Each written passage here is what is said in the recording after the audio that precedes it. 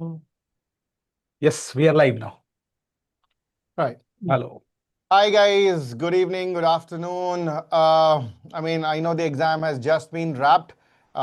Okay, so before we start the session, I have Dr. Santosh sir, our medicine faculty, Ashwini sir, our PSM faculty, and Anusha ma'am, our micro faculty. We had the opportunity of visiting the center, so we had a first-hand information, first-hand responses. तो एक short and quick analysis कर लेते हैं how was the INA exam this time, and then एक एक से we'll try to interact on how it was. तो I would like to start with Ashwini sir. Sir, आप सेंटर गए थे आज, कैसा रहा आपका experience and with the students?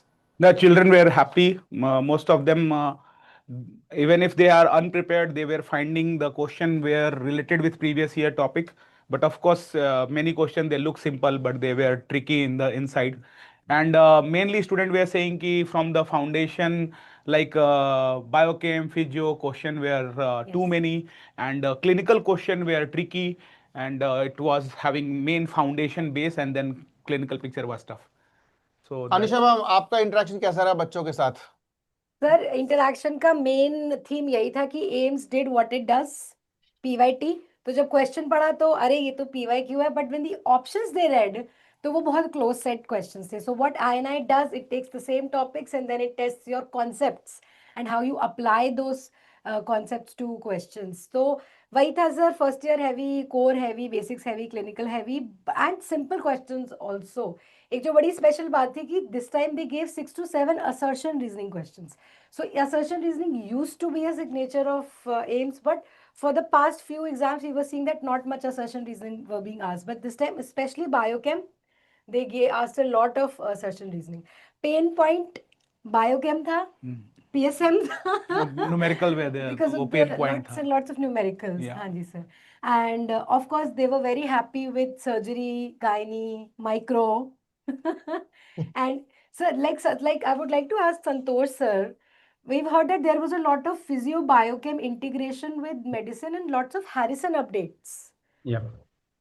So medicine is like essentially interwoven with physio and biochem, and as such, in real practice also, it is not separable. So is the exam. This is a predicted trend going on for last few years, and it is now seeing more utilization of integration of basic sciences into medicine. Yeah, so that also means that you can't come to medicine without completing your basic sciences. Otherwise, medicine makes no sense, be it questions or in real. Ashwini sir, if you had, sorry ma'am, you're asking, Anusha ma'am कुछ पूछ रहे हैं? No, I was just adding to what he said. INI loves basic sciences, we all know this, so it has stayed true to its character this time. Yeah. Also. Oh. Ashwini sir, I have a question. I just got one question from a student. Sir ये numericals और AIIMS का और या फिर INI का क्या रिश्ता क्या है सर? क्यों सर वो मैथ से क्यों इतना परेशान करना चाह रहे हैं बच्चों को? मैथ्स छोड़ा क्यों 10th के बाद? हाँ वो हाँ एक्चुअली मैं भी जब पीजी में था तो मुझे भी वाइवा में क्लिनिकल न्यूमेरिकल पूछ के फेल करते थे वो, क्योंकि उनको पता है न्यूमेरिकल एमबीबीएस वालों को मुश्किल लगेगा, और कुछ नए टॉपिक्स उठा के भी वो न्यूमेरिकल दे देते हैं। बट दिस टाइम कुछ बच्चों का कहना था कि रिलेटिव रिस्क, ऑड्स रेशियो और प्रिवलेंस वगैरह के न्यूमेरिकल थे, तो कई बार हम भी डर जाते हैं। दोनों साइड की बात है, एक वो डराते हैं और दूसरा मैथ से हम 6-7 साल से नाता थोड़ा छोड़े हुए हैं, तो हमें एक डर सा लग जाता है मैथ देखते ही। बट आई थिंक अगर वो टॉपिक्स हमने पहले से फिक्स कुछ टॉपिक्स हैं उसको प्रैक्टिस कर लेंगे 2-3 बार, तो शायद वो डर कम होगा और हम लोग बेटर अप्रोच कर पाएंगे। उसके लिए स्पेसिफिक अलग प्रिपरेशन चाहिए। डराते Was तो it हैं, a मुझे भी difficult numerical or was it a doable numerical sir? इस बार जो आपका पीएसएम एक्चुअली जितना आपने सुना, मैंने सुना कि एक न्यूमेरिकल नॉट डुएबल था और 2 न्यूमेरिकल थे जो कर सकते थे। 3 न्यूमेरिकल 4 आए, 4 बच्चों में से एक बोला कि नहीं होगा, 3 उनको लगा हो जाएगा। अच्छा ठीक। And Anusha ma'am, how was your subject update? How was micro? And obviously, like the first, second prof has been the dominance. So your intake on that? So micro से बच्चे हमेशा खुश रहते हैं for many reasons. Micro से इस बार भी बच्चे बहुत खुश थे. Most of the students which came out, they did not feel much trouble in micro. Micro was not very image heavy. 1 or 2 images were there. Otherwise, they were able to crack it. ऐसा ही response आ रहा है. One of the students is asking what was the level of 2026 INI. So इस बार मई के महीने में नवंबर की feel they the. because it was exactly the level of moderate Too hard. level of exam, just like November. So INI ने वही किया है जो नवंबर में करता है वो इस बार मई में भी कर दिया उन्होंने. And like you also said sir in initial discussion कि मई हमेशा PYT heavy, PYQ heavy रहेगा, वही था. So micro was fairly easy. Sir, I have a question for you, Sandeep sir, ji because I ma'am. heard from a few students that surgery was heavy on stagings. Yeah, I've got like दो चीजें anticipated थी. I told this time in our marathon series also. 11th update of ATLS had come, तो trauma में से topics anticipated थे. एक मुझे लगा कि थोड़ी ज्यादती है कि colonic trauma का grading पूछ लिया, which usually is not mandatory for our undergraduates. Solid organ अगर आप liver spleen के trauma grading पूछ रहे हो, that is still understandable. Hollow viscous का I think it went a little bit overbound. बाकी Gleason score, cholangiocarcinoma, bile duct malignancies, gallbladder cancers, these are anticipated questions, तो उनमें से कोई bouncers नहीं थे. Surgery, ma'am, I think around what I've received right now is around 14-15 questions. Out of that, 2 questions were like ऐसे जाती वाले, बाकी वाले तमीज वाले थे, तो I think it's quite doable. Another thing that I also got a feedback कि around 140 to 150 topics which were repeated in the exam, so henceforth they were familiar with the paper, लेकिन जब तक options नहीं आते तब तक we can't say much about it. Yes. Yeah, That's the feedback, common feedback, that close to 140, 150 they could very comfortably attempt. So that's a good, I think sir, that's a good attempt from a student. And as everyone is agreeing and the student is also saying कि PYT was there but it was twisted, so it looks simple but not. Question पढ़ा तो आया, option पढ़ा तो confusing हो गया. Yeah. Correct. एक और सवाल मुझे संतोष सर से भी, I just got a question. Sir, ये derma why did it become so heavy this time? मतलब match the following, fem figures, वो there are two very similar topic questions which were asked, pseudo fem figures और fem figures के बीच में, then there was a lot of derma images. I mean इस बार medicine faculty के साथ I think derma वाले भी बैठ के they wanted to make the paper. Yeah. Actually, medicine paper, according to me, I would call it as disappointing as a faculty. I know I'm happy for the students, but as a faculty, this was disappointing because last couple of years, medicine has shifted a lot. So a lot of new guidelines, the way we manage the common relevant disorders like sepsis, ARDS, COPD, asthma, everything has changed. But like in surgery, ATLS new update, and they bombarded with the questions. So they rewarded the people who chose to update themselves. But medicine did not reward the people who chose to update themselves. There were questions based on Harrison's updates, but they were more rooted in pharmacology, mechanism of action of newer drugs, or rooted in biochemical understanding of diseases, and not on the management side. So yeah, from that side, medicine was a bit different. So still INI has to catch up with the rapidity of progress that is happening in medicine. I hope the INI people are listening to you. So next time when medicine paper comes tough, it is Santosh's advice.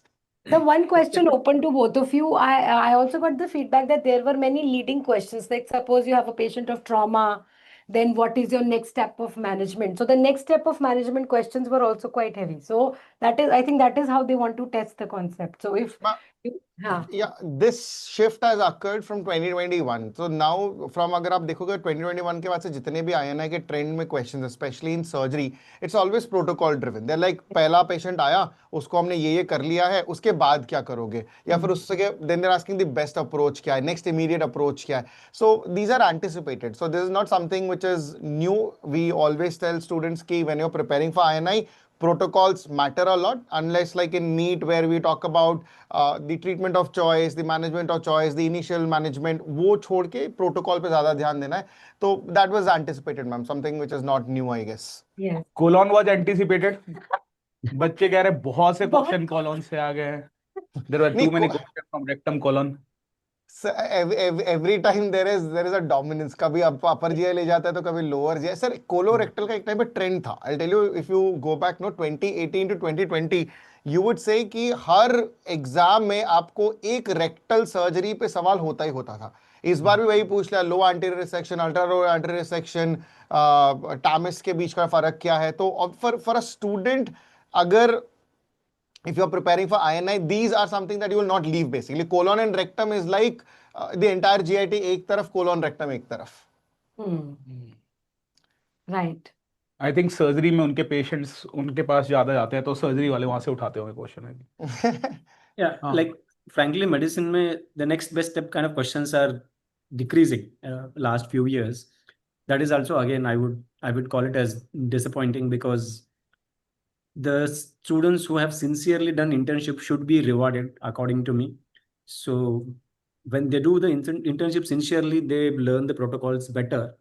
But then I'm seeing that trend missing from medicine. Good, the surgery team is doing justice to the right students, but yeah, medicine team is still Sir, figuring I out can how to. visibly see the disappointment in your face. We will try to put this to the INI people. True. Yes. But Yeah. sir, let's get the recall first. I think there would be a lot of medicine questions which people might have missed it by thinking this or that. So because INI has always been heavy on the medical group per se. So it's the integration of physio, pharma, micro, and medicine. They all go in hand. So I'm hoping that you will see more questions and will not criticize INI people much.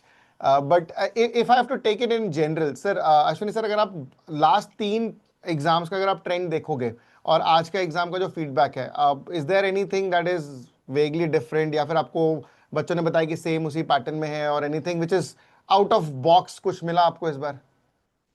Out of box definitely biochemistry मिला बहुत ज्यादा। और ortho. Ortho का भी बच्चों ने बोला, but biochem के लिए बच्चे बहुत इमोशनल हो गए थे कि कुछ ज्यादा ही कर डाला, शुरू भी बायोकेम, बीच में ही बायोकेम। फार्मा को भी उन्हें कुछ बच्चों को फील आया कि फार्मा बार बार आ रहा है, but biochem was totally unexpected and very large. That was one unexpected, otherwise student were saying कि हाँ it was according to the pattern, other subject were according to pattern. I think Jambulkar sir को इस बार थोड़ा seriously ले लिया sir INA वालों ने। तो मतलब उनको लगा कि सर इतना पढ़ा भी रहे तो हम पूछ ही लेते हैं। पूछ ही ले। Examiners are also watching Jambulkar sir's videos then. या आई थिंक सो। और शिराज सर हर बार आके कोई ना कोई ड्रग बोल जाते हैं तो उनको लगा एक आधा ड्रग वहां पे भी पूछ लेते हैं, वहाँ से भी ले है ना? लेता है, बिल्कुल। Right. So if I have to summarize, I know we'll take. I mean, we have an entire recall session lined up. So if I have to summarize in one single go, Santosh sir, what was your take on the exam except for the medicine's disappointment? Mostly on the predicted lines, moderate level of toughness. So of course, intense competition for higher ranks. हाँ, that is one thing that is, I think अगर जो हमको initial response मिल रहा है अगर उसी हिसाब से पेपर है तो फिर कट ऑफ और क्लस्टरिंग भी बहुत होगी, एक ही स्कोर पे ज़्यादा रैंक्स होना, that will be another problem. Ashwini sir, because you are from a central institute, आप मुझे ज़्यादा बेटर इनपुट दे पाओगे कि सर हाउ रैंक डिसाइड, इस बार रैंक डिसाइडिंग सब्जेक्ट कौन सा होगा आपके हिसाब से? बिकॉज पीवाईटीज वहीं पे हैं, क्वेश्चंस वहीं दिखे हैं, and you could see a lot of students having different mixed emotions. तो कौन सा सब्जेक्ट रैंक डिसाइडिंग हो सकता है इस बार? आई थिंक ऑप्स गाइनी से बच्चे बार बार कहते हैं बहुत क्वेश्चन नहीं थे। सर्जरी, बायोकेम और पीएसएम, ये तीन आई थिंक रैंक डिसाइडिंग ज़्यादा होंगे, क्योंकि पीएसएम ज़्यादा क्वेश्चन नहीं थे बट वो न्यूमेरिकल बहुत कम कर पाते हैं बच्चे, और सर्जरी थे क्वेश्चन अच्छे खासे, और बायोकेम थे भी और टफ भी थे। तो I think these 3 subject will be more rank deciding, और तो लेट्स सी। या I mean I was also thinking in two terms sir. एक मुझे बच्चों का बार बार यही रिस्पॉन्स आया कि सर एक तो बायोकेम ने डस लिया और दूसरा बचा कुचा पीएसएम ने खा लिया, है ना? तो फिर सर्जरी में बच्चों ने ज़्यादा कंप्लेन नहीं किया, बट आई डू अंडरस्टैंड थोड़ा, मतलब वो एटीएलएस का अपडेट है, तो आई से या rank deciding will be these 3. But if I have to put it in this way, Anusha ma'am, what will be your advice to all the students who have just finished the exam? Or we all know the NEET PG is also right around the corner, right? So these are the 2 major exams that you have. So how or what would be your advice for the students who have just finished the exam and listening to you? Excellent, sir. So that this we discussed in the initial session also कि advice यही है कि were you able to achieve your target for today? It really does not matter exam मुश्किल था, tough था, moderate था, rank क्या आएगी, what was your target? So if you felt that with your preparation, whatever target you set out to achieve, वो you've been able to do this in this exam. मेरा target है 140, मेरा target है 150, मेरा target है 190। अगर मैंने +-10 का टारगेट आज अचीव कर लिया है, that means I'm on the right track. So I continue this streak till NEET PG because this will fetch me very good results in NEET PG. So that is what the student needs to understand from this exam, कि ये जो उन्होंने अगर अपना target आज achieve करा है, so that is a good promise for them for NEET PG. And also like we were discussing that right now they should take up the approach of when they are attempting previous year questions, it should be integrated year wise, because when the exam comes, all 19 subjects are asked together. So when the students वो जब question लगाते हैं तो एक बार में अगर वो micro के सारा question लगा रहे हैं, so it's easier to jump from one topic, one concept to another, integrate the concept. But जब ठक biochem, अभी PSM, अभी radio, अभी ortho, so for that mental stamina the student has to build now. So अगर आज आपने अपना target more or less achieve कर लिया था, from here on it's just about mental strength building and caliber building. तो वो weight lifting करनी है दिमाग की, and definitely they're going to have good results in NEET PG. And of course हम तो होंगे ही students के साथ, we will be coming up with all TNDs and marathons and everything and preparing them for the D-Day. So the students who have done fairly okay in INI, they will do well in NEET PG, definitely. छोड़ना नहीं है. Sandeep, Dr. Ashwini and Dr. Anusha, I have a question. Yeah. Like, could students handle their subjects if they have not studied deeply and conceptually? They've done some rapid revision or some superficial source. Could they have answered more than 2/3 questions on this paper? Individually, we can talk about individuals. No, according to student feedback, no, because they were again and again saying ki question were from the topic, but it was having the depth of the topic. So if you have done superficial rapid revision, doing 2/3 question in this INICET was, as per the student, was not possible. Yes. It looked like this is previous year topic, but the depth was there, something which we cannot get in rapid revision and all, I think. Sir, that was the feedback that I also got, that when you look at the question, it's a question जो हमने PYT में देखा है. Option is different. Like one feedback was from Psychiatry. He said, okay, I was expecting 4-5 questions from Psychiatry, and obviously जो topic भी थे वो भी same थे. But the options were so close set that I thought to myself कि अगर मैं INI देने आया था तो मुझे थोड़ा और इसको depth में पढ़ना चाहिए था.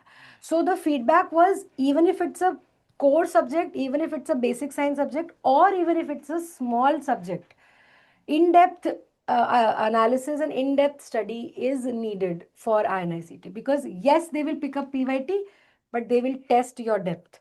So superficial, rapid, and only solving PYQ इस तरह की आपने वो question ठीक कर लिया is not going to help. Solving PYQ by solving the options and उन options का concept banana, that is the hack for, as per the student feedback that we received from the center. That was the thing which the student were saying again and again. I would just, I mean, I totally agree with both of you. I just had one more thing to add. We've been telling from the beginning, हमारा जो rapid revision है या फिर कोई भी platform का rapid revision, it is always an adjuvant to a solid base. You can never go with a subject only doing a revision, because revision is designed in a way that you can have an active recall of the entire topic. अगर आपने topic नहीं पढ़ा है तो वो rapid revision आपके काम नहीं आएगा. So you need to have that solid base and then put it. See, rapid revision is ultimately it is a very good source for a student to do a quick revision. The revision's concept is only valid when you've read before. So yes, without reading in depth, the revision won't work. And if you are only relying on that one small material, you'll not be able to solve. And that's what today's exam has also shown us. Updates have been important. To keep that in mind, you have to be very aware. Especially there are certain topics which AIMS or INI in general love a lot. Like trauma is their favorite subject. Any outbreaks are very favorite subjects. Anything new change in policies, it's again their favorite topics. So these are the things which students should always keep and watch, and we keep telling them. So that's the add-on that I would like to keep it. But yes, you obviously need to have in-depth. Because the question had come from the medicine faculty, I would like to take your input also. Sir, what do you think? Okay, so for whatever questions I have collected, maybe they could deal with the medicine part of it from the superficial source, because the questions were not testing too much of deeper concepts of medicine, but then integrated with physio. So if you don't know physio or biochem, still you will not go anywhere.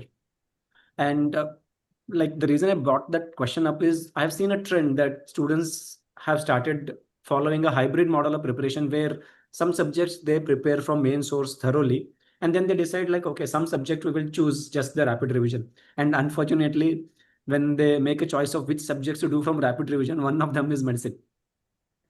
Yeah, and the other follows is surgery. So yeah, I'll just back you up on that. I mean, yeah, we do keep telling the students कि एक बार thorough reading for a subject is mandatory, and then you build on that. Totally agreed. I have a couple of questions from the students. somebody saying कि sir the exam actually wants you to read textbooks. So अच्छा ये तीनों के लिए सवाल है, ये especially for INI के लिए ना sir. Do you think standard textbooks are good enough or a good source material in terms of availability जो भी है that is good enough? So what would be your advice on a genuine scale? कि अगर कोई बच्चा आके पूछता है कि सर मैं आके पार्क पढ़ लूं या फिर हैरिसन्स पढ़ लूं, तो आप क्या बोलोगे सर? एक्चुअली इसका आंसर एक बच्चे ने दिया हुआ है कि biochem is my most favourite subject in first year, thanks to Jambolkar sir I got 245 out of 300 in my first prof. तो of course text reading is good, but text reading की हैबिट नहीं है और वो बच्चों को थोड़ी बोरिंग हो जाती है तो पढ़ नहीं सकते हैं. तो अगर एक टीचर आपको इंटरेस्टिंग लग रहा है और वो सब्जेक्ट के डेप्थ में जाके इंटरेस्टिंग करके पढ़ा रहा है, तो वो आपको टेक्स्ट का रिप्लेसमेंट हो सकता है. लेकिन उस टीचर का आपने सिर्फ रैपिड रिवीजन सुना और सोचा कि काम हो गया, तो आई थिंक वो इनकम्प्लीट होगा. और दूसरा ये है, जैसा मैम बहुत सही अनुषा मैम एम्फेसाइज कर रही थी कि आपको टॉपिक आइडेंटिफाई कर लेना है. जैसे रेक्टम आना ही है तो आइडेंटिफाइड है, अब वो रेक्टम के सर्जरीज को आप डिटेल में जरूर जाओ. अब ऑफ कोर्स अब आप लार्ज इंटेस्टाइन की सर्जरीज को अगर मिस करो चलेगा, बट मतलब the topic which has came go into depth. And if the teacher is interesting and is able to make you understand all the concept, then reading the complete theory from the teacher can also be a replacement of textbook. Yes, yes, sir. Because saying you read textbook is easy, but doing it is tough when it comes to being a student ourselves. I was not able to read Park during my MBBS. It was too boring for me. So how I can hold I the same ask my opinion. student to do the same, which is Sir, and the I right hold the time to same read opinion. standard books is during MBBS. yeah, When yeah. you have a whole lot of time, when you have 5 years, or then you also get a chance to apply that and you take it to clinics. You have professors, you have exams, you have theory-based exams in MBBS.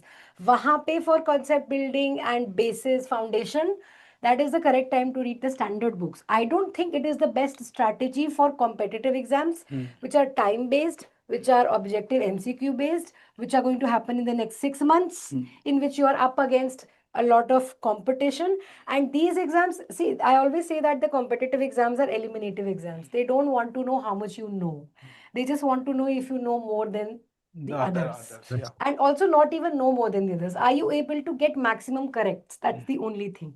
So the whole orientation of competitive exams is practice based and question based. There is no time to read the standard books, and that is where we come in. We take the standard book, we encapsulate it, present it in the form of a question, and then we give it to the student so that they can apply the foundation knowledge of second year. Now within 6 months we have to read 19 subjects. I don't think we can open a Park or a Harrison or any for side. sure. That is my thing. I hold the same opinion. Even I would love the students to read Harrison, or Sandeep would love them to read Bailey and Love. But हम लोगों ने खुद YouTube पे अभी series complete नहीं किया है BLS का, Harrison का. When we are not able to complete, how can I expect the students to complete those textbooks? So of course, choose a source which gives you conceptual understanding, so that application based or fact based, you should be able to deal with it. I mean, the same thought process, we started the series also with Harrison and Bailey कि हम ना पूरी textbook पढ़ा देते हैं. Then we realized कि ना midway, I mean, sir had done some 100 episodes, I've done some 100 episodes. Midway we realized कि ना सच में reading textbook हम बोलते हैं because see, once you subspecialize, then you are more integrated. That's तब आप पढ़ लेते हो, तो आपको लगता है यही तो था. But for an undergraduate, when you look at it, it's actually a vast stream of things. So as rightly said, if the source is good, teacher is good, अगर मूवी अच्छी है तो फिर एक्टर चलता है सर. तो in that context I would say we can recommend it that way. Then ortho में sir इस बार पता नहीं क्यों, आई थिंक सर्जरी ऑर्थो वाले की सर बन गई है, तो ऑर्थो में भी काफ़ी सवाल आ रखे हैं. There like imaging, MRI, classifications, है ना, तो थोड़ी दिक्कत है वहाँ पे. एक्चुअली सर सर्जरी ऑर्थो वालों की बनती नहीं है, तो इस बार पता नहीं, वो तो ज़्यादा क्वेश्चन देते हैं उन लोगों ने. सर हमें तो बनती हुई दिखती है. बहुत जगह पे नहीं, जब बनती है तो कुछ ज़्यादा ही बन जाती है. चलिए sir, I think students are asking that we start the recall. Yeah, so okay, that's it from our end. I would summarize that the exam was moderate and the cutoff is slightly going to be tricky and the clustering would happen. We'll see you all in the recall. The recall is only for your benefit. It is not to test you, to know you, or to see where you are standing. It is just to give you an idea that what has happened in the exam. So please do not take it. And the first recall is always a superficial recall. सो उसको absolute मान के नहीं चलना है। आपको पता है क्या सवाल आया था, उसका मोटा मोटा आंसर हम लोग बताने की कोशिश करेंगे। Will try to give you a better complete PDF in the upcoming week. So thank you so much for joining. I will hand it over to Santosh sir, Ashwini sir, and Anusha ma'am to summarize, and then we'll call it. Thank you, sir. I think students Thank are waiting, and Done. let's give them the questions and Yeah. Thank you. test Alright. their anxieties. Thank you so much. Thank Thank you. you. Bye bye. Thank you guys. Bye-bye. Thank you so sir. much. Bye bye. Bye ma'am. Thank you. Thank you. Bye-bye. All the best.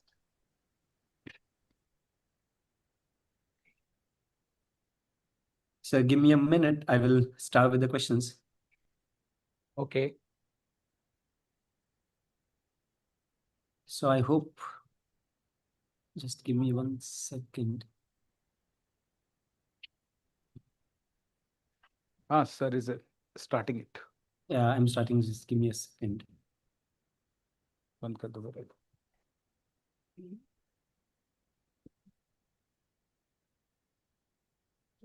Mic बंद कर दो तो आवाज नहीं जाती है ना।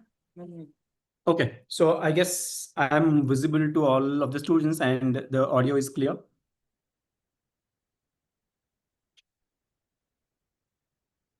Am I audible to the students? Okay, fair. So I hope I'm audible to all of you, and we will be starting with the first question. Well, I have literally stolen this question from the Pharmacology. It's not a pure medicine question, but yes, this is an update that you find in the current edition of Harrison. So I believe that the question was picked up from the medicine side rather than pharmac.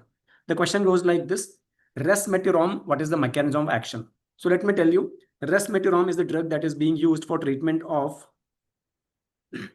what you call as MASH, or the earlier term called NASH, which stands for non-alcoholic steatohepatitis, or currently used term metabolism associated steatohepatitis. This is the current term, this is an old term. And what is this NASH? NASH is nothing but inflammation of the liver triggered by fatty infiltration. So the issue starts with NAFLD, that is non-alcoholic fatty liver disease. Current terminology is metabolism associated fatty liver disease, or MAS LD, steatotic liver disease. Then you will have inflammation, so it becomes NASH or MASH. And the inflammation results in healing with fibrosis, leading to what you call as cirrhosis. And you know that once there is cirrhosis, there is increased risk of developing hepatocellular carcinoma as well. So this is the natural progression of the disease. So it is the metabolic abnormalities, insulin resistance, calorie overload, which is responsible for the non-alcoholic fatty liver disease. So eventually there will be development of inflammation, right? The inflammation will be marked by elevation in AST and ALT levels.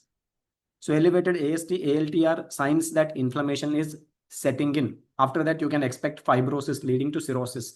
So we wanted to develop drugs which halt the progression of inflamed fatty liver to the fibrosis or cirrhosis. And one such drug is resmetirom. They were asking what is the mechanism of action. The options may not be exactly as it appeared in the question, but I got the right option. So remaining options are created by me. So can anybody tell me what is the option that you're expecting here? Correct answer. Is it NPC1L1 transporter blocker, or is it stimulation of thyroid hormone receptor beta, or is it inhibition of acetyl-CoA carboxylase, or activation of PPAR gamma? The drug ezetimibe acts by blocking NPC1L1 or cholesterol transporter, and activation of PPAR gamma. Okay. So anybody giving me the correct answer here? No. The correct answer is thyroid hormone receptor beta stimulation. You know what is the function of thyroid hormone? Thyroid hormone, as you know, it increases the metabolic rate. So when we increase the metabolic rate, the calorie burn increases, fatty acid oxidation increases. So we burn a lot more fat. So thus we can deplete the liver fat. So that's why resmetirom is actually a selective thyroid hormone receptor beta agonist. Its main site of action is liver, where it increases the fatty acid oxidation, thus decreases the fat accumulation in the liver, decreases lipogenesis. And studies have shown that when used in patient with non-alcoholic steatohepatitis, the fibrosis markers do improve. So the answer here should be thyroid receptor beta stimulation. Okay, now let me take you to the next question. All of the following disorders are associated with dystonia and basal ganglia involvement. So you know that basal ganglia involvement leads to various movement disorders. One of the movement disorder is dystonia. In fact, when we talk about the movement disorders are classified into two groups. Where you have increased movement, you call it as hyperkinetic movement disorders, and where the movement is decreased, we call it as hypokinetic movement disorders. So we have hyper and hypokinetic movement disorders. A classical example for hypokinetic movement disorder is the bradykinesia that you get in Parkinson disease, where the movements are slowed down. Bradykinesia of Parkinson disease is a classical example for hypokinetic movement disorder. If you ask me to give me examples for hyperkinetic, there is a long list. In fact, hyperkinetic movement disorders are further divided into rhythmic hyperkinetic movement disorders and non-rhythmic. Rhythmic and non-rhythmic. In non-rhythmic, it is not the same movement which keeps repeating. You have randomly occurring movements. So we have examples like chorea due to lesion in caudate nucleus, athetosis due to lesion in globus pallidus, or you have balismus due to lesion in subthalamic nucleus. These are non-rhythmic, and rhythmic are two. One of them is tremor. So there are different types of tremors like resting tremor, action tremor, postural tremor, and you have dystonia. So dystonia is a hyperkinetic movement disorder. It's a hyperkinetic movement disorder that we are looking at. Okay. So this particular person has hyperkinetic movement disorder because he has dystonia. So the site of lesion is probably somewhere in the basal ganglia. Now what they're asking is, which of the following actually requires a distinctly different treatment approach compared to others? So basal ganglia damage can occur because of various causes. Some causes are listed here.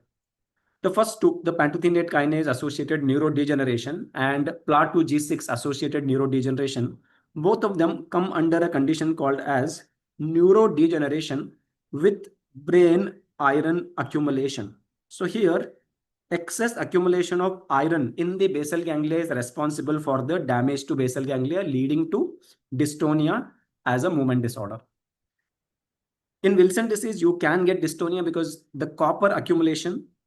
So here it is the iron accumulation, which is causing the damage to basal ganglia. And the copper accumulation in the basal ganglia is causing the damage in Wilson disease.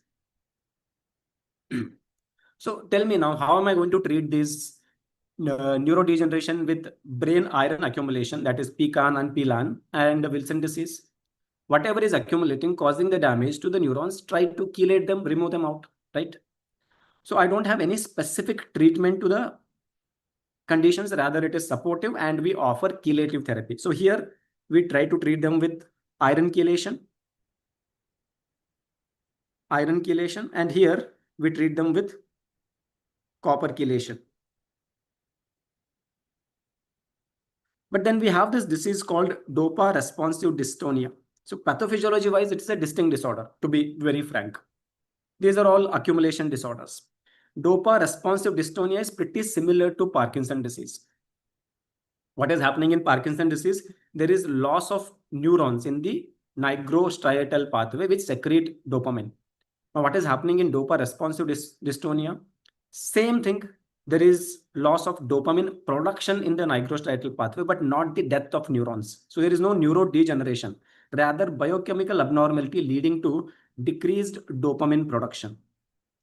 So dopamine receptors, the dopaminergic neurons, they're all there, but chemically they're not able to make dopamine.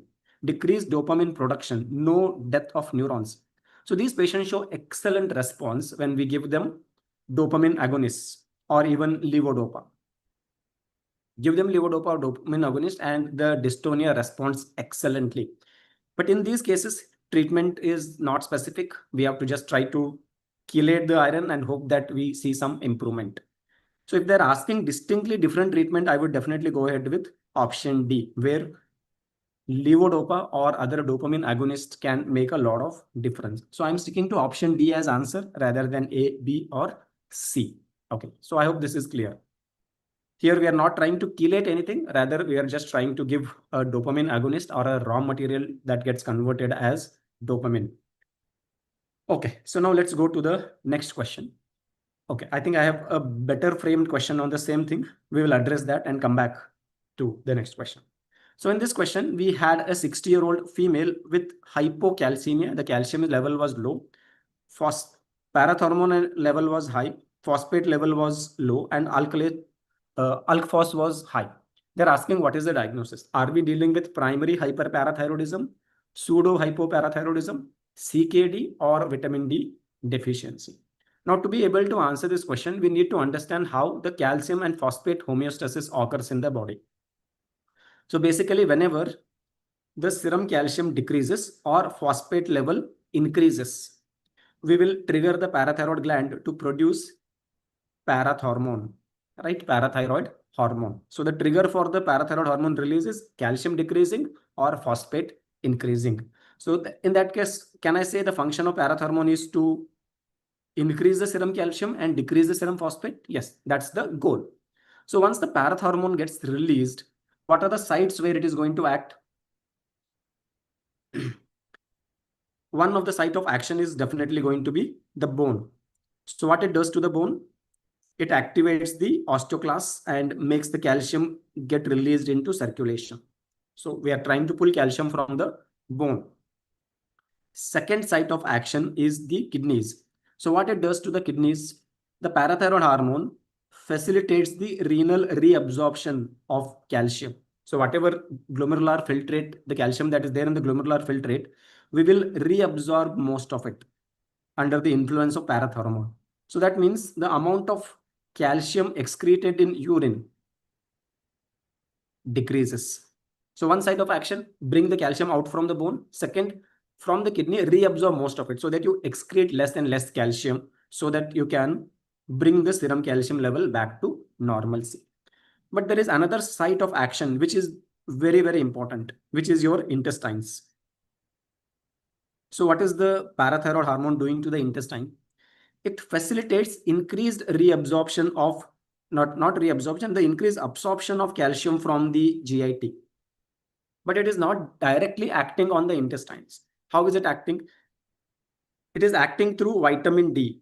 So vitamin D facilitates the calcium absorption in the GIT. That's why whenever we give calcium supplementation, often we combine with vitamin D. It is required for the calcium absorption.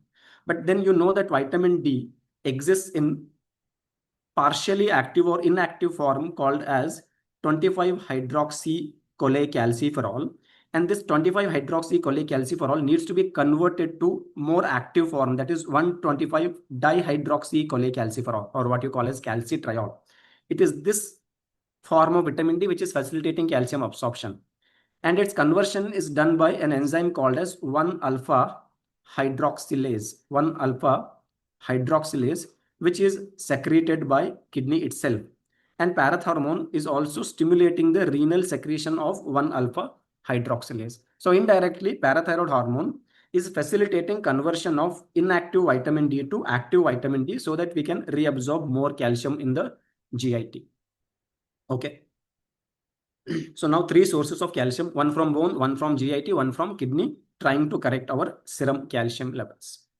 Now let us see the options. Here calcium was low. Okay. If I had primary hyperparathyroidism, that means parathyroid hormone production is increased because of either parathyroid hyperplasia or parathyroid adenoma. That is what we say when we say primary hyperparathyroidism. So in that case, from bone, from kidney, from intestine, I'm pulling the calcium into blood. So I will expect hypercalcemia. So this can't be my answer because in this question we have hypocalcemia. So that is ruled out. Can this be vitamin D deficiency? Let's try to look at that. Let us say I have vitamin D deficiency. So in that case, I will not have sufficient vitamin D in my circulation. So I will have impaired calcium absorption in the GIT. So once the calcium absorption decreases, the serum calcium level will decrease. So yes, it can cause hypocalcemia. But once I have hypocalcemia, that should trigger the parathyroid gland to produce more parathormone. And once parathormone level increases, it will decrease the phosphate level. So what am I expecting if I have vitamin D deficiency? If I have vitamin D deficiency, I will expect the serum calcium to go low because I need vitamin D for calcium absorption. This will trigger the production of parathormone. So my parathormone level will increase. And the job of parathormone is to decrease the phosphate. So once the parathormone increases, there will be decrease in phosphate levels, serum phosphate levels. So let's see if that fits into it. Yes, I have hypocalcemia, hyperparathyroidism, and decreased serum phosphate levels. So as of now, the biochemical abnormality fits into the typical description of vitamin D. So I will take that as an answer. Some of you may think, sir, CKD also can cause hypocalcemia and CKD can also cause secondary hyperparathyroidism.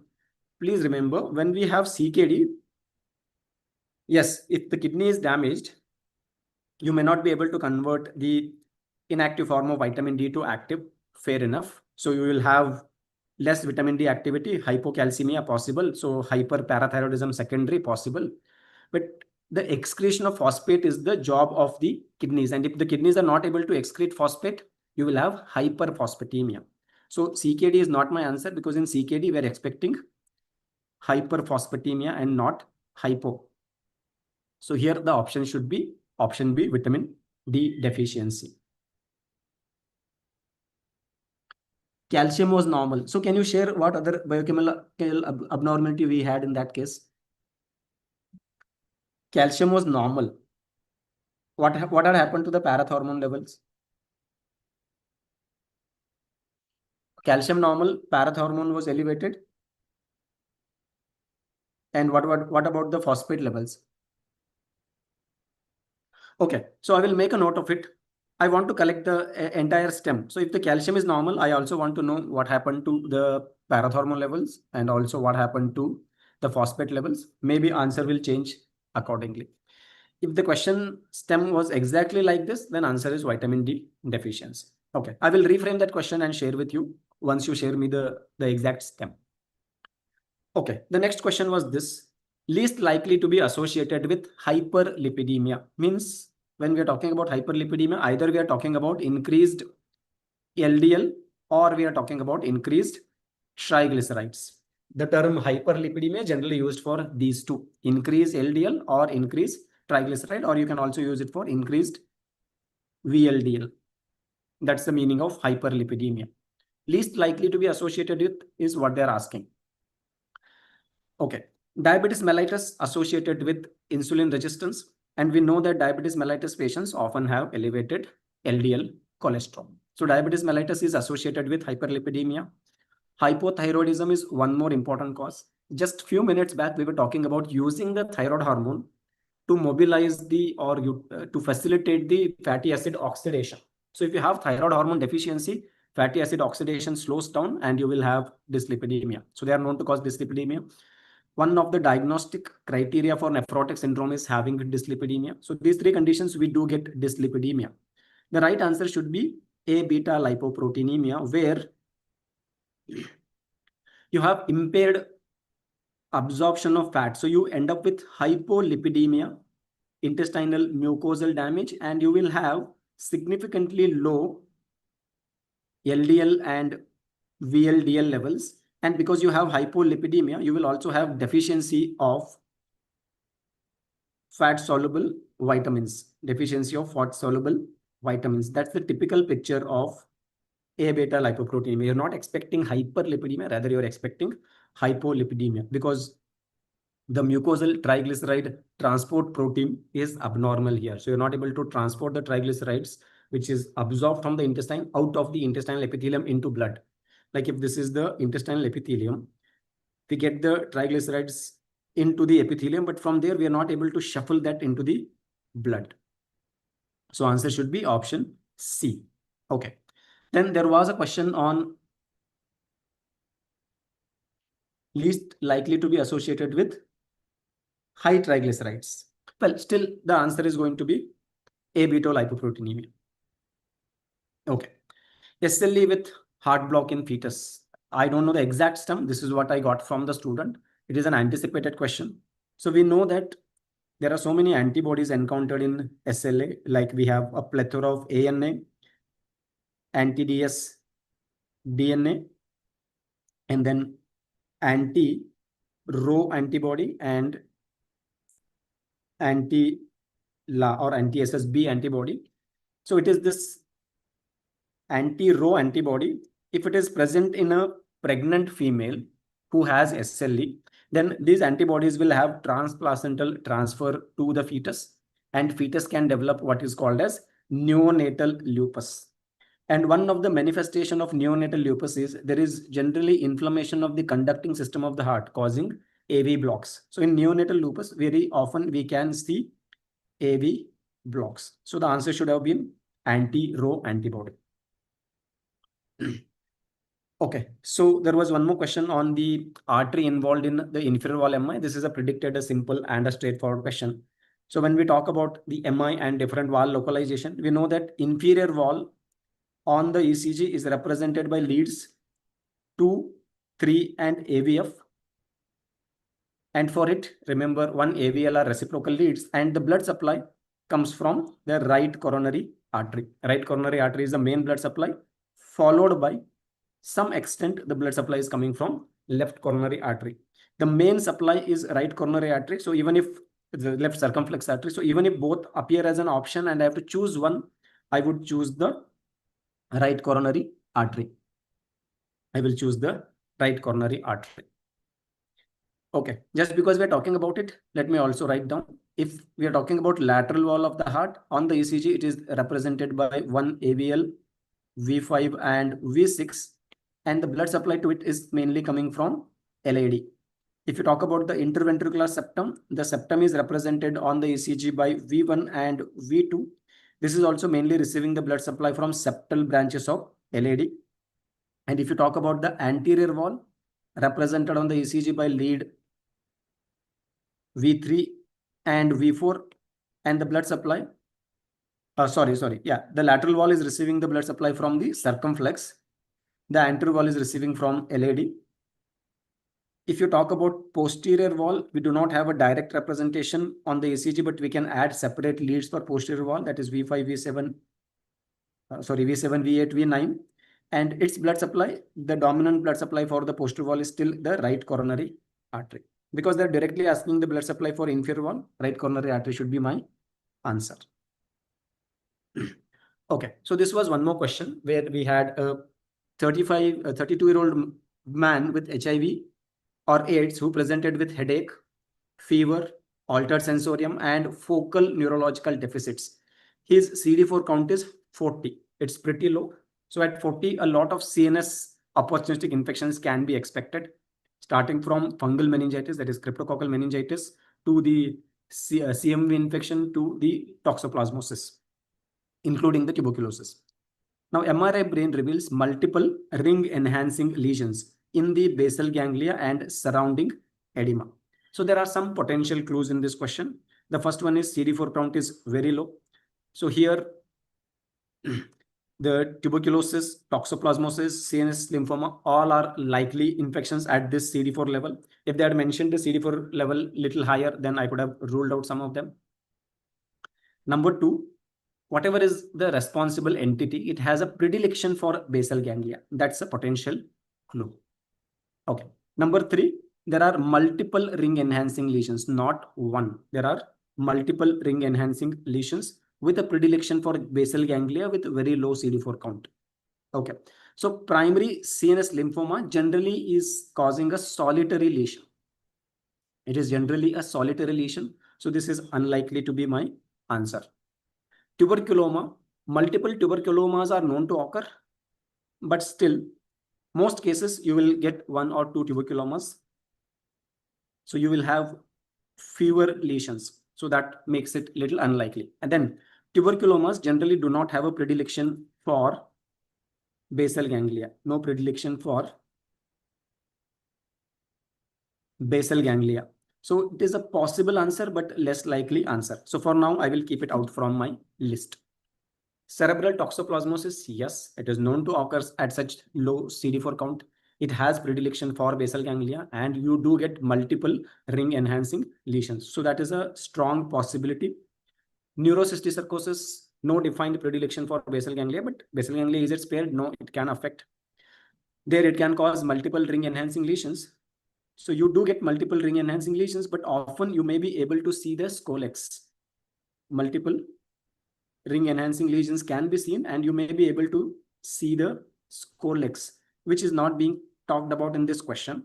And CD4 count and neurocysticercosis does not hold a relationship per se.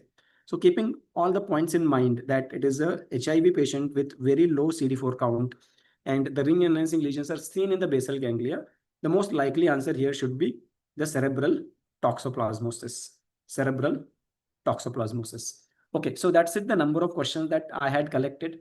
I'm aware that there were a lot more questions rooted in physio and biochem. I'm in still touch with the students on the group and trying to gather more questions.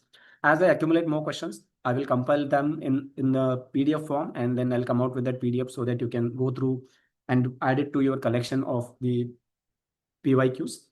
And yeah, the stems that we have discussed, like whatever modifications you need in the stem so that I can give you the more appropriate correct answer. So please connect with me on the Instagram. You can DM me the question and I will use them in compilation so that the final collection of questions you get from the recall are more accurate or closer to the real exam. Dr. Ashwini sir and Dr. Anusha ma'am, that's it from my side. I'm passing the baton to you so that you can pass it on to the next faculty with the questions. And student medicine is not over. It is just superficial. We'll have a lot more questions.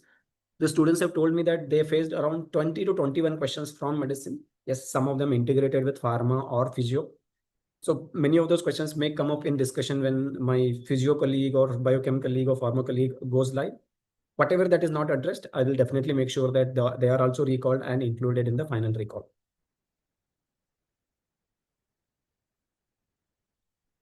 So meanwhile, when the other faculties join, so can you share your experience with me? Like, did Vivek sir, welcome back. So over to you. Hello. And I Thank hope you, I have sir. not stolen your questions. No, sir. It's all physiology into the medicine, and you discuss it better, the clinical aspect of it. So Can I over to take you. over now, sir? Yes, sir. Okay. Thank you, sir. Thank you. Hi, this is Dr. Vivek Nargirkar, and we are here to now discuss the recall for this INICET physiology questions. All right. Well, as usual, when I got the questions, and some students said ki this question was there, and other students said this question was not there. So there was a confusion. Anyways, we will discuss all such questions, and you can let me know whether that question was there or not. And yeah, one student said, "Sir, all your favorite questions." And when I saw the questions, yes, really, many of them were my favorite topics. I kept on saying, do this. For example, LVPV loop. I always say, do it very well. It is always on the cards. It's always likely to come. And it came this time. So can we start our physiology session now? All right. There we go. One more point. I always say CNS, RS, CVS, and kidney. These 4 systems are important. General physiology, add to that. 5 systems, absolutely important, particularly from INICET point of view. So if some of you are preparing for next time's INICET and just joined for the sake of discussion, maybe you can remember. And those who have attempted this or attended this exam, we will see the answers now. You can tell me whether you were right, rightly chose the correct options. Starting. All right.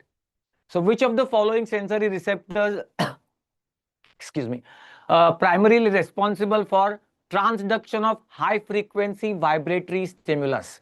A typical CNS question.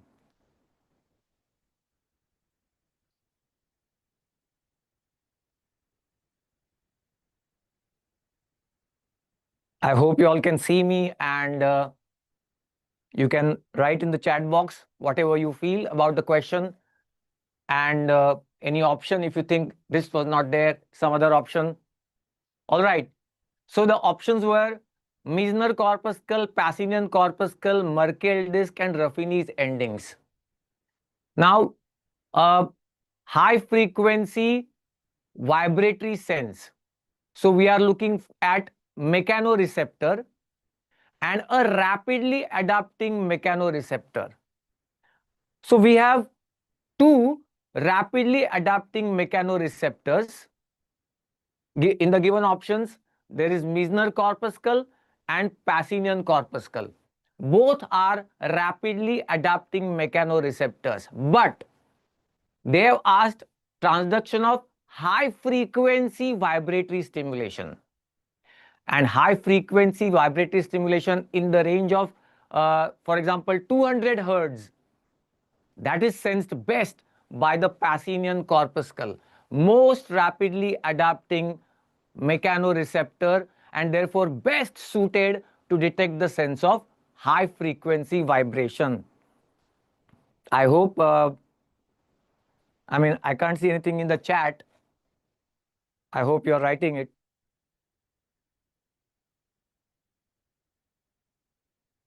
All right. So let's go to the next question now.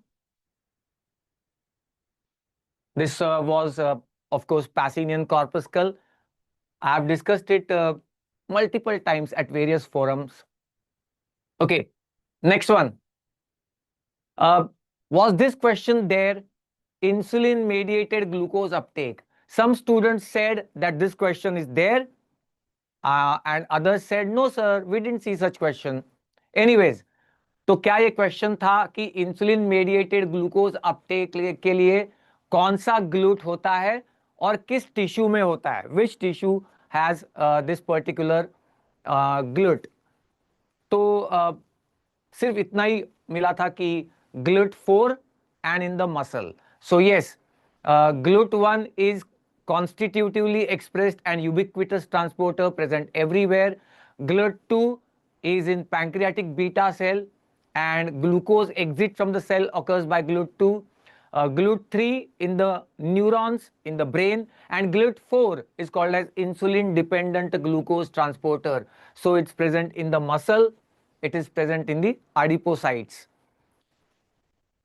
I was not sure about that question. Only that much was available. Can't see the chat yet.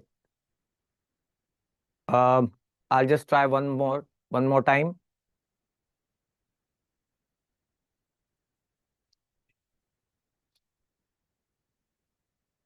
Okay.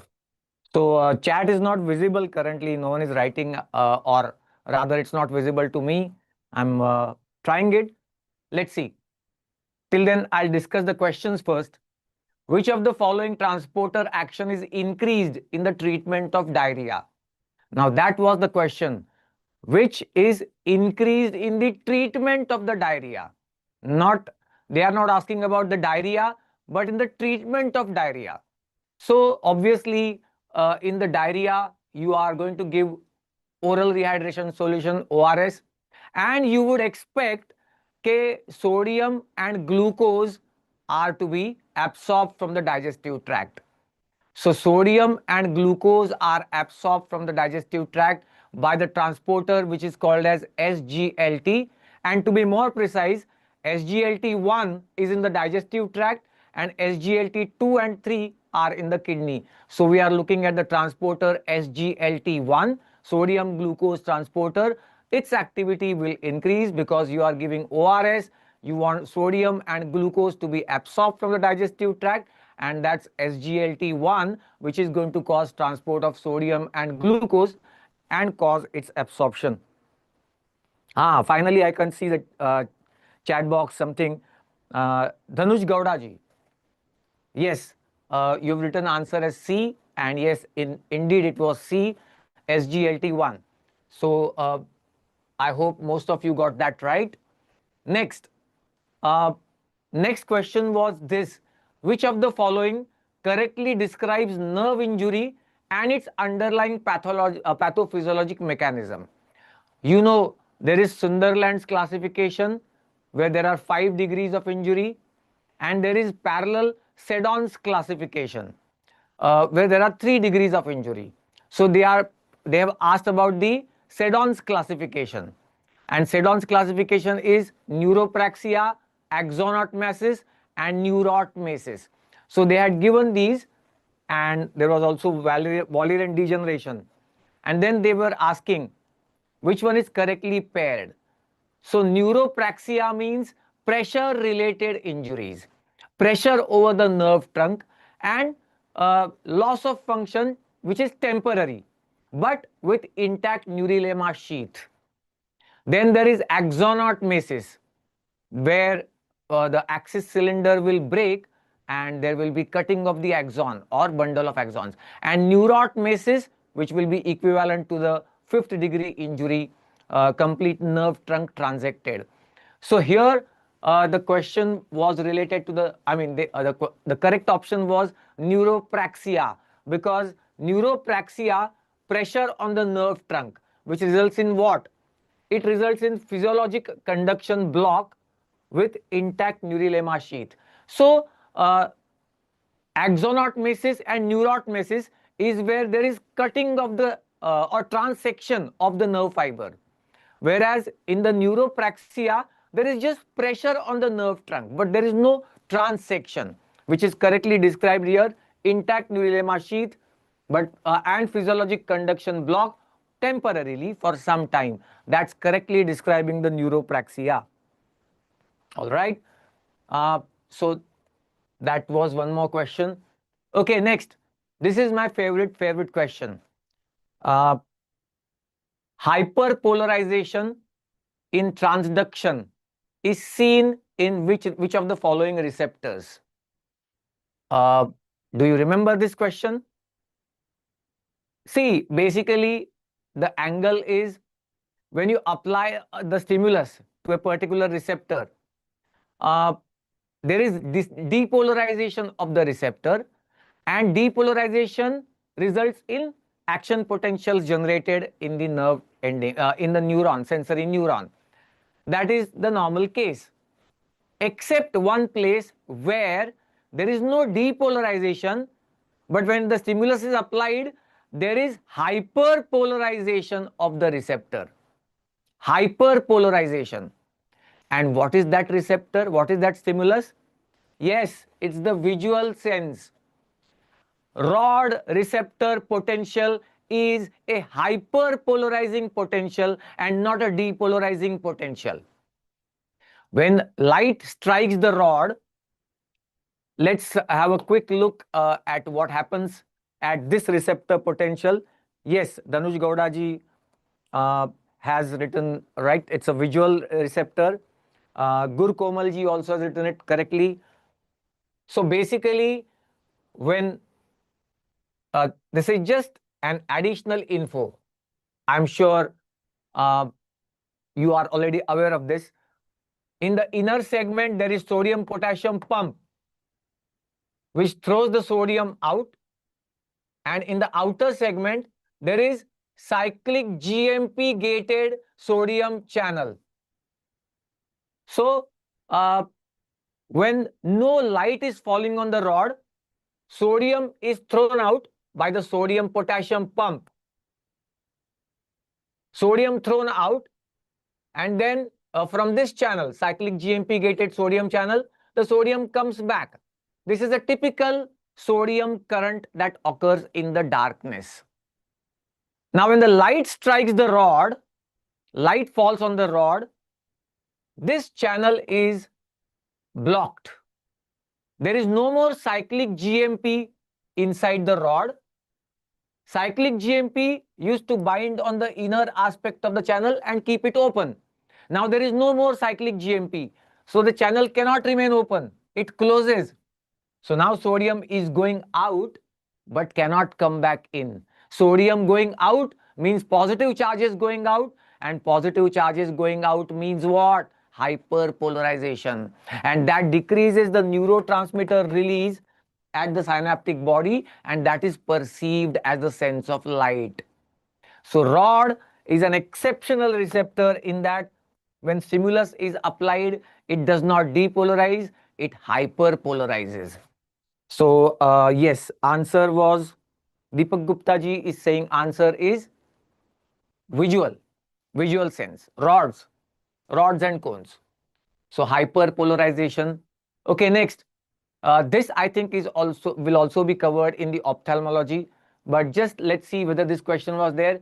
Changes in the night vision, and which of the following is the change in the night vision? So retinal pigment changes to vitamin A? No. Actually, it is the other way around. There is a storage form of vitamin A in which the rhodopsin is stored in the retina. During night time, when there are low number of photons, very low light in the night, in the darkness, we need extra rhodopsin to be synthesized. So what happens? ये जो vitamin A का storage form होता है ना, it reconverts into rhodopsin, and an extra rhodopsin is actually made available. तो dark में retinal pigment does not change to vitamin A. Actually vitamin A का storage form is converted to extra retinal pigment, क्योंकि light कम है ना, तो जितना भी light आए तो रॉड में rhodopsin एक्स्ट्रा चाहिए हमको. Pupil size increases. Yes, darkness में obviously there will be pupillary dilation, so that जितने भी light के photons accommodate हो कर सके, light rays वो करे. Increase sensitivity to the light. Yes, even this is right. I think it was a multiple correct answers type question. So could you recall any of these questions? Just let me know about the options. एक आध option अगर कहीं पे कम है. Lowest concentration of sodium is found in which of the following? Lowest concentration is found in which of the following? और इसका answer था saliva. आपको याद होगा हमने एक क्वेश्चन डिस्कस किया था कम से कम 2 बार in the last 6 months at various हमारे जो ये है हम सेशन चलाते हैं उसमें 2 बार ये क्वेश्चन डिस्कस किया था और उसमें बताया था कि ये सिक्रीशन कैसे होता है. तो primary salivary secretion, it is rich in sodium, chloride and water, and as it starts flowing through the duct, there is ductular modification. मतलब sodium is reabsorbed and potassium is secreted. Chloride is reabsorbed and bicarbonate is secreted, and the duct is impermeable to water, so nothing happens to water. So watch it here. Sodium has been removed. Sodium निकल जाता है, and therefore final saliva will have a low concentration of sodium. तो इस तरीके से ये question नहीं था. Ash is saying ये क्वेश्चन नहीं था और उत्तम जी कह रहे answer is a. Correct, answer तो ए है, लेकिन एश जी ये क्वेश्चन ही नहीं था अकॉर्डिंग टू यू. मुझे 2-3 स्टूडेंट्स ने बताया कि ऐसा क्वेश्चन था जिसमें लो सोडियम कॉन्सेंट्रेशन पूछा गया है. एनीवेज ठीक है, कोई बात नहीं, एक बार आपका रिवीजन हो गया. लो सलाइवा में पोटेशियम और बाइकार्बोनेट का कॉन्सेंट्रेशन हाई होता है, सोडियम और क्लोराइड का कॉन्सेंट्रेशन लो होता है. चलो हमने रिवाइज कर लिया, कोई बात नहीं. एक बार फिर से कंफर्म कर लेते हैं एज प्रॉमिस्ड कि हम अब एक थोड़े दिन के बाद एक्सटेंसिवली फिर से पूरा पेपर लेके आएंगे और प्रॉपरली डिस्कस करेंगे. ये अभी सिर्फ आपको आंसर्स टैली करने के लिए हम बात कर रहे हैं. Okay, LVPV loop is shown below. So which of the following will cause shift from ABCD to ABC-D? Was this question there? सबसे पहली बात, क्या आपको याद आ रहा है? मैंने इस साल बार बार कहा था कि मेरी गट फीलिंग है इस बार LVPV लूप पे एक क्वेश्चन आएगा ही आएगा, और क्वेश्चन आ गया. So okay, doctor Arish ji कह रहे कि सलाइवा वाला क्वेश्चन नहीं था. Okay fine. Do you remember LVPV loop का question? Let's see. LVPV loop question was there. I think बहुत सारे लोगों ने कहा with the options. तो ये रहा LVPV लूप का ग्राफ, अपना favourite graph. This is the phase of filling, then isovolumic contraction, then period of ejection, and then isovolumic relaxation. Now the graph that they had given, it appears that it was like this.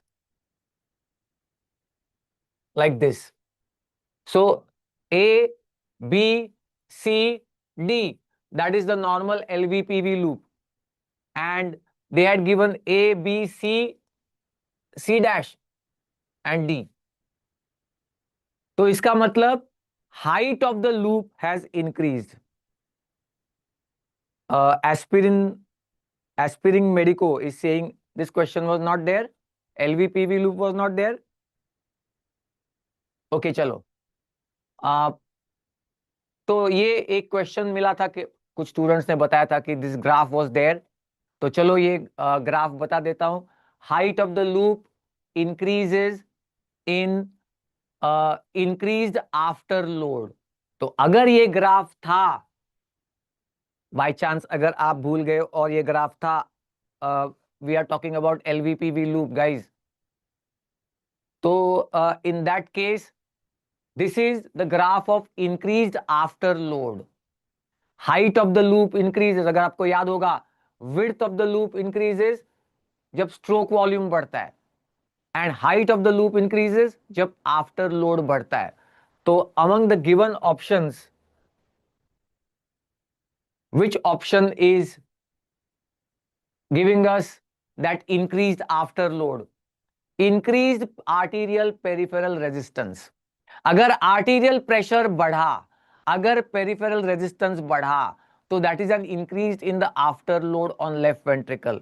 And therefore अगर ये graph इस तरीके का था LVPV loop का, then the answer was increase in the peripheral resistance.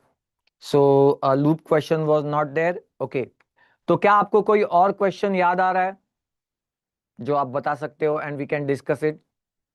Otherwise I think I have these many questions. Yes, that was the last question that was available with me for physiology section.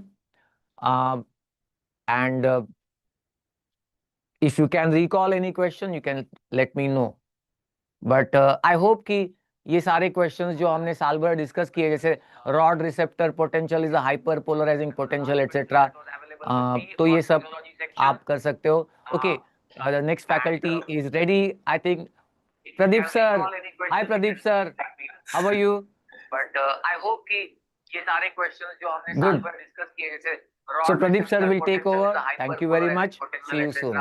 Bye bye. So hello students. Anatomy recall. Just one moment. So how are the anatomy questions? Fair enough? You could answer? Let us have a quick go through it, just discussing the questions and the answers. Have a look at this, starting with the first MCQ. Here, 45-year-old male undergoes a surgical repair for a direct inguinal hernia. Direct inguinal hernia is medial to the inferior epigastric vessels. During the procedure, the surgeon reinforces the weakened posterior wall of the inguinal canal using a nearby surgical landmark. Which of the following structures is formed by the fusion of internal oblique and the transverse abdominis aponeurosis? Yes, students, this is very easy. This we have been discussing inguinal canal all the time. So the posterior wall of the inguinal canal on the medial side is reinforced by the combination of the internal oblique and the transverse abdominis. What is that? That's the conjoint tendon. That's a conjoint tendon, correct? I'm sure you must have written this. You must have answered this MCQ. Conjoint tendon, right? Internal oblique and transverse abdominis. Very straightforward MCQ. Very easy to answer. Right. Right. Yeah. A. Very good. So that's conjoint tendon. Good. Okay. Fine. Coming to the next MCQ. A 35-year-old athlete presents with acute calf pain and suspected Achilles tendon rupture. So there's a rupture of tendon Achilles after a sudden pop. Squeezing of the calf belly while the patient lies in a prone position fails to elicit which normal reflexive movement? That means the person is lying prone, his feet are away from the edge of the table, and now we squeeze the tendo Achilles. If the tendo Achilles is normal, what will be the effect?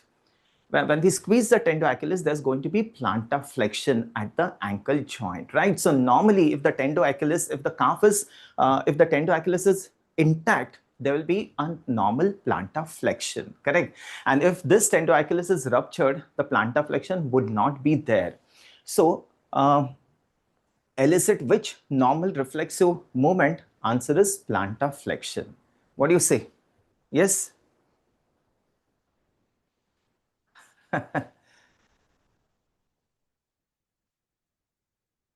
It was not there. Okay, that's fine. It was not there, then that's fine. Okay, so the answer for this is plantar flexion. Correct. This was there, right? This was there. Okay, fine. So that is Thompson test for tendo Achilles. Coming to the next, that's fine. That's fine. If that was not there, that's okay. It should have been there then, right? A 55-year-old chronic smoker with 15 years history of severe gastroesophageal reflux disease undergoes a surveillance upper GI endoscopy. Biopsy taken from the distal esophagus shows a specialized metaplastic columnar epithelial replacing the normal stratified squamous non-keratinized. That means normal stratified squamous non-keratinized epithelium of the esophagus is replaced by a columnar epithelium. What is this esophagus? That's the Barrett's esophagus. That's a Barrett's esophagus, and this is adenocarcinoma. Right, adenocarcinoma, and this is the Barrett's esophagus. I hope this was there. Yes, what do you say, students? This was there. This too was not there. No, Barrett's esophagus was there.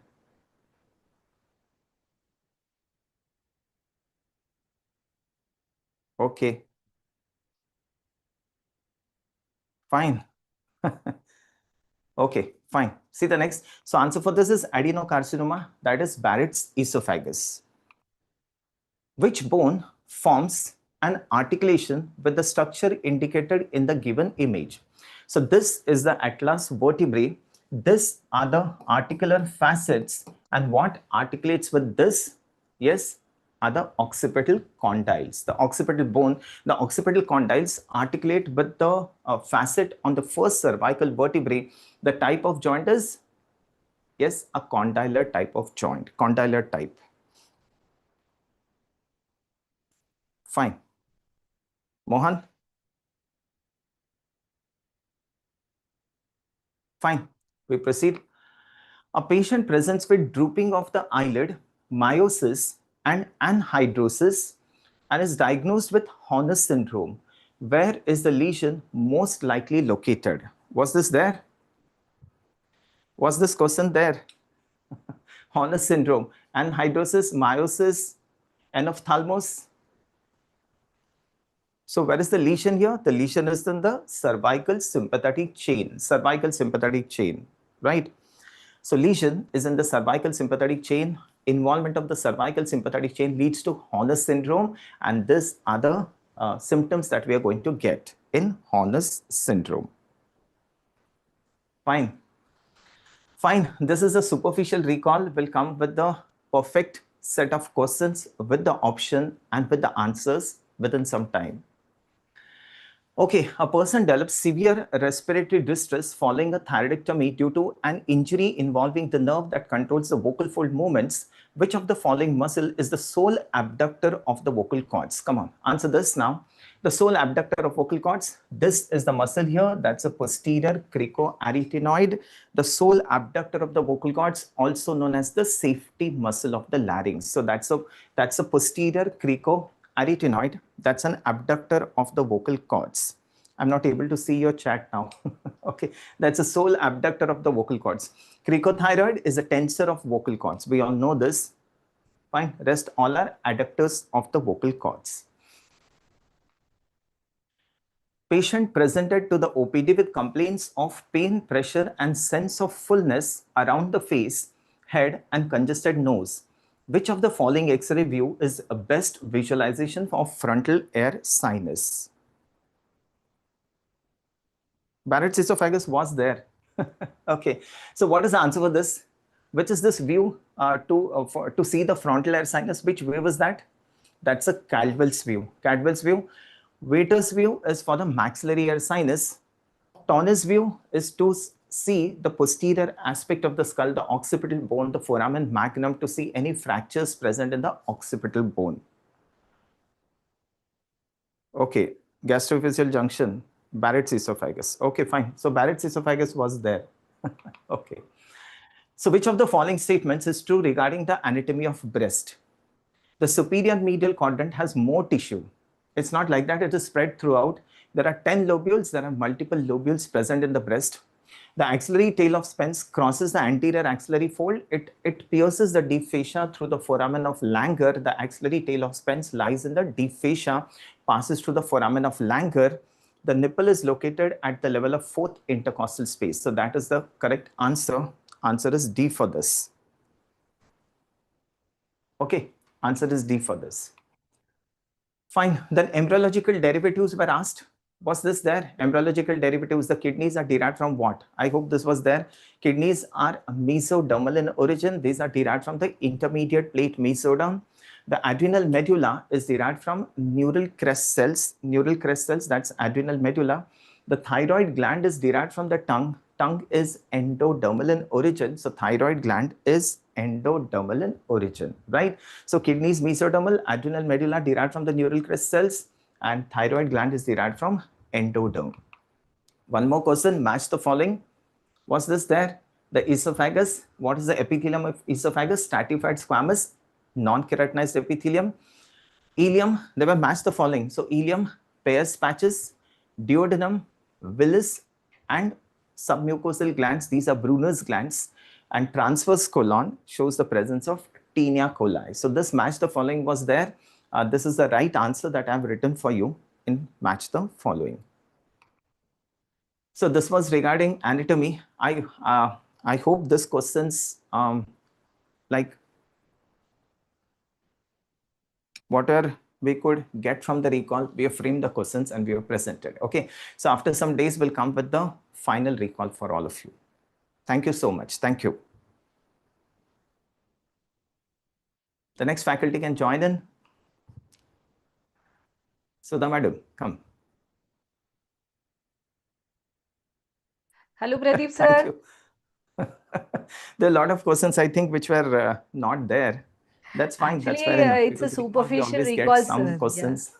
That's The fine. children are also very tired. So Thank you. Thank you, madam. Please continue. Thank you. hello, everyone. We will just run through the ophthalmology questions quickly. I know all of you are tired, and we'll just go through the questions once. We will come back with a proper recall in some days' time. And let's just go through what questions. Just tell me if this was the question or it was something similar. It said that there is a patient who has presented with a sudden loss of vision with retroorbital pain, or it might have said that there is pain on ocular movements. There was RAPD and the fundus was normal. So was such a question there?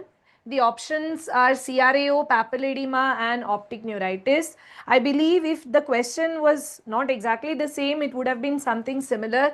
So if they say that there is a loss of vision which is sudden and there is pain on ocular movements, and there is the fundus is normal despite the fact that there is RAPD, this is actually suggestive of retrobulbar neuritis. So retrobulbar neuritis, which is a type of optic neuritis, and therefore this would have been the answer. Was such a question there?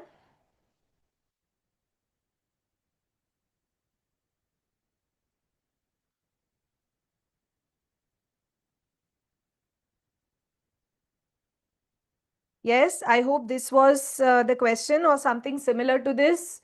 Sudden loss of vision with retroorbital pain or retrobulbar pain or pain on ocular movements, RAPD, normal fundus, suggestive of retrobulbar neuritis, which is a subtype of optic neuritis, and hence the answer is optic neuritis.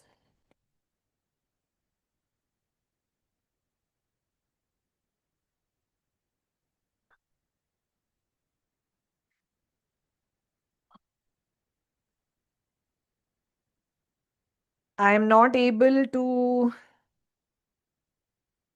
get through to your options. So let me just go to the next question. The next question that I have got is it can be called a physiology question also, that hyperpolarization is seen in which of the receptors: olfactory, visual, gustatory, auditory. So this is something we all know, that it is the visual receptors which undergo hyperpolarization, and usually in receptors what we see is depolarization, but here what we see in visual receptors, we see hyperpolarization. So therefore I guess if this was the question, then this was probably the answer.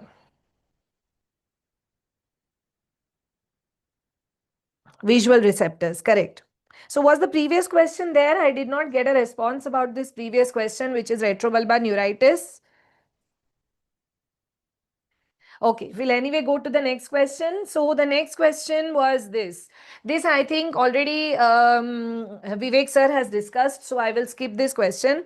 So the next question is this, that what is the amplitude of accommodation in a child who is 7 years old?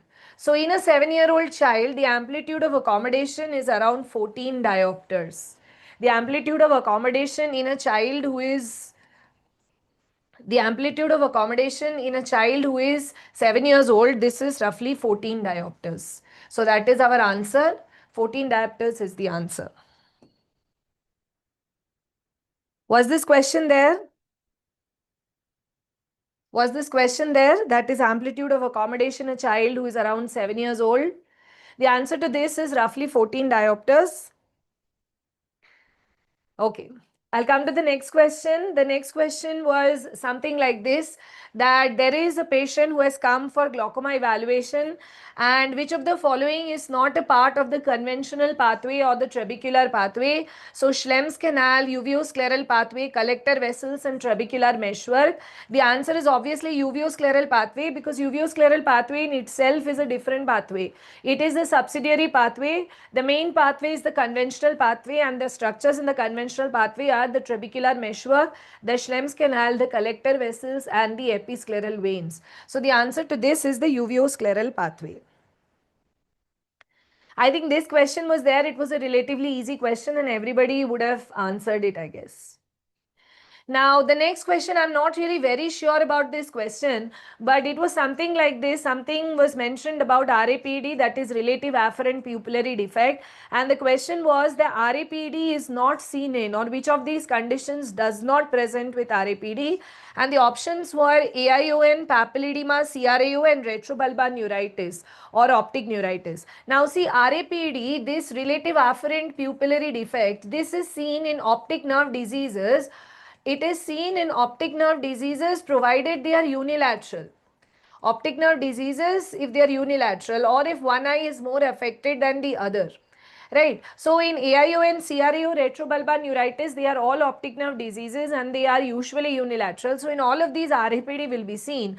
Papilledema is a bilateral condition, and in papilledema, RAPD is not seen. Pupillary reactions are normal in papilledema. So RAPD or Marcus conpupil, this is not going to be seen in papilledema. So next question, I'll just come to this.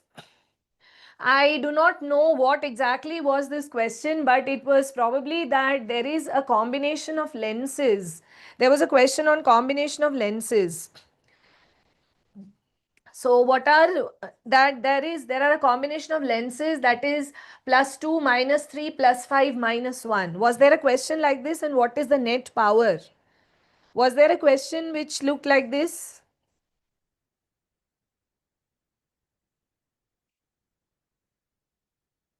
That there is a combination of lenses is created like this, that +2, -3, +5, -1. Some of these, and what is the final power, something on these lines?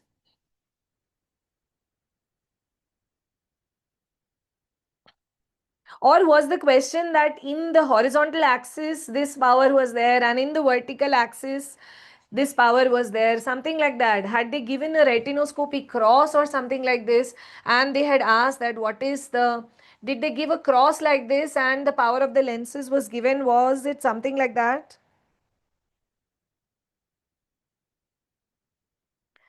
Well, this is one question which could not be recalled actually, or which will be recalled eventually when all of you come together.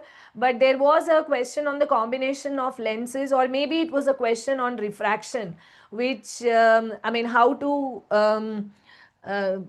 it was probably, I think that it was probably a question where you had to estimate the refractive error of the patient. But we have not been able to get the options as of now. So this was, these were the questions that I got. Essentially, I would say that Ophthal did not have too many questions in the first place. And the questions were from basic topics, as it always is in INICET. So I will give it over to the next faculty and we will get a proper recall for you in a few days' time. So I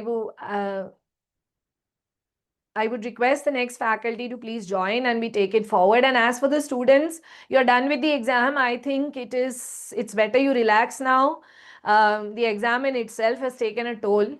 And again, after a few days, I mean, the results will come and then some of you will have to start preparing for NEET PG again. So this process goes on and on. So that way, it's time to relax, unwind, and you have given your best, and I'm sure that you will get good results. So relax as of now. So I would request the next faculty to join. Is the next faculty present with sir?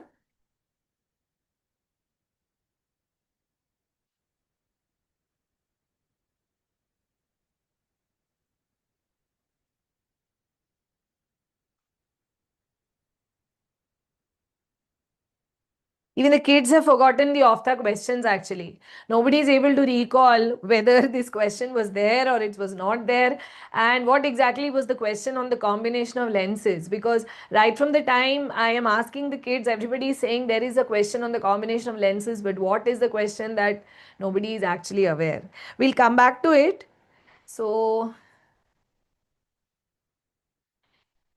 I would request the next faculty to please take over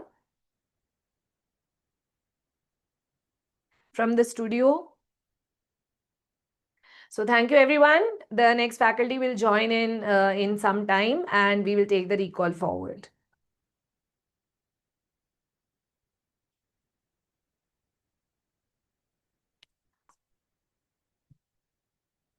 Okay.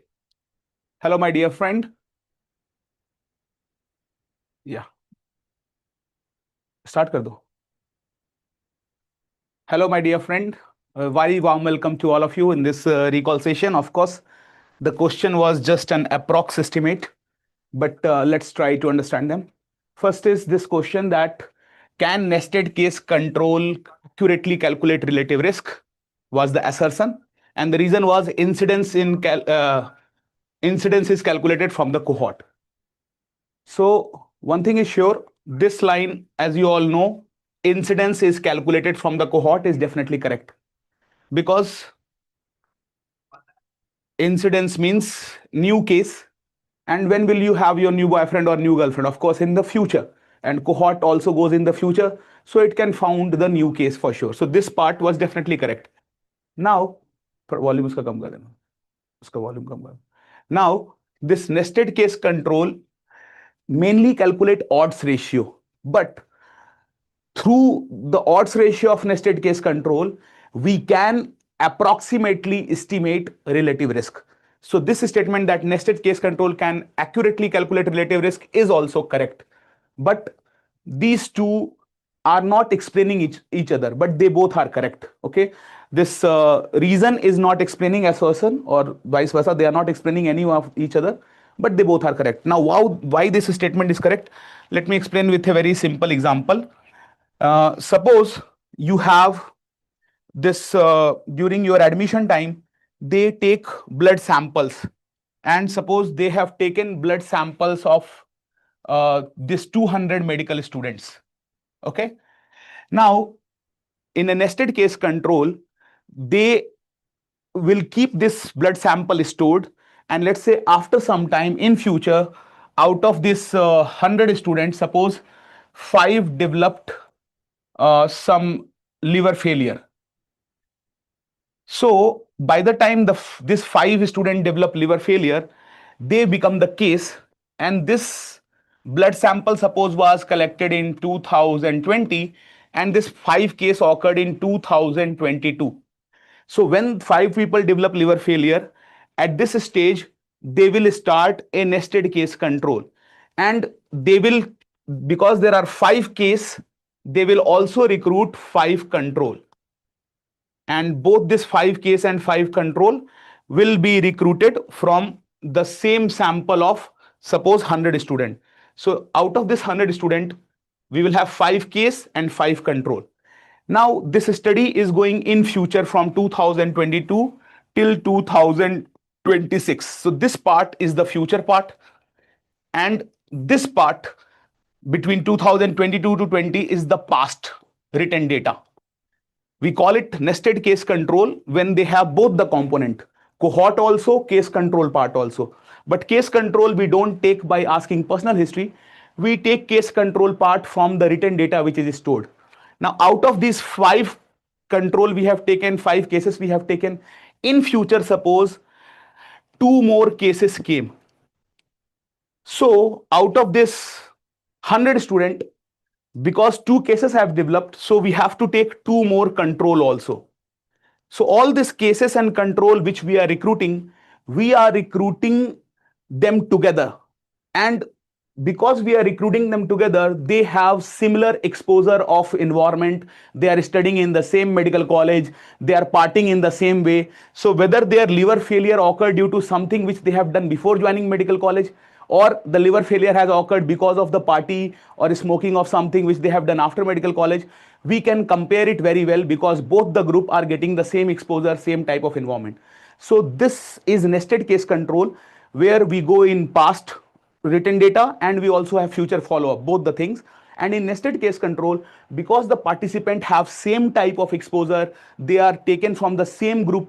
Therefore, we can say that the odds ratio which we calculate in nested case control can tell about relative risk. So it can tell about relative risk, and I hope you understand this type of study.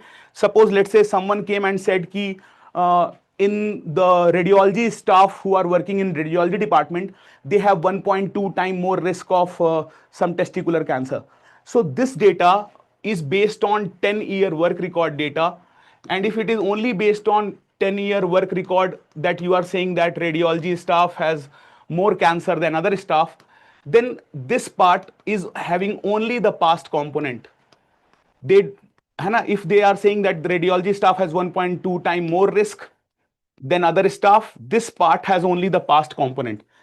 And only the past component, we call it retrospective cohort or historical cohort, because it's only going in the past written data.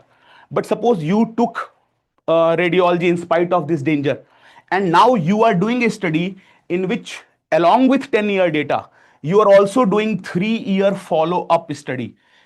And after doing 3-year follow-up study, you found that risk of testicular cancer is just 1. That means risk of testicular cancer is 1.00002. That means almost 1. And 1 means 5 cancer occur in radiology department, 5 in other department. So it's actually no risk, no association. Whenever relative risk is 1, it's no association. So when you do both the component, then we call it mixed cohort or ambispection cohort or nested case control. So if it is only one half, upper half, retrospective cohort or historical cohort, if there is both the half, then we call it nested case control, or we call it mixed cohort or ambispection, because it is going in both directions, so it is mixed or ambispection. And when we are doing nested case control, you can see the main study is cohort. 3-year follow-up is the main hard work, in which we are inserting the data of past.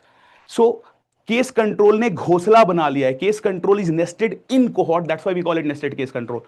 So nested case control is a type of, is having half of it is having cohort study. It's a type of cohort study.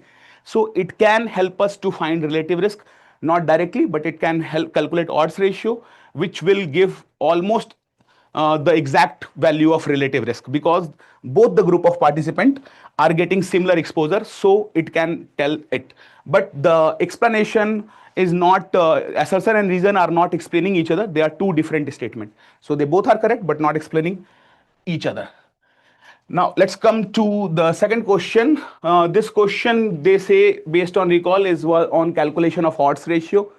So if this is the question, we all know that in odds ratio or cross product ratio, we simply multiply AD with BC, because cross product ratio or odds ratio means chance of disease in exposed by chance of disease in non-exposed.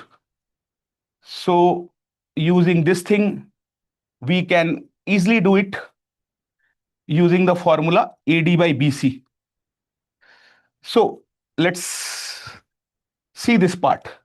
Which two are exposed? Alcoholic group of people are exposed. This is exposed.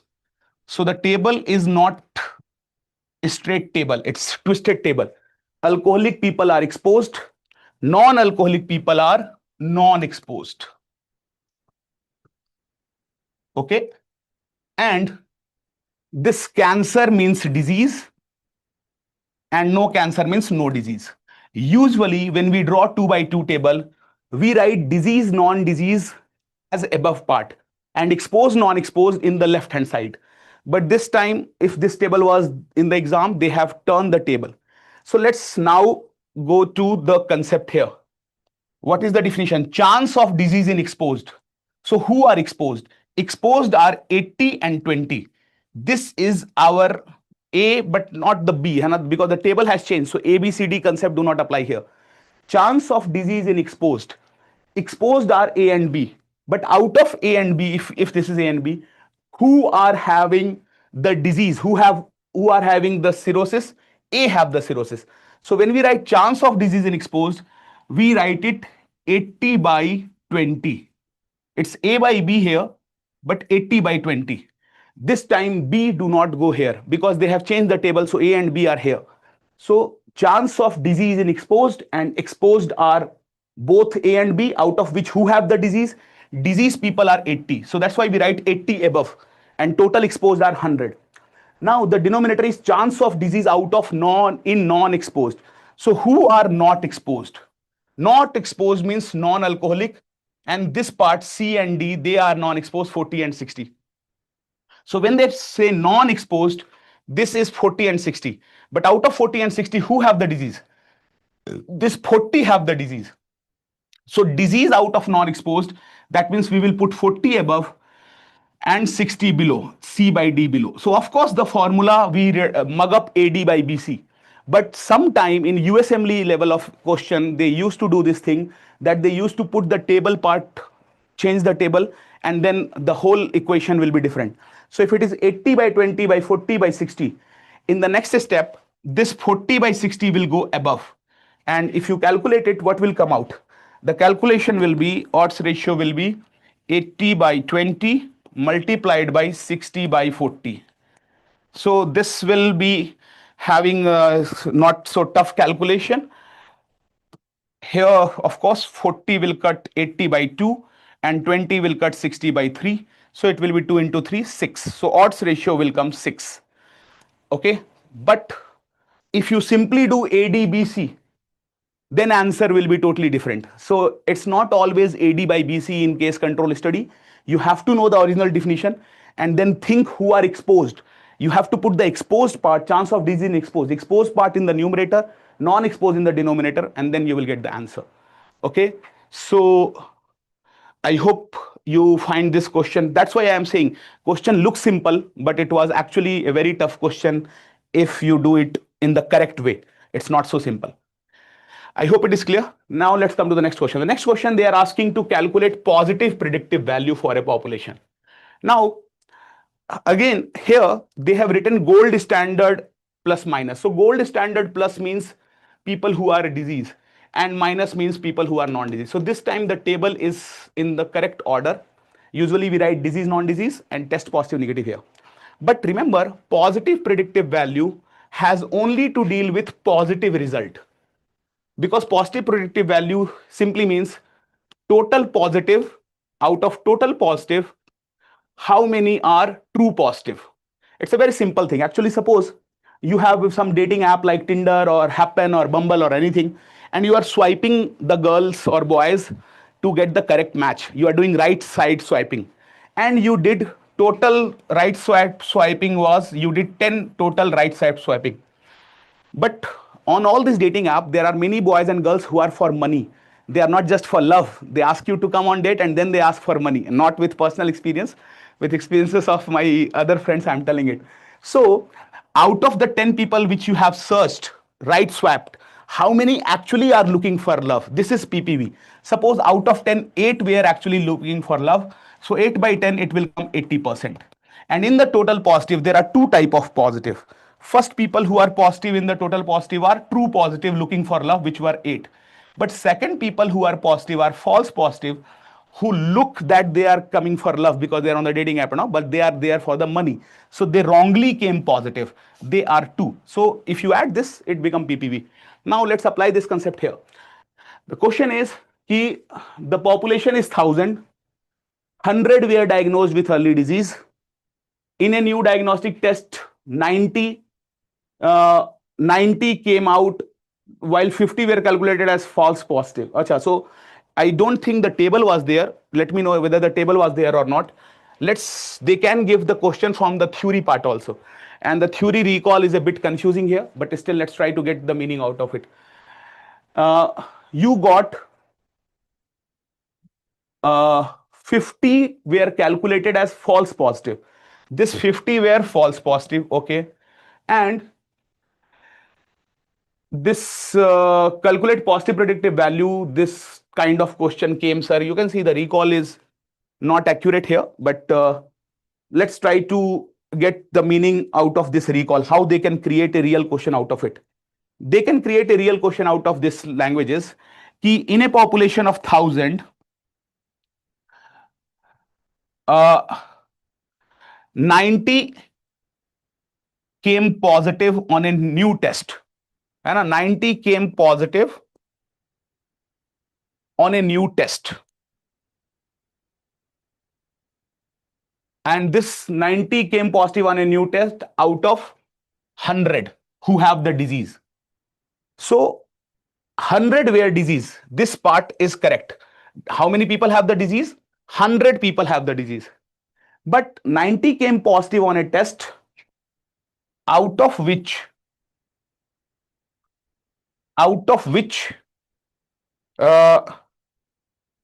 50 are false positive. Find positive predictive value. Find PPV. This can be the language of the question, but you tell me what was the real language. So the population doesn't matter here because we just have to calculate PPV. This part is insignificant. Main part which matter to us is कि disease people were 100, out of which out of the 100 people who have disease, the test was able to catch 90 people. So how many positive? Total positive was 90 and false positive was 50. And total people with the disease was 100. But this part, true positive, was not given in the question. And if 90 came positive, this means 90 is here. Total positive is 90. It's not that true positive is 90. And this part, true positive, and this part is false negative, is not known. We only know that total positive is 90. So total positive is given 90. Total positive is 90. And false positive is given 50. 50 people wrongly came positive. So if we all know, whenever we have to add total positive is true positive plus false positive. False positive, they have given 50. Total positive, they have said कि 90 came positive on the test. So if 90 and 50 are given, how many will be the true positive? Of course, 90 minus 50, true positive will come 40, because 40 plus 50 will be 90. So here in the true positive part, answer came 40. Now if you apply it in the true positive part, you have 40. Total positive part is 90. So 40 by 90 into 100 you have to do. And if you do 40 by 90 into 100, it will be 4 by 9 into 100, or 4 by 9 into 100. You have to think like this: 4 by 9 into 100. So let's divide it. Point if you put, it will be 4, 36, then 444, 0.444. So I can say 0.44 into 100, or 44% can be the answer of this question. Was 44% in the option or not? Let me know. If 44% was the answer, then it will be 44%. If you want, I can explain this question to you again. The question was just saying कि out of 1,000 population, 100 have disease. 100 have disease. A new test detect 90 as positive, out of which 50 are false positive. Find PPV. So if this is the real language of the question, which I don't know because I have not given the exam, if this is the real language, then the question is not so tough, because we all know, not so tough for me because I am practicing such question for 9 year last. I am teaching, I am practicing this biostat, so it is easy for me. But of course, in an exam setup, math question itself is tough. Plus, such type of confusing question is very tough to do in exam pressure. So the total positive they have given is 90, and they have not given the true positive, but they have given the false positive is 50. So from this, obviously, true positive will come 40. And the formula for PPV is true positive by total positive. So we just have to apply it. Total positive is 90, true positive is 40. 40 by 90 into 100, if you will it will come 44%. So the PPV will come 44% if this is the question. But only you can tell me whether it was there or not. Okay? Chalo. Now, let's come to the next question. Study done across 10 countries on alcohol consumption, and cirrhosis graph showed positive correlation. Which type of study is this? Actually, this was a really interesting question, and it looks simple, but it's a tough question. Where will you get alcohol consumption data? Is alcohol consumption data collected from interview of the person? No. This alcohol consumption data is coming from tax department or sale department of the country. Sale or tax department of country. It is not collected by asking people, are you drinking more alcohol or less alcohol? This we collected from the country data. So that means this data of sale of alcohol is a population data, not an individual data. Second thing is that cirrhosis graph showed positive correlation. That means with more sale of alcohol, cirrhosis was more. Now, cirrhosis cases data we will get from where? Cirrhosis cases data is always hospital data, because cirrhosis cases will come and report to hospitals. So what we are doing is we are correlating population data with hospital data. And whenever we correlate hospital and population data correlated, and it is showing positive association. Positive association means, of course, alcohol sale is rising and cirrhosis is also rising. This is positive correlation going in the same direction. So main thing is whenever we collect hospital data and correlate it with population data, this is correlated study or correlational study. This type of study is known as ecological study. That's why the other name of ecological study is correlational study, because in such study will correlate two data. So answer is definitely correlational study, ecological study. It looks like a survey, but it's not a survey. It's not a cross-sectional study. We are collecting hospital and population data and just correlating them. So it's a correlational study. Whenever you get the word correlation in the question, more likely the answer will go to ecological study. Similarly, if you get a word of prevalence in the question, prevalence means more likely the question answer will be cross-sectional. If you get an incidence word in the question, more likely the answer will be cohort. So based on this some word also we can find the answer, but the concept I hope is clear to all of you, how it is ecological or correlational. The next question is, what is the relevance? What is the relevance of checking heterogeneity in meta-analysis? So basically, heterogeneity means this is detected by I-square statistics, and heterogeneity means data collected from different sources, collected from different population or different sources. For example, suppose you want to know the average height of Indian. Does Indian average height is more than Brazil population or less than Brazil population? You don't know, so you want to correlate these two things. You want to know whose height is more. And for knowing the data of height of Indian population, for collecting it, height of Indian, what you did was you took 25% data from children whose height is there, 25% data from the basketball player of the country. So of course there will be more height basketball player. You took 25% data from old age people, and you took 25% data from young age people or children or young age. So this data has a lot of heterogeneity, and therefore this data is not a good set of data for doing meta-analysis, because in meta-analysis we want some data which is coming from the same source or almost same source, so that we can compare it. If the data will come from so much different population, it will never tell the actual height of Indian. This will tell a mixed data will come, and this will not give us the exact answer. So if the heterogeneity is more, data is of poor quality. So first thing was heterogeneity tell us that if there is more heterogeneity, then data cannot be pooled together. Can you accumulate data together or not? So here data can't be pooled, first thing. What is this meta-analysis? I hope you know. Meta-analysis means combining the data of various studies done on one topic.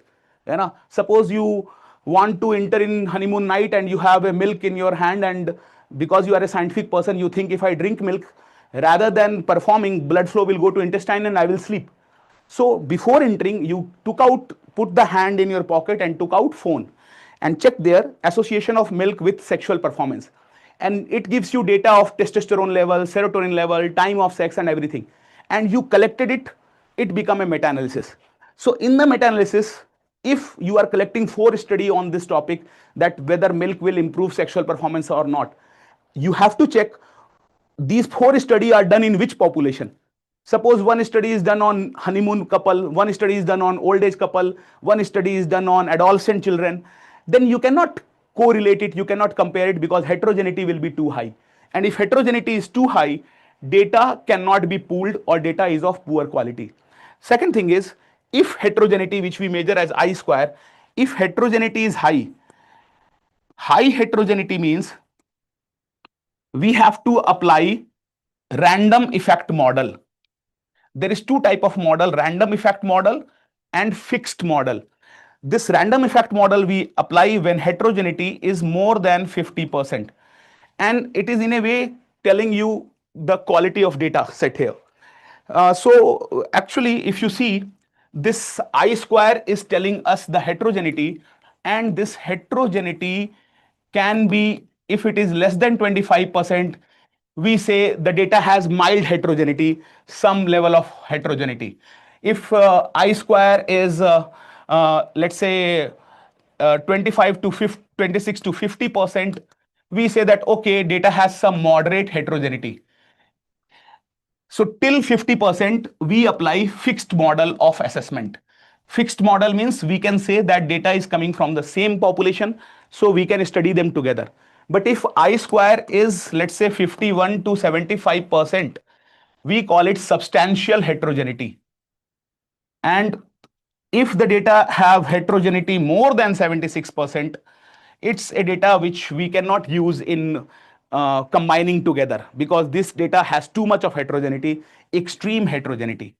So if the data has extreme or substantial heterogeneity, then we apply random effect model to assess this data, to analyze this data. So what is the use of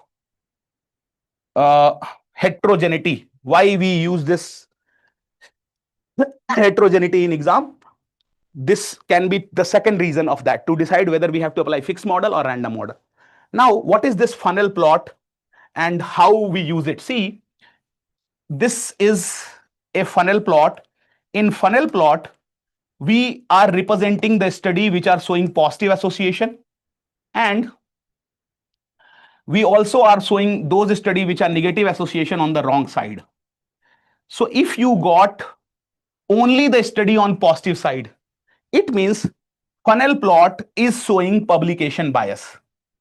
देखो होता क्या, if you are searching suppose कि whether eating grass will increase IQ or not, on eating grass also you will only get positive association study, because if a study say that eating grass do not improve IQ, no one will publish it. So if you are looking only for published study, you can do this publication bias, and publication bias is detected by this funnel plot. But if you are searching not just for published study, you are also searching for unpublished abstract. Abstract are 4-line summary which every researcher give to magazine, and if magazine has to reject this study, they will reject the abstract, but they are still in the data source, you can search for it. So if you are using unpublished abstract plus published study, in that case there will be no publication bias, and this funnel plot will be a good funnel plot. So funnel plot tell about publication bias. Now one thing is, if I square is more, this means data is more heterogeneous. So this is more heterogeneous data will give us more skewed type of funnel plot. The funnel plot can get skewed. It can have, like, let's say in the height question, if you took all the heights of children and old age, so their height will come a bit lesser side. So if the heterogeneity is high, funnel plot can be skewed. So heterogeneous data, highly heterogeneous data, if you found highly heterogeneous data, it means high heterogeneous data means skewed funnel plot. So yes, it do tell about funnel plot skewness, but not directly. They are two different things. But in a way, highly heterogeneous data with very high I-square, like 78 or 80% I-square, can tell about skewed funnel plot. So yes, if you look at this question, it is in a way correct that yes, heterogeneity can help us in knowing publication bias.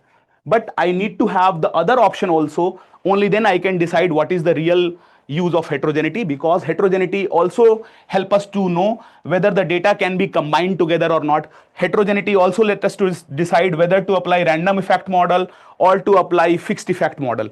So heterogeneity has multiple role. We have to know the exact options, then only I can tell it. That is why after around 10 days, we will have one more recall. I will definitely take one more recall session with exact option, so that we can be more correct what was the correct option, and we can come with the correct answer. Okay, but I hope this heterogeneity, meta-analysis, funnel plot, this topic must be clear to you.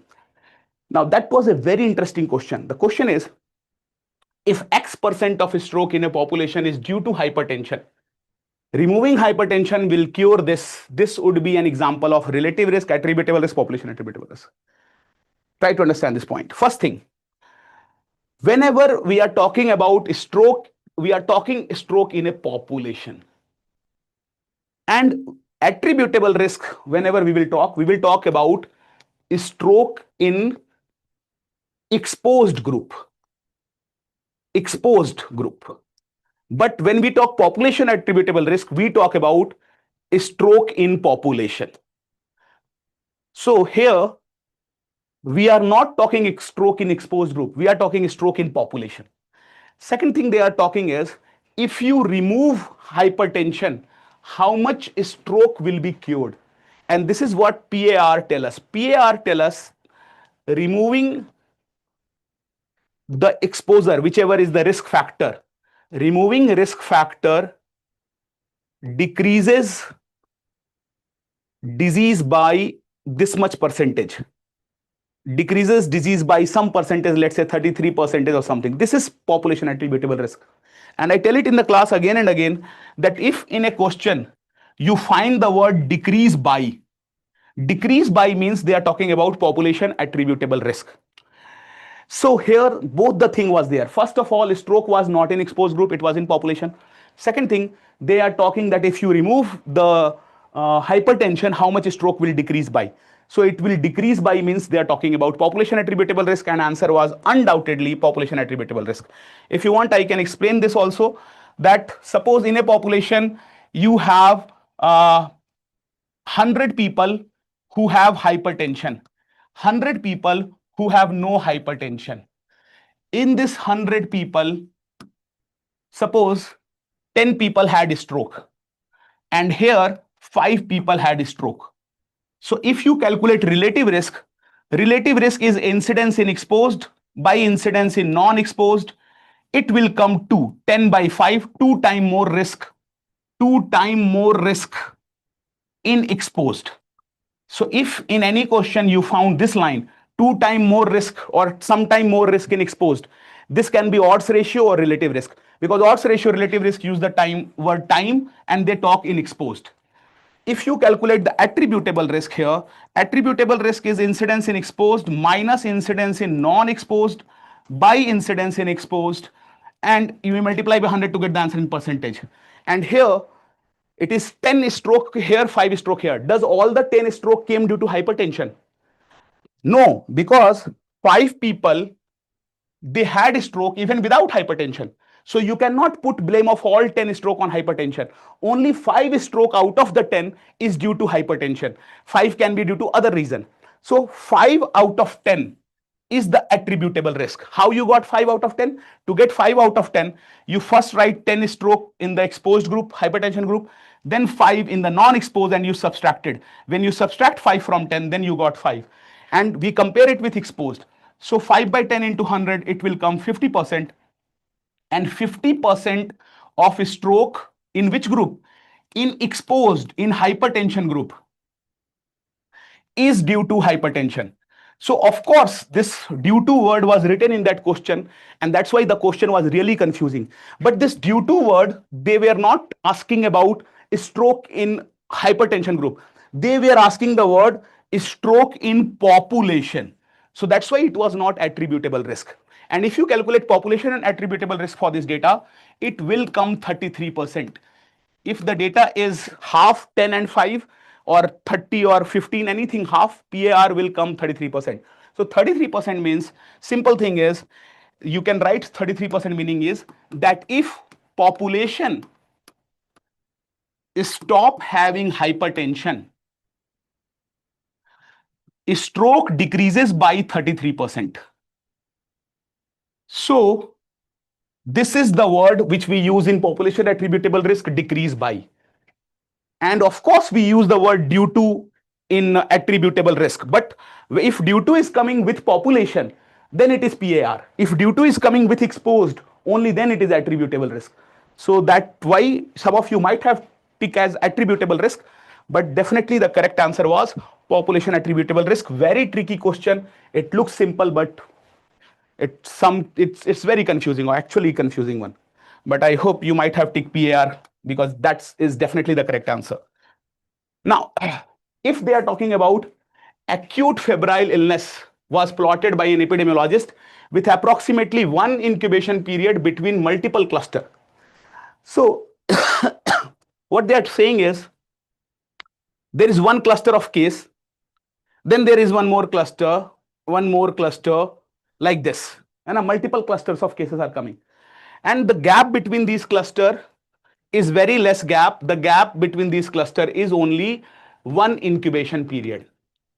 So they have said it that the wave was propagative, and this is propagative epidemic. When you have one wave and then you have the second wave, which is much bigger than the first, we call it secondary wave.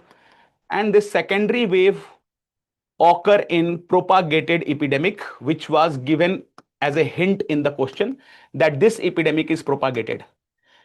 And with propagated epidemic or secondary wave, what comes in your mind? Corona, and a propagated epidemic, secondary wave, corona. So all the disease which are transmitted by respiratory route have more chance of getting propagated epidemic. If it is by fecal-oral route, it can cause food poisoning, and mostly food poisoning come under point source epidemic or common source continuous exposure epidemic. Propagated epidemic mainly are for respiratory infection, person to person spread, because only then within one incubation period you can have secondary peak. So corona, SARS, MERS, measles, all these illnesses, they usually follow propagated epidemic. And actually one wave based question, epidemic curve based real question has came also in one of the recent exam. It was a curve of measles when they say one case and then secondary wave of case. So if you found secondary wave of case propagated, and secondary wave of case mostly come, propagated epidemic mostly come for respiratory infection, and out of the four, measles is the respiratory infection which can cause it. So the answer was measles. Basically, in a way, they are asking it the example, where does propagated epidemic come close to? So this was measles, which will be like a propagated epidemic. Now, one question was for RM and CHA, your state is in red. This is one thing which is also done in NITI Aayog. NITI Aayog classify states based on their performance in different parameters. And when we talk about RM and CHA, it does not include old age. So this two question had already came from this topic in previous year, that it do not include which, because RM and CHA you all know, reproductive, maternal, neonatal, child and adolescent. So it do not include old age. Now this time they move ahead and they ask which of the following is red category. So if you have IMR less than 20% of national average, definitely you are under red category. Similarly, they have other parameter for immunization coverage. Okay. If immunization coverage also is less than 20% immunization coverage as compared to national guideline, then also we call it under red category.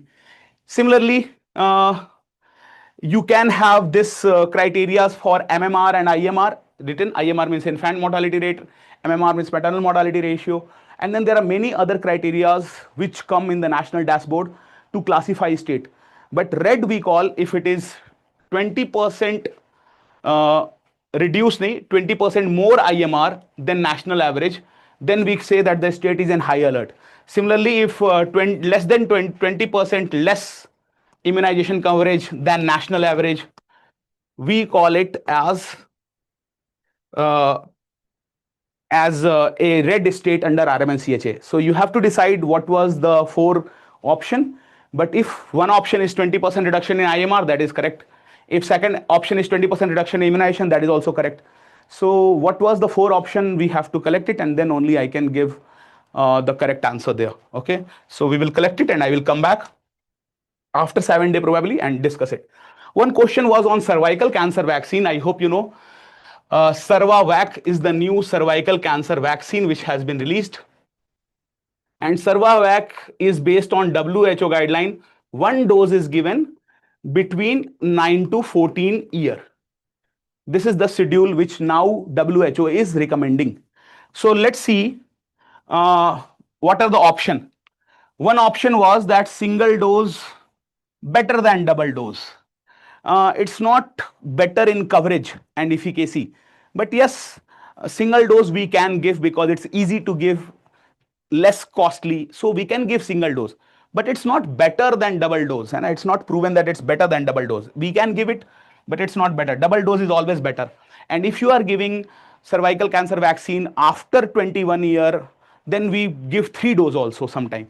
So it's second options on this in this cervical cancer vaccine question was based on this achieving elimination criteria, which is the new WHO initiative for cervical cancer elimination initiative.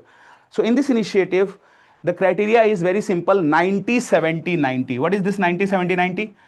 We have to try to vaccinate 90% of girl within the age of 15.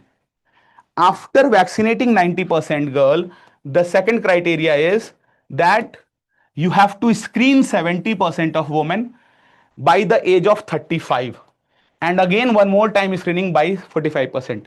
So vaccination 90%, screening 70%, and treatment of 90% of women with pre-cancer treatment, or 90% who have invasive cancer should have management. So what are the 90, 70, 90? Vaccination, screening, treatment, VST. Vaccination, screening, and treatment should be 90%, 70%, 90%. Then we can eliminate cervical cancer vaccine. So this 4 option was again not available with me, but I can tell you 3 points from here. First dose is given between 9 and 14, and then we use L1, L2 subunit, longer subunit in the cervical cancer vaccine. And this cervical cancer vaccine, which Government of India is recommending, this is quadrivalent vaccine. So in the quadrivalent, of course, the 2 most common strain, HPV 16 and HPV 18, will be there, but the other 2 is 6 and 11. So if you want to remember, you can add 6 and 11. If you add 6 and 11, it becomes 17.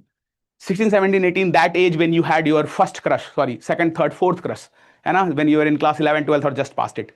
So you have to remember 16, 17, 18, but remember out in the 17, one ek chakka hai, one is 6 like me, so out of 17, one should be 6 only, then it is 6 and 11. Otherwise 12 and 5 can also become 17. So 16, 17, 18, but one is 6 out of 17, so then you can remember all the 4.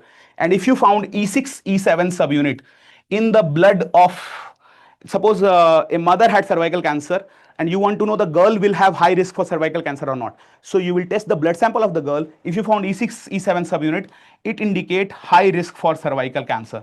So this is indicating high risk of cervical cancer. These are some of the points you should know. Then there was one question which is not totally PSM, but PSM can go anywhere. They were saying that there was brain cut showing ring lesion and CD4 was given less than 50.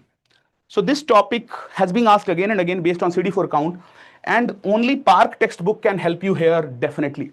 When we talk about CD4 count less than 50, how to remember this chart? I used to think it like this, that all OSIS, what are the OSIS? Cystosis, toxoplasmosis, cryptococcosis, coidomycosis, cryptis, all OSIS having CD4 count between 50 to 200. All are between 50 to 200, all OSIS, except 2 OSIS. Except which 2 OSIS? Except histoplasmosis and tuberculosis. We all know. Tuberculosis can occur in healthy adult like you and me also. I'm not healthy, but at least you are healthy. So it can occur in healthy people. So tuberculosis at higher CD4 count when immunity is good. But when immunity is totally fucked up, at that time 5 diseases can occur. You have to 4 diseases can occur. You have to remember these 4. What are the 4? Disseminated MAC, history. So you will become history. You will soon die if your CD4 count is less than 50. So histoplasmosis less than 50. MAC, disseminated mycobacterium avium complex. CMV retinitis, CNS lymphoma. How will you remember? There are 2 C. You know what a C mean, na? One is CMV retinitis, other is CNS lymphoma. CMV, CNS. 2C, then histo, and then MAC. 2C, 2C, history बन गए क्योंकि वो मतलब Mac Apple iPad लेने के चक्कर में history बन गया ना, मारपीट कर गया, जो भी समझ लो. Mac, histo and 2C, these are less than 50. So if ever you got a question directly on then less than 50, like the above question, you got it less than 50. So out of the 4, you can definitely tick histoplasmosis, because histoplasmosis is when it is less than 50 directly. Even if you don't know it, the rings lesion sign, then you also tick it. Plus you can also have MAC or CNS lymphoma or CMV retinitis, then also the answer can be there. So you should know the clinical sign, but even without knowing clinical sign, sometime you can do it based on this cutoff remembrance. Okay, so this is a very useful table. Use it to do such question well. So we are done with all the questions which are there. Thank you so much for giving your time here. If you have any question which you think I did not answer correctly, feel free to directly share it on WhatsApp, and I will come with real better exact. Use it Interesting. to do such question well. I will come with better recall with all soon. the questions which are there. Okay.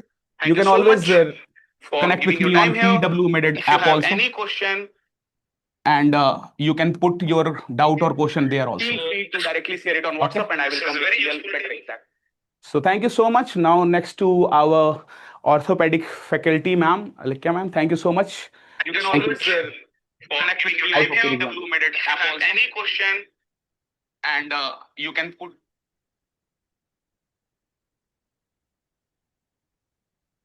So thank you so much. Now next to our orthopedic faculty, ma'am, Alikya ma'am, thank you so much. You can always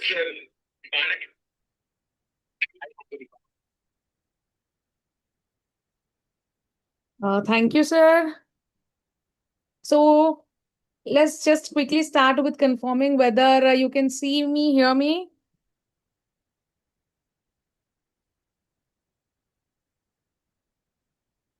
Yes?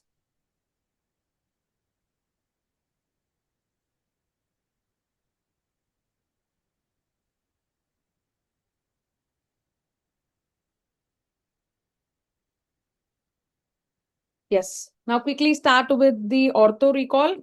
I think the exam was little on the easier side when compared to ortho. So I've heard that the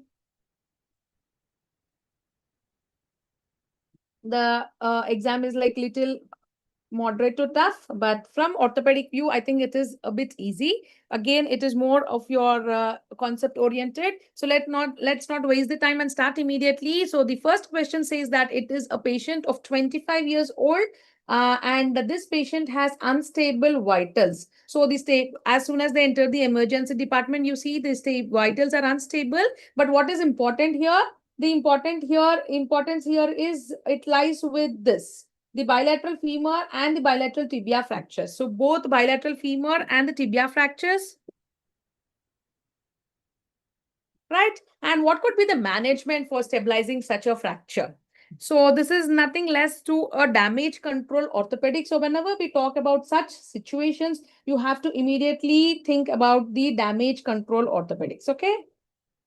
So this is called the DCO. This is called the damage control orthopedics. So whenever we see such a situation when the patient is not very stable for performing surgery, because any surgery, either it could be a nailing, plating, or anything which is internal fixation, will take most of the time. At least it will take 45 minutes to 1 hour of time. And this might be a second hit to the patient. So primary hit would be his trauma. Secondary hit would be his surgery. So we don't want the patient to land in the second hit. So what could be the answer? The answer would be we go for the external fixation of all the 4 limbs, right? Yes, was that the option there? So this is purely a concept oriented. We're not going to do any nailing or plating for any of the fracture bone. So we are going to deal with the external fixation of all the 4 limbs. So that would help the patient to recover first. And once the patient is stabilized completely normalized, then we are going to take him for fixation. Okay. And when the patient is stabilized, first we are going to fix the tibia and then we are going to fix the femur. Yes. Yes, so that is the first question. And second question, it is like, I think it is already discussed with the medicine and the physiology. So the 60 years old female presented with following parameters where it shows the calcium is normal, the parathormone is elevated, the phosphate is decreased, and ALP is increased, right? So whenever you see such a question stating that calcium is normal and your parathormone is elevated, right? So usually this is a condition where we see this, usually we see this in your rickets or osteomalacia. So this is usually a representation of vitamin D deficiency, right? So whenever there is a vitamin D deficiency, you will see there are the vitamin D levels which are low. And because this is being carrier of calcium and phosphate, you see there will be decrease in the calcium, or sometimes the calcium is maintained normal by which hormone? This is maintained normal by your parathormone. So increase in the parathormone is a reason for your normalcy of the calcium. But parathormone again has some differences with the phosphate, like poles repel, right? So there will be, because of this increase in phosphate, because there is an increase in PTH, there will be decrease in the phosphate. So that is what they're stating. So there is a calcium normal, phosphate is decreased, and alkaline phosphate is increased, which we see usually in your rickets or maybe in osteomalacia in the adults. So here what I am thinking is the answer would be this, the osteomalacia. For the chronic kidney disease, the phosphate usually goes high. Okay, the phosphate will be high for chronic kidney disease, right? And for primary hyperparathyroidism, the calcium has to be high. And for osteoporosis, all these lab parameters are not deranged. So their labs are usually the normal, right? So we depend on the bone mineral density for osteoporosis. Yes. So that is about the second question. And the third one. So here he says that there is a 60-year-old man with low backache, and there is a history of TB, which is they stated as 1 year old. So some students have said that this is 3 years old. So mostly this is nothing but there is an old history of tuberculosis. So there is a whole history of tuberculosis. And now he has come up with a low back pain. So now he has come up with a low back pain. And now this MRI is showing some lesion. So this is usually probably with the students, it goes as this is again a TB lesion. Okay, so whenever you suspect a TB, the main important investigation of choice is biopsy. So this is the gold standard. Anytime the biopsy is the gold standard. Montu will just not confirm that usually, it is not very specific for tuberculosis, presence of TB spine especially. Okay, and electrophoresis, this we see usually for your multiple myeloma. Okay, so electrophoresis is for multiple myeloma. And CT chest. CT chest, again, just you can see there is a TB, maybe for the TB chest, but not for your TB spine. So if you want the specific answer for TB spine, the answer would be biopsy. Okay, CT guided biopsy to be very precise. Okay, so that is for the third question. And yes, this is mostly expected questions. We have already dealt in the INI marathon that the complications of fracture is one of the most important topic. So in this topic, they have asked you that a patient, again with a female patient with road traffic accident, and now the catch here is it has not been resolved. So patient has pain which is not resolved by 3 different painkillers, and the compartment pressure is very, very high. So this tells us that we are dealing with the compartment syndrome. So we are dealing with the compartment syndrome, right? So what is the treatment? Did they mention about the treatment of the compartment syndrome? Yes, if they have mentioned about the treatment of the compartment syndromes, then the answer undoubtedly would be your fasciotomy, right? So the answer would be your fasciotomy. So fasciotomy is the answer for your compartment syndrome. Neither observation nor increase of the painkillers will make the patient comfortable. You have to take to the OT. Emergency fasciotomy has to be done. So the answer is fasciotomy if they have asked you about the treatment. Yes. Next, and there is a question related to neuropraxia, which was covered again by physiology. So now Vivek sir has covered this. So there was a definition somewhere related to neuropraxia, right? Yes. And next one. So here the question states that there is an MRI of ankle which was given, and you can see that there is some abnormality in the Achilles tendon. So you can see something on the posterior side of the ankle is disturbed, and this is probably your Achilles tendon. So something related to the Achilles tendon is, yes, the Thompson's test is positive. Yes, what is a Thompson's test? Thompson's test is nothing but squeezing of your calf muscles will cause what? Will cause the plantar flexion of the ankle. This is called your Thompson's test. So the answer, if it was given as Thompson's test positive, yes, that is the right answer. And usually this tear repairs are not treated by the steroid injection. You go for an ultrasound of the tear. So you will see that tear on the ultrasound, and you will see the distance of the tear. If it is somewhere more than 6 mm gap is there, then only you can go for a surgical treatment. Otherwise, conservative treatment can be managed. We can manage it with the plaster slab. Okay. Yes. So that is the thing with the MRI ankle. Next, I don't know whether this was asked or not. This was again told by few of the students that the femur neck fracture was asked. So this is a very important question again. I am even not aware of what was the age which was given. So we usually think if it is less than 45 years of age, we go for CC screw fixation. So that is the dictum. Osteosynthesis is the answer.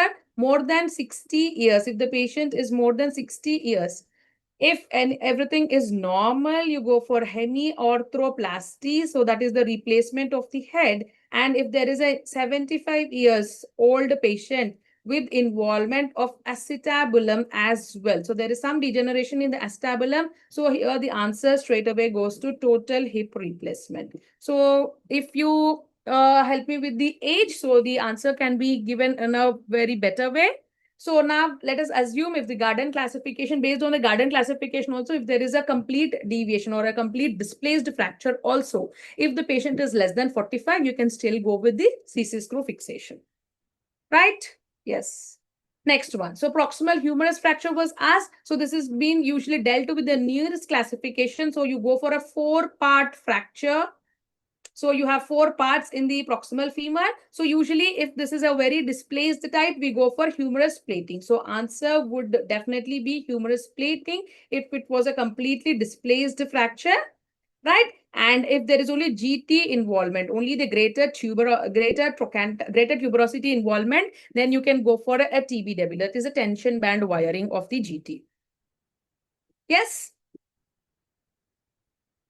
Yes, so these are the questions which were asked from ortho, but definitely we'll come back with a proper recall of the stem of the question and the options. Okay, over to the next faculty. Thank you.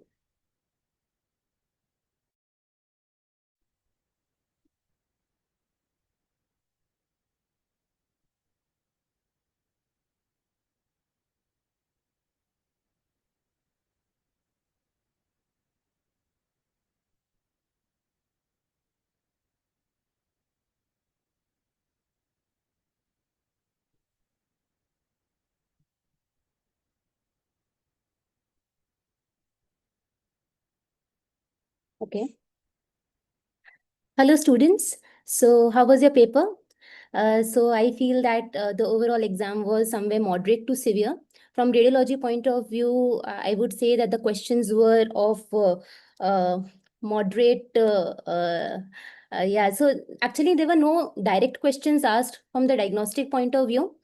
And the approach, if I say, the questions were more regarding approach in imaging rather than a direct diagnostic question. Okay, and they were more of like what will be the first investigation or what will be the next investigation type of question. So that is the switch which we are seeing in the NEET PG examination. They are asking for more of conceptual thinking and what modality is better for certain pathologies. So they are basically testing you for the gross knowledge about the various investigations. So this was more about this particular paper, right? So let's move towards first question.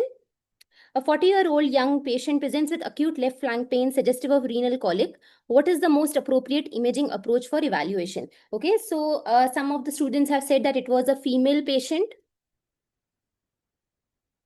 So when if we talk about the female patients are being asked, then it's always that ultrasound is better than CT. We do not want to go for a direct CT. So the options were X-ray KUB followed by CT, NCCT followed by CECT, USG followed by CT, or MRI. Am I right? These were the questions.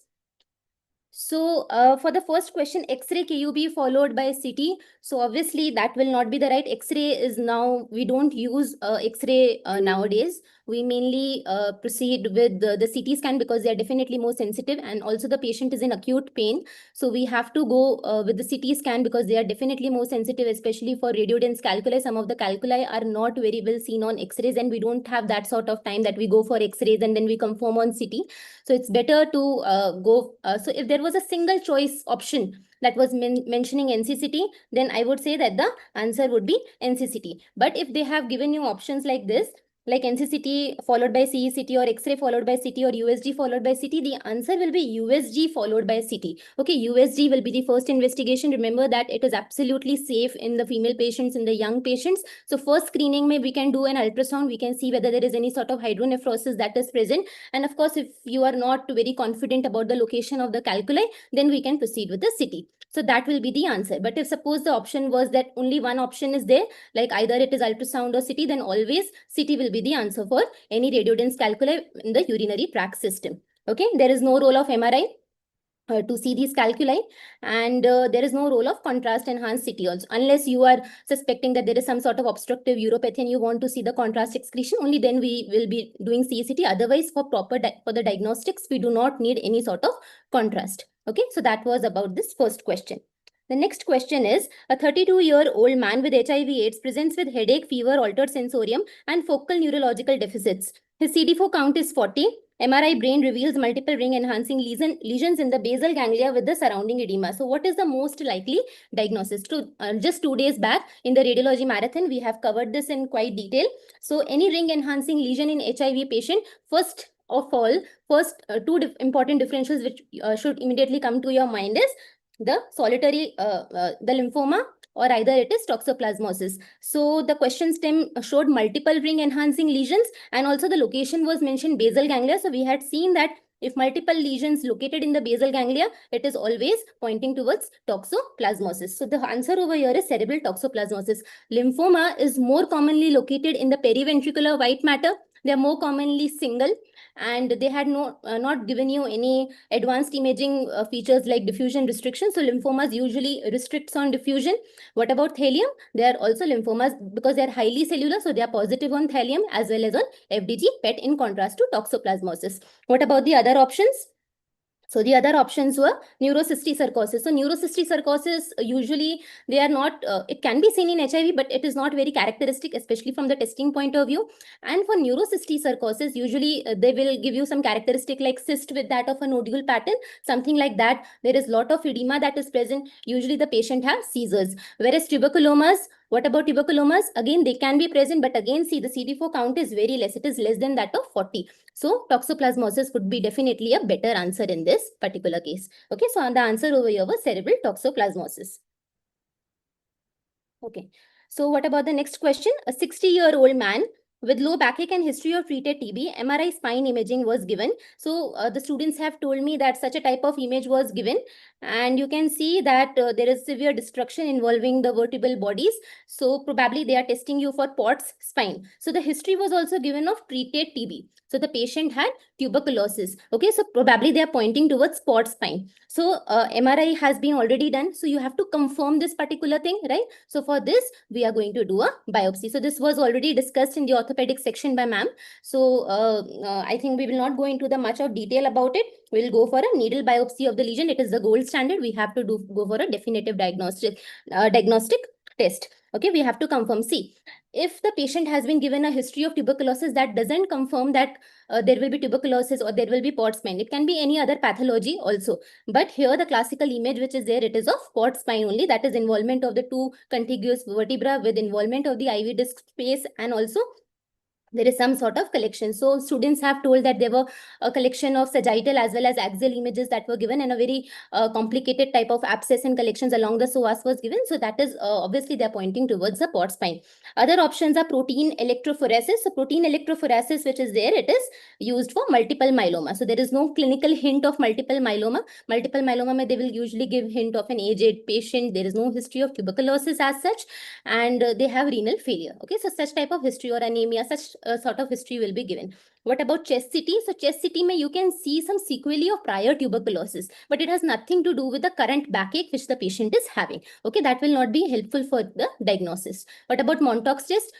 So Montauk's test will not be able to tell whether this is Pott's spine, because it will not be differentiating between the active and the inactive cases of tuberculosis. So nothing to do with the Montauk's test also in this particular question. Okay, let's move towards our next question. Which of the following is the correct for the given diagnosis? So again, this was discussed in the orthopedic section. So from the anatomy point of view, you can see that this is the calcaneum. This is the calcaneum. Okay, this is your talus. This is the tibia. And the structure which is inserting on the calcaneus is your Achilles tendon, right? So you can see that there is discontinuity over here. So this is an Achilles tear. ठीक है, definitive इसका जो treatment है वो हमें surgery करना है, as said by the ma'am. The diagnostic the indication is that if the gap is more than that of 6 mm, you have to go for a surgery. So what were the options? Immediate weight bearing is recommended. Of course not, because Achilles is stone, you will not go for an immediate weight bearing. What about the Thompson sign is positive? So yes, Thompson sign is positive. That is very, very characteristic for a Achilles tear.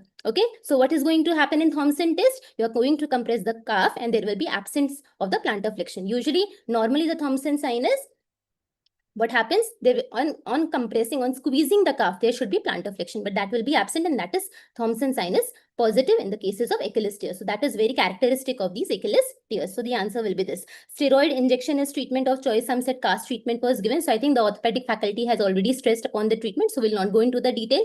And injury is classified using Gottelier system. So this is mainly used for the rotator cuff tear. Okay. So the grading system is such that how much the muscles are being infiltrated by the fat, that is the Gottelier system, and that is used in the RC tears in the shoulder region, right, on the MRI. So that classification is used over there. So nothing to do with this Achilles tear also. Okay, so let's move towards our next question. A 12-year-old child presents with features suggestive of an upper respiratory tract infection. What is the most appropriate next step? So as you are seeing that all the questions are integrated, either with pediatrics, either with orthopedics. So no direct as such question is there. They are more on approach. So I'm sure that the pediatric faculty will be also discussing this in quite detail. So if the patient, if a child has come to you with an upper respiratory tract infection, you think on yourself, even if you have not read, this is very logical question. For the upper respiratory tract infection in a child, no one will be going for a CT immediately, right? Especially if a pediatric patient is there, there are no signs of lung involvement. There is no role of CT, especially in the pediatric patients, right? Digital chest X-ray. So initially, of course, with URTI, see, it's very common in children to have URTIs. We limit the imaging. As per the Alara principle, we have to limit the imaging. So there is no role of the digital chest X-ray as well. So the correct answer over here is no further investigation is required. Most common causes which are there, they are usually viral and they will be usually resolving in a span of 4 to 5 days. Nothing has to be done. No imaging has to be done in these cases, right? Okay. The next question, it was a little tricky question. Gadolinium-based contrast agent, ACR category type 2, can be safely administered in. So the students are saying that multiple correct answers were there in this particular question. So first of all, what is this category 2? So ACR, they have given 3 categories for the gadolinium contrast. So the type 1 category, they are the most unsafe one. They are the linear gadolinium contrast agents. What about type 2? They are macrocyclic contrast agents. So they are relatively stable. See, linear are relatively unstable. There are more chances of nephrogenic systemic fibrosis with the linear ones. What are the linear ones? Gadodiamide, gadoversatamide. These are your linear agents. What about the type 2? The macrocyclic agents, they are more stable. What type of agents are stable? Like gadobutrol? Okay, we commonly use these agents in our routine care. So they are basically testing you for this routine gadolinium contrast agents which we are using in our day-to-day MRI scans. Okay, so the main thing about gadolinium contrast agent is if the patient is having renal failure, especially the cutoff that has been given is less than 30. Okay, for the GFR, if it is less than that of 30 ml, in that particular case, we are not going to go with this gadolinium. That is the main cutoff. Of course, if the patient is having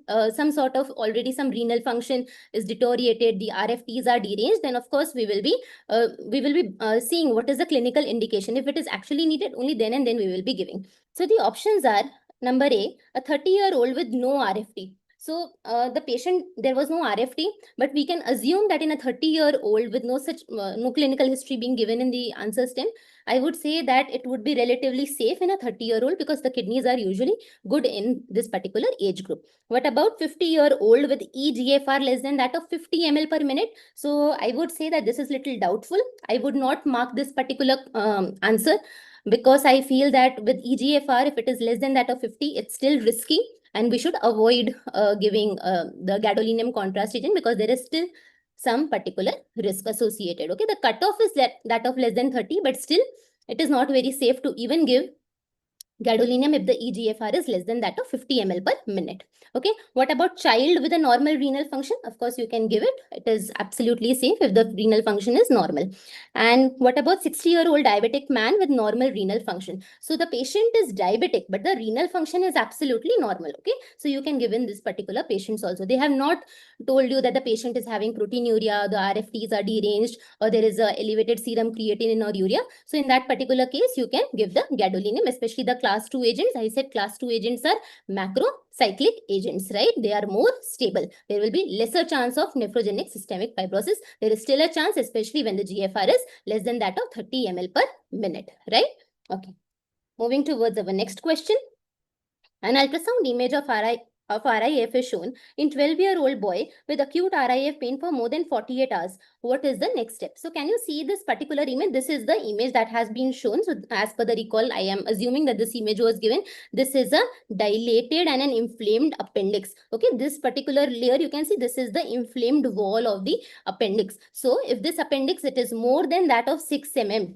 Okay, that is very much diagnostic for an acute appendicitis. Okay, so in this particular case, it was a 12-year-old boy. So this will come in the pediatric category, right?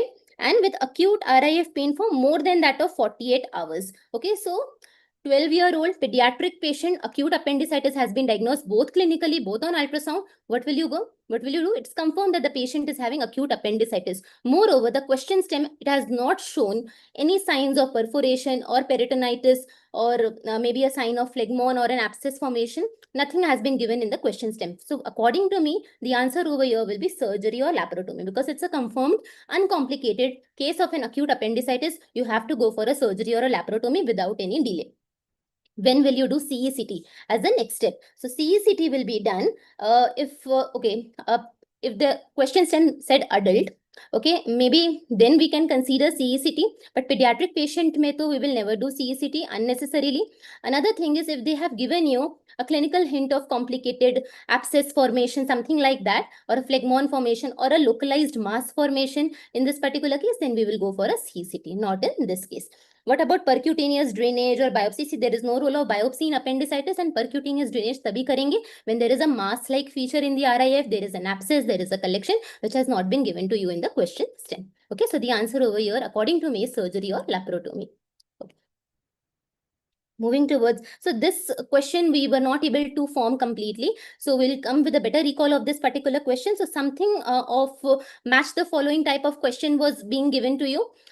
So there were some pathologies that were given and the imaging modalities were given. So again, in recall, we have covered quite in detail about the various investigation of choices for various lesions. So I think that should be helpful to you. So what about A? So thyroid nodule. So anywhere thyroid comes, first investigation which is there, it is always an ultrasound. Okay, imaging modality of choice is also ultrasound. So for A, it will be 2. What about obstructive jaundice?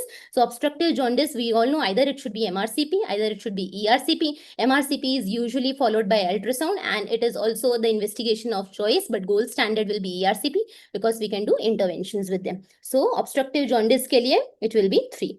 So bacha kya? Pancreatic cyst. So that will be number 1. Of course, for pseudocyst, for acute peripancreatic collections, for walled off necrosis, for everything we use CT. So CT is very useful in that particular cases, right? So we will come with a better recall of this particular question, right?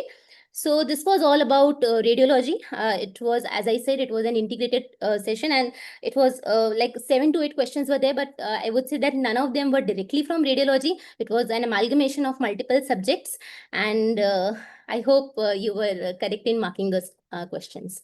Thank you, and over to the next faculty, please.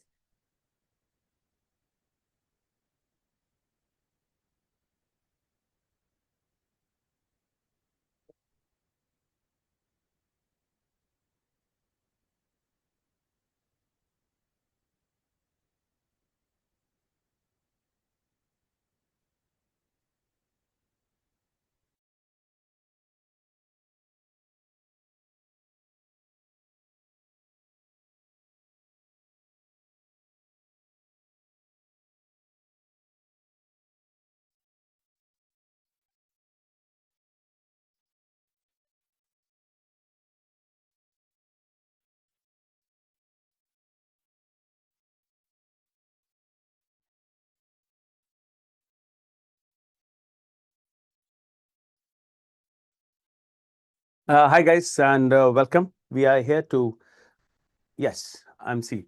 So hi guys, good evening, and I hope you all did a very good paper. And thanks to all of the other teachers who've been discussing nonstop with this PW marathon. I'm sure that each one of you have done that exam in the way INICET is always done. The good exam, you feel that you've read and you're able to answer. And may God bless you with the best results.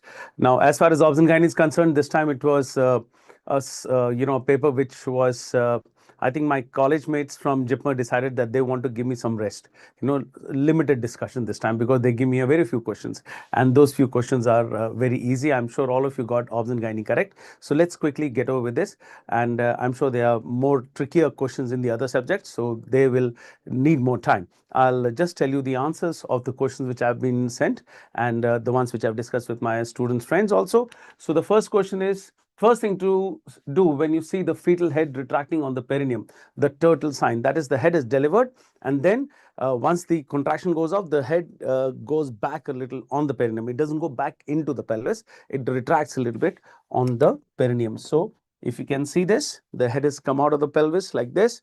It has come out with extension, and then it retracts on the perineum a little bit. So that's typical of the shoulder knot coming out, the shoulder knot delivering. So that is what is known as a turtle sign. So yes, this is a sign for shoulder dystocia. And in shoulder dystocia, what do you do first? This is such a common question, and I'm sure all of you wrote Microbiology maneuver and nothing else. I'm sure you've written Microbiology maneuver.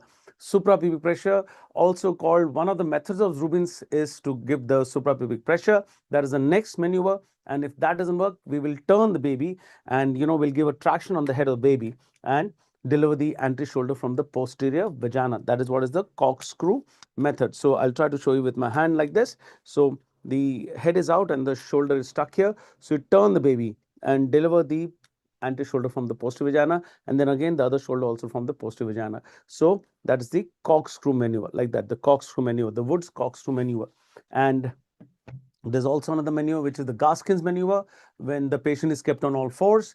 And if that doesn't work, the last thing is to do a Javanese restitution. So the first thing is always the McRoberts maneuver, and no doubts about that. Right. So let me just see, because I'm sure some of you will be giving me some suggestions. So that's why I thought I'll just keep looking at the chat.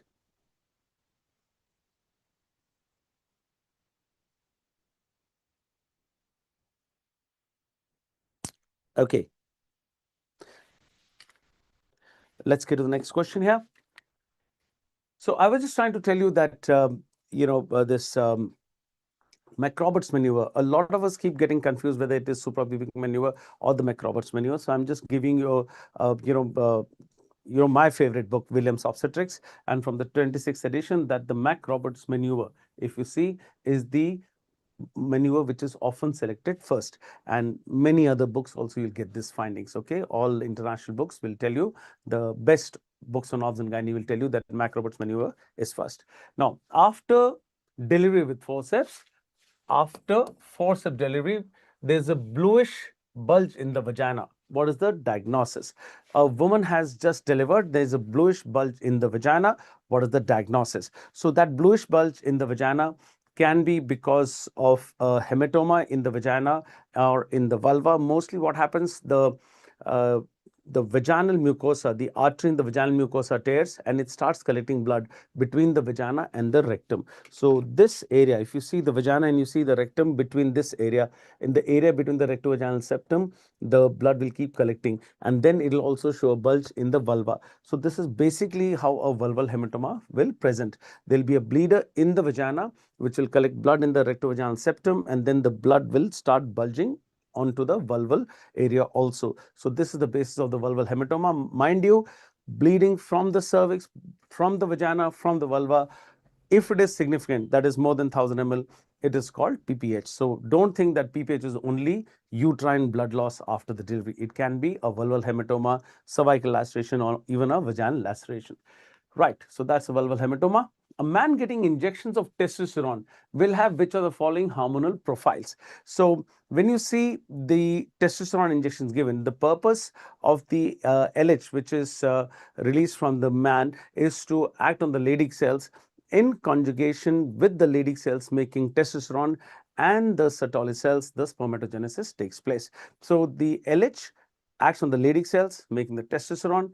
The FSH acts on the Sertoli cells to stimulate them to make the sperms in conjugation with the androgens coming from the Leydig cells. So that spermatogenesis will be suppressed if you give high dose of testosterone injections. In fact, long back, this was used as a contraceptive measure. You give high dose of testosterone, it will suppress the spermatogenesis.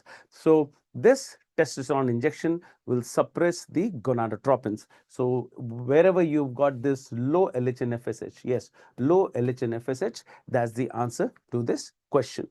Right. So okay, next question. Match the following with the hormonal profile. Now, if you see the hormonal profile of a primary ovarian failure, the ovary is not working, but there is enough stimulation from the brain. So brain is trying to stimulate the ovary to work and give the production of estrogens and progesterone. So if the ovary is not working, there'll be no feedback to the brain. So brain will go on increasing the LH and the FSH. So primary ovarian failure will have a high LH, high FSH, and of course a low estradiol.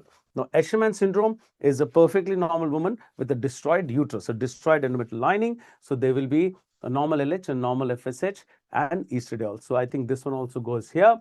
And PCOS and Kallmann syndrome. Now, PCOS is a eugonadotropic or a normogonadotropic hypogonadism. That is an anovulation because of normal levels of LH and FSH. So remember, in PCOS, the LH FSH levels are in the normal range, but the LH is higher than the FSH. The LH FSH ratio is increased. So we'll not get confused. It's known as a normogonadotropic hypogonadism. So PCOD will have a high LH and low FSH in comparison. I don't know what was the exact choice, but it is not in the levels of LH are not more than the normal range. When the LH is high, it causes ovulation, we know, but LH stays high in a case of PCOS. So high persistent LH and low persistent FSH, high LH FSH ratio is what happens in PCOS. So more than 3:1 is the ratio. So in PCOS, we'll say probably this is the best answer. And Kallmann syndrome is a hypothalamic amenorrhea. So hypothalamus is not working. So there's no stimulus to the pituitary. So there'll be a low LH and a low FSH and low estradiol. So that is the way we'll look at this one. What are you guys asking me?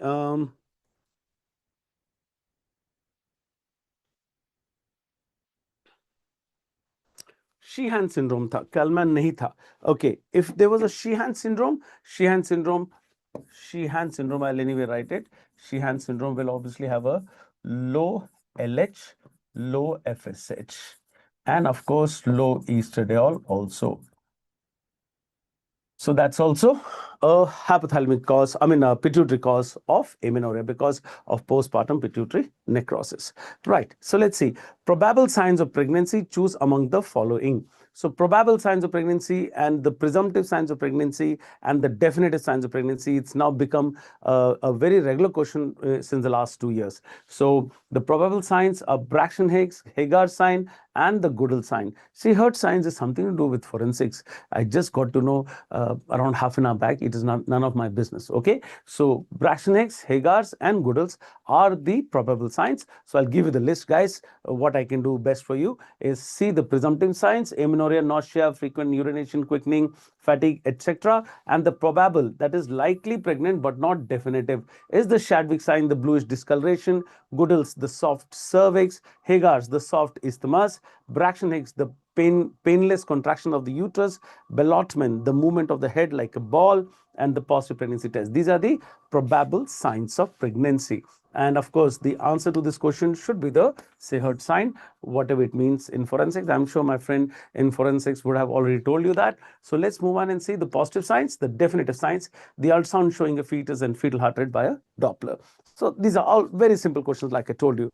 Primary amenorrhea with absent uterus and absent axillary and pubic hair and high testosterone. So this primary amenorrhea with outer uterus basically means the mullerian agenesis. But primary amenorrhea without the uterus can also happen in a boy who's looking like a girl in testicular feminization syndrome. So the only clinically distinguishing sign between these two is the presence or absence of the pubic hair, because androgen insensitivity syndrome, also known as the testicular feminization syndrome, has got a lot of androgens, but the androgens are not working. So there'll be no pubic hair and no axillary hair. So yes, if there is absent axillary and pubic hair and the testosterone is high, mind you, this is a boy. So for a girl, if the person is looking like a girl and the androgens level you do, it will be between 200 to 800 nanograms per deciliter. It will be much higher than a girl's value.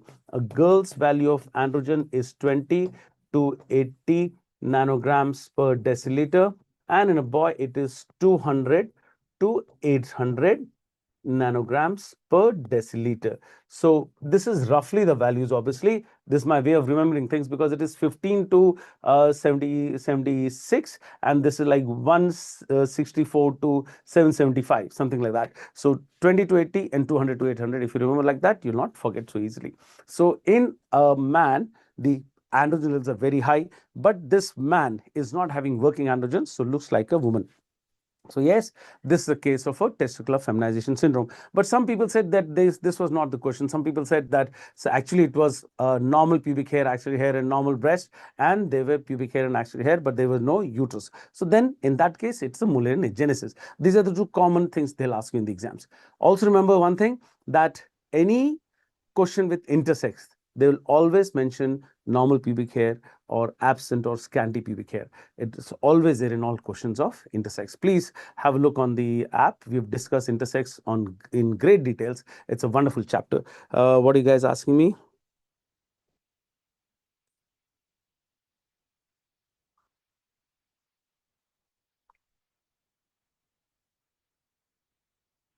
Right. So what's next? Ultrasound given of a monochorionic diamniotic twins. Okay, so monochorionic and diamniotic, like that. There's an ultrasound like that, and which of the following is not possible? So when there are two different sacs, the cord entanglement is not possible. IUGR is possible. Twin-to-twin transfusion syndrome is classically mentioned for a monochorionic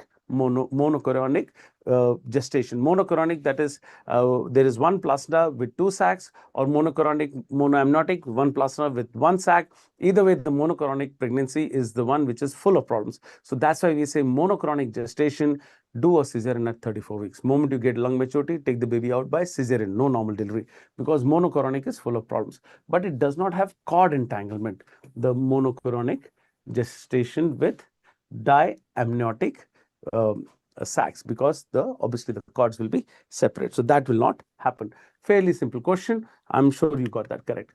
The preeclampsia prevention, you can prevent preeclampsia by low dose aspirin. I think this was a really kindergarten question, because you guys have known this even in your third year of MBBS, that you don't want the platelet function to happen very well, and you inhibit the platelets by the low dose of aspirin, and that platelets, if it is not functioning, it will reduce the thromboxane production. Thromboxane A2 is known to be a vasospastic agent, and that vasospasm will be reduced because if you give low dose aspirin. Low dose aspirin is 75 milligrams, but it can be up to 150 milligrams also.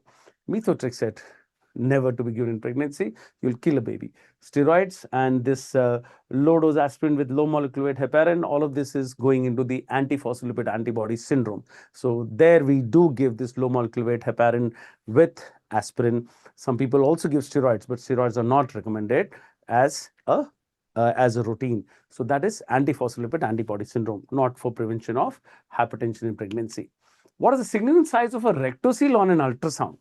Now, there are two questions left for me, and this question is on a transvaginal sonography. What is the significant size to pick up on an ultrasound? I don't know whether it was discussed in radiology, but I'm here for you guys to inform me what was this question, because the question which we ask our students is that what is the significant rectocele for you to, first of all, to see. That is, when can you see a rectocele? If it is something like 2 centimeters and big, you can see. And to cause symptoms to the patient also, it should be around 2 centimeters and bigger, then only the patient will have symptoms. So a size more than 2 centimeters is significant for the patient to present to me and for me to even be able to see. But what is the significant size which can be picked up on an ultrasound? I'm sure the radiologist friends will be better equipped to answer that. I'm not too sure whether that was a question, but never mind. B, yes, I would have said significant size more than 2 centimeters, a significant size of the rectocele which can be picked up by the ultrasound could be the same, because that's the size which I can see with my vision also when I'm seeing the patient in the outpatient department. So yes, maybe 2 centimeters is the best answer, but I'm not too sure of the question.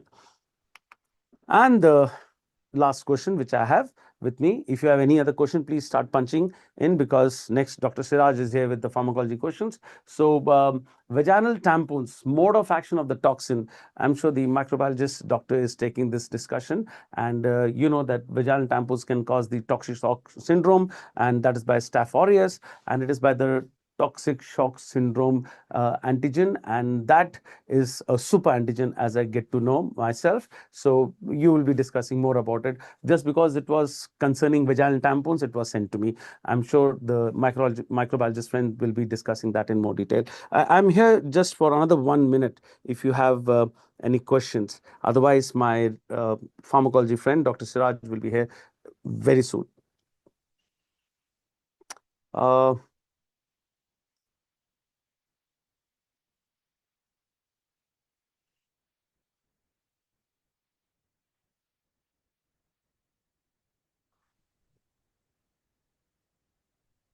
Mechanism of action of the toxin. Yeah, that was a question. So I'm sure Dr. Anusha will take care of that. So I'll take your leave, guys, because I don't want to waste much time, because I did not have much questions. I'm taking a very short class for once in this revisions of the INICET. See you next time with the MCA exam with more questions and more details. And whatever happened to PPH discussion, man, I'm missing it. See you guys. All the best. Thank you, sir. Thank you, Veer, sir.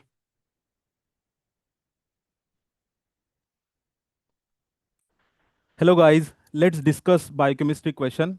I'm not going to discuss in much detail. I will stick to the answer. There were near about 15 to 16 questions on biochemistry. Pure biochemistry, 12 to 13 questions, 3-4 overlaps are there. Multiple questions on the match the pair and the multiple answer type questions were asked from the biochemistry, mainly from the clinical biochemistry, as the recent trend is there. Last 2 साल का अगर आप trend देखोगे, so there were many questions on the clinical biochemistry. So we'll discuss one by one.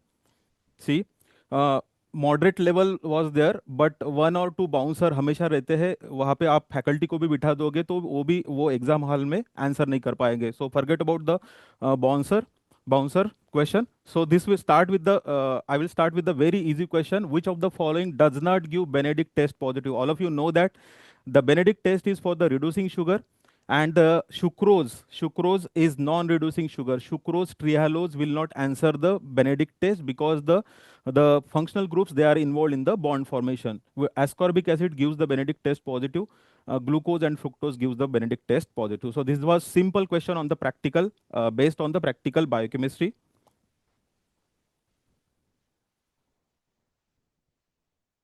Hi everyone.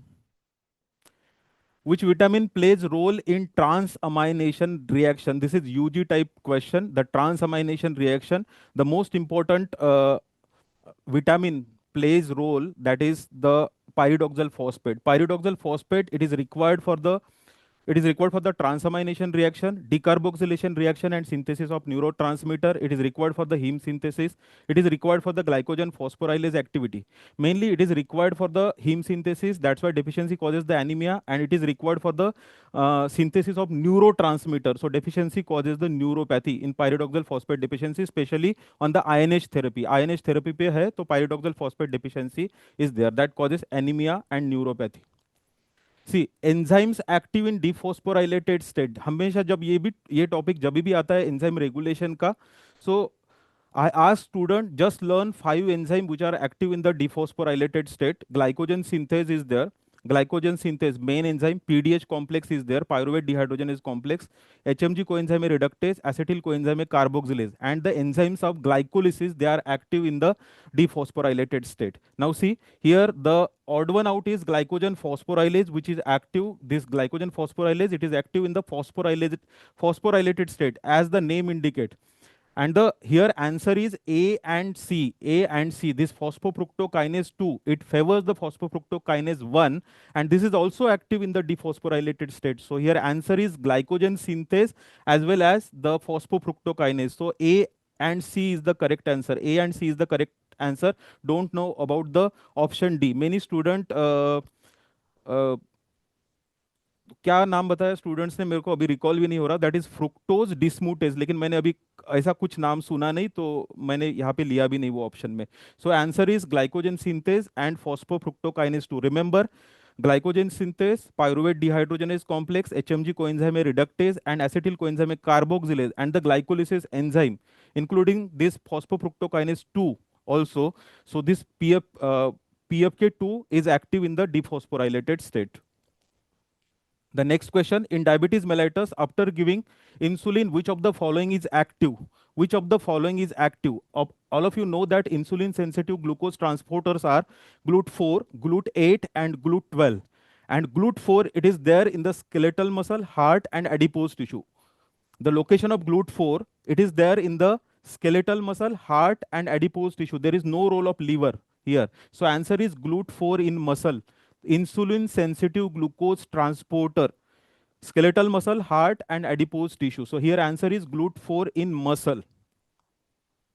The next question is, attachment of primer to the DNA strand is by, this is the process of replication. All of you know that DNA polymerase cannot initiate the DNA synthesis.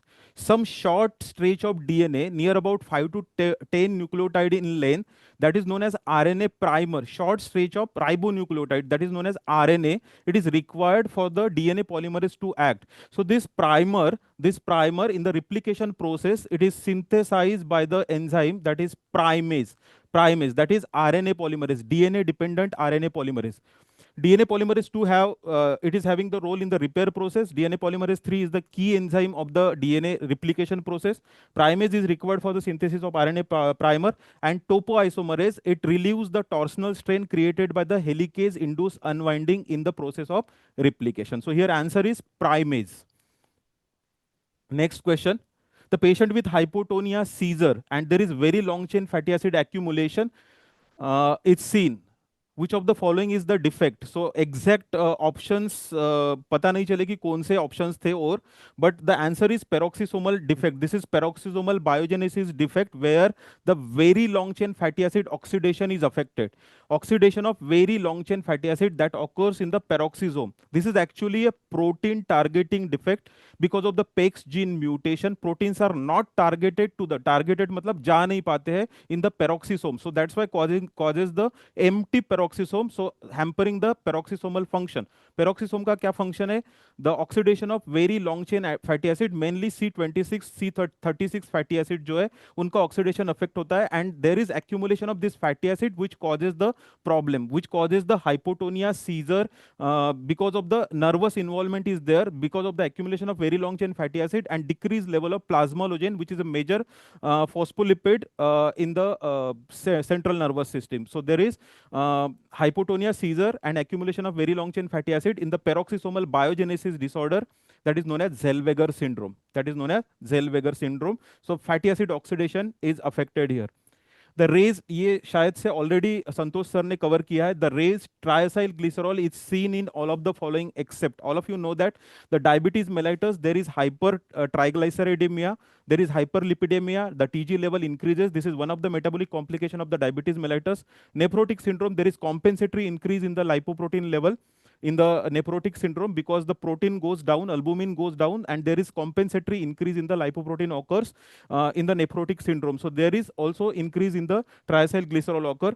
And the hypothyroidism also there is increase in the TG level occurs. The A-beta lipoproteinemia, this is a hypolipidemia, मतलब there is decrease in the lipid occurs. Beta lipoprotein जो है beta mainly beta is not synthesized.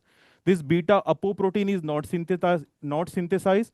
This beta apoprotein is there. It is there in the chylomicron. It is there in the VLDL. Chylomicron, VLDL, IDL and LDL, ये चारों में रहता है, ये चारों में रहता है. एचडीएल छोड़ के सारे लाइपोप्रोटीन में beta lipoprotein is there, beta apoprotein is there. If beta is not synthesized, there is no production of chylomicron, there is no production of VLDL, IDL और LDL. So this is characterized by decrease in the this lipoprotein, chylomicron, VLDL, IDL and LDL. So there is chylomicron and VLDL which carries triacyl glycerol. So there is decrease in the TG which is observed in the A-beta lipoproteinemia. Beta is not synthesized in the A-beta lipoproteinemia. A patient with hemoglobin 8 gram%, decrease mean corpuscular volume and decrease ferritin. What is probable diagnosis? So see, this is a simple case of iron deficiency anemia.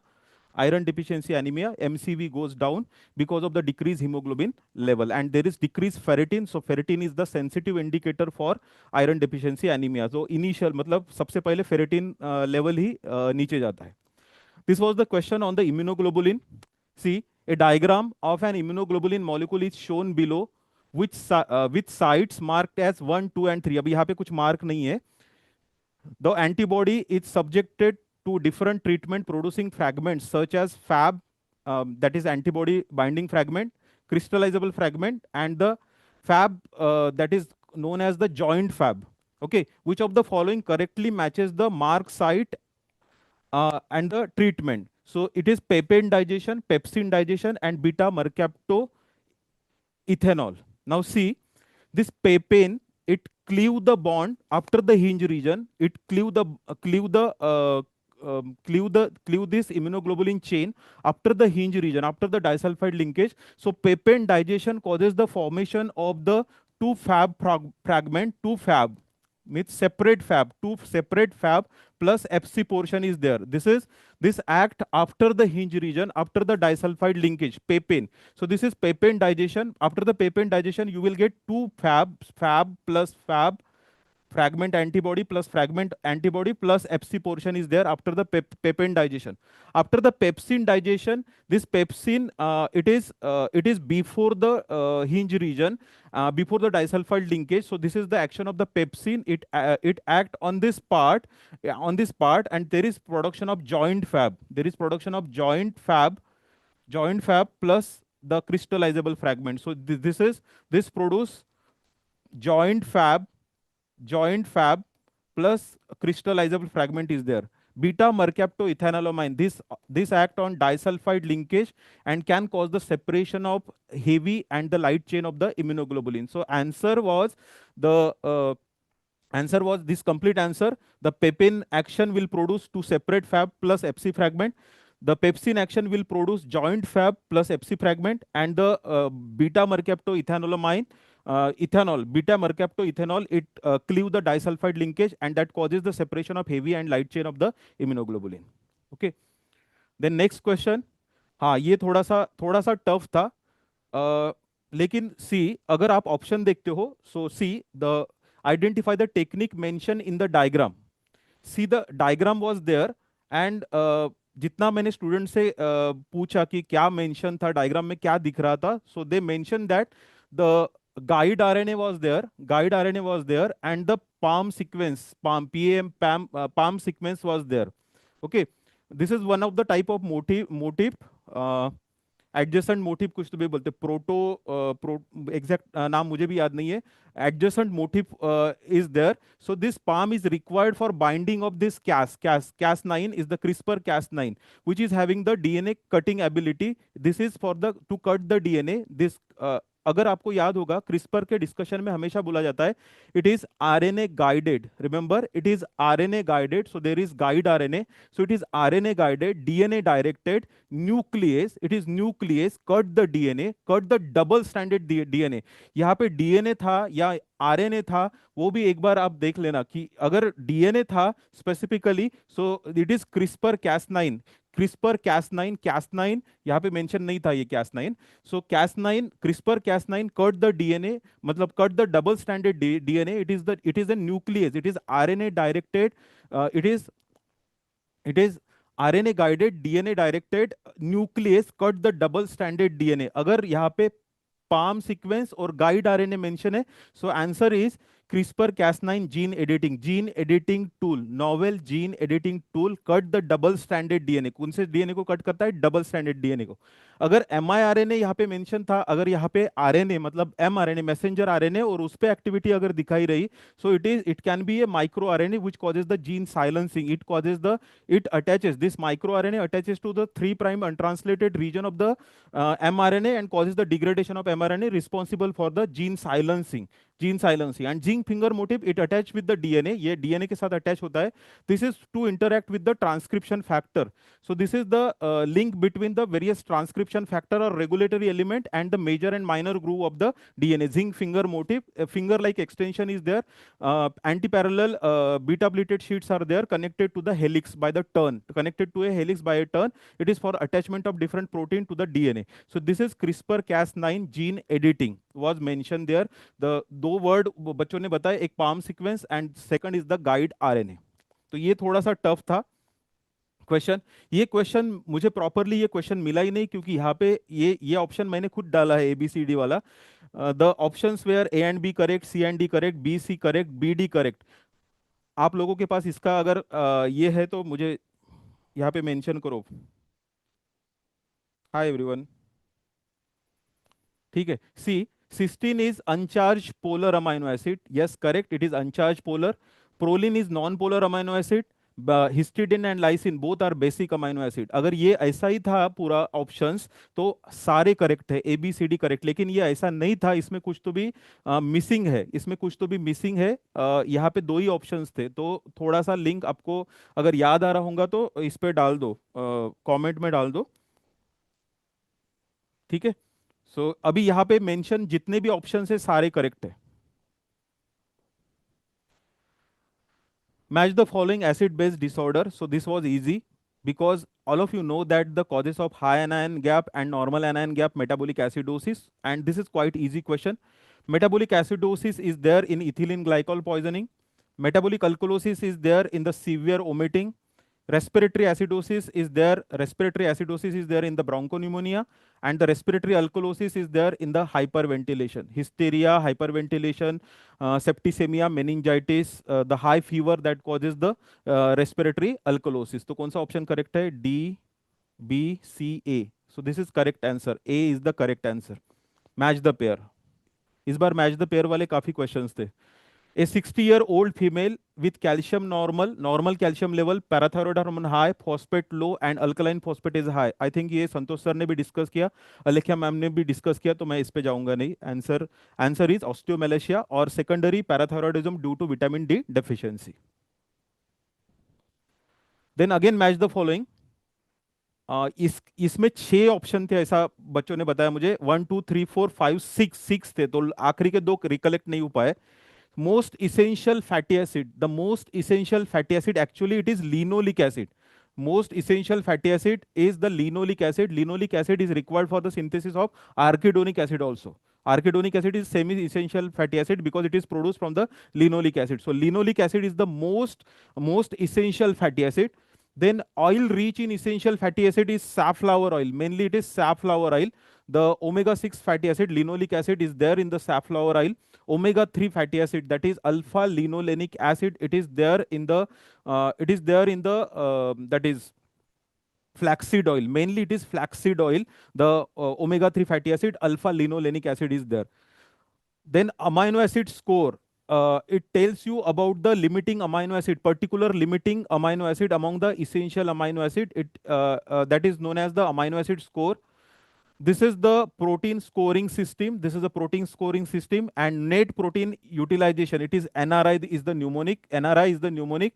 Nitrogen retained divided by nitrogen ingested. It tells you about the quality of protein, that is biological value, and it tells you about the digestibility coefficient. So this is net protein utilization is protein quality plus digestibility component. So quality of the protein, the net protein utilization is there because biological value was not there in the option. So this is answer. So it is 1C, 2B, 3A and 4D. This is the answer here.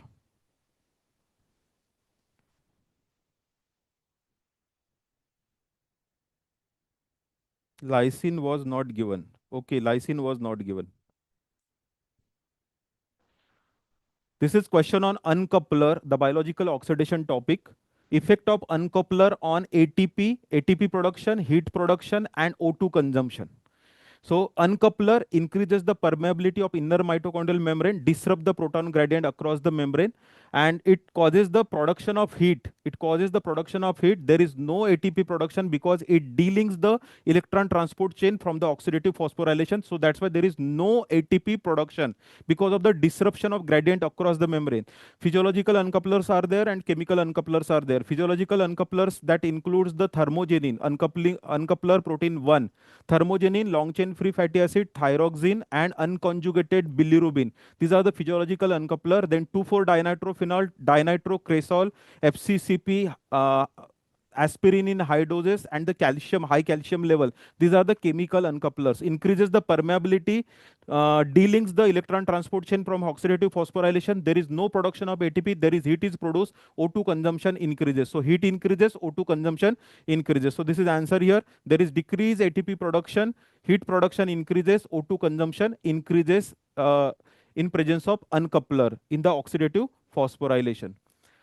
Some student told me that there were question on the SGLT, the watery diarrhea something, and the IV infusion is given. So the mode of absorption is the sodium dependent glucose absorption, that is via the SGLT1. This is via the SGLT1. If the question was there on the absorption, that is the basis of ORS. Why glucose is added in the ORS? Because it is a symport. Glucose and sodium, they carried simultaneously. That is known as symport. इसके लिए हम poem भी बोलते हैं वो, that is Mary had a little lamb and wherever she goes lamb will follow her. जहाँ जहाँ sodium जाएगा पीछे पीछे ग्लूकोज जाएगा, ग्लूकोज के पीछे पीछे सोडियम जाएगा. So like that. So this is SGLT1. So total, near about total 16 to 17 question, of which 12-13 questions were purely biochemistry questions, and 3-4 overlaps between the different subjects are there.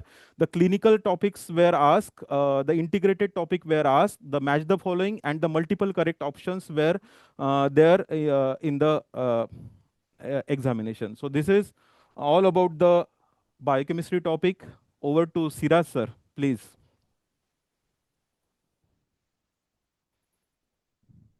Hi sir, thank you very much for Hi, this sir. wonderful biochemistry call, and almost complete, I guess. So we'll have roughly around 20-21 questions of pharmacology.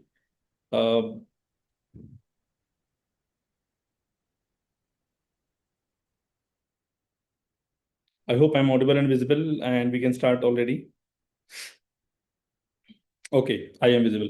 So I'll be very, very quick with all the pharma questions that we have. The very first question in the pharmacology was a patient on drug-resistant TB was started on pretomanid.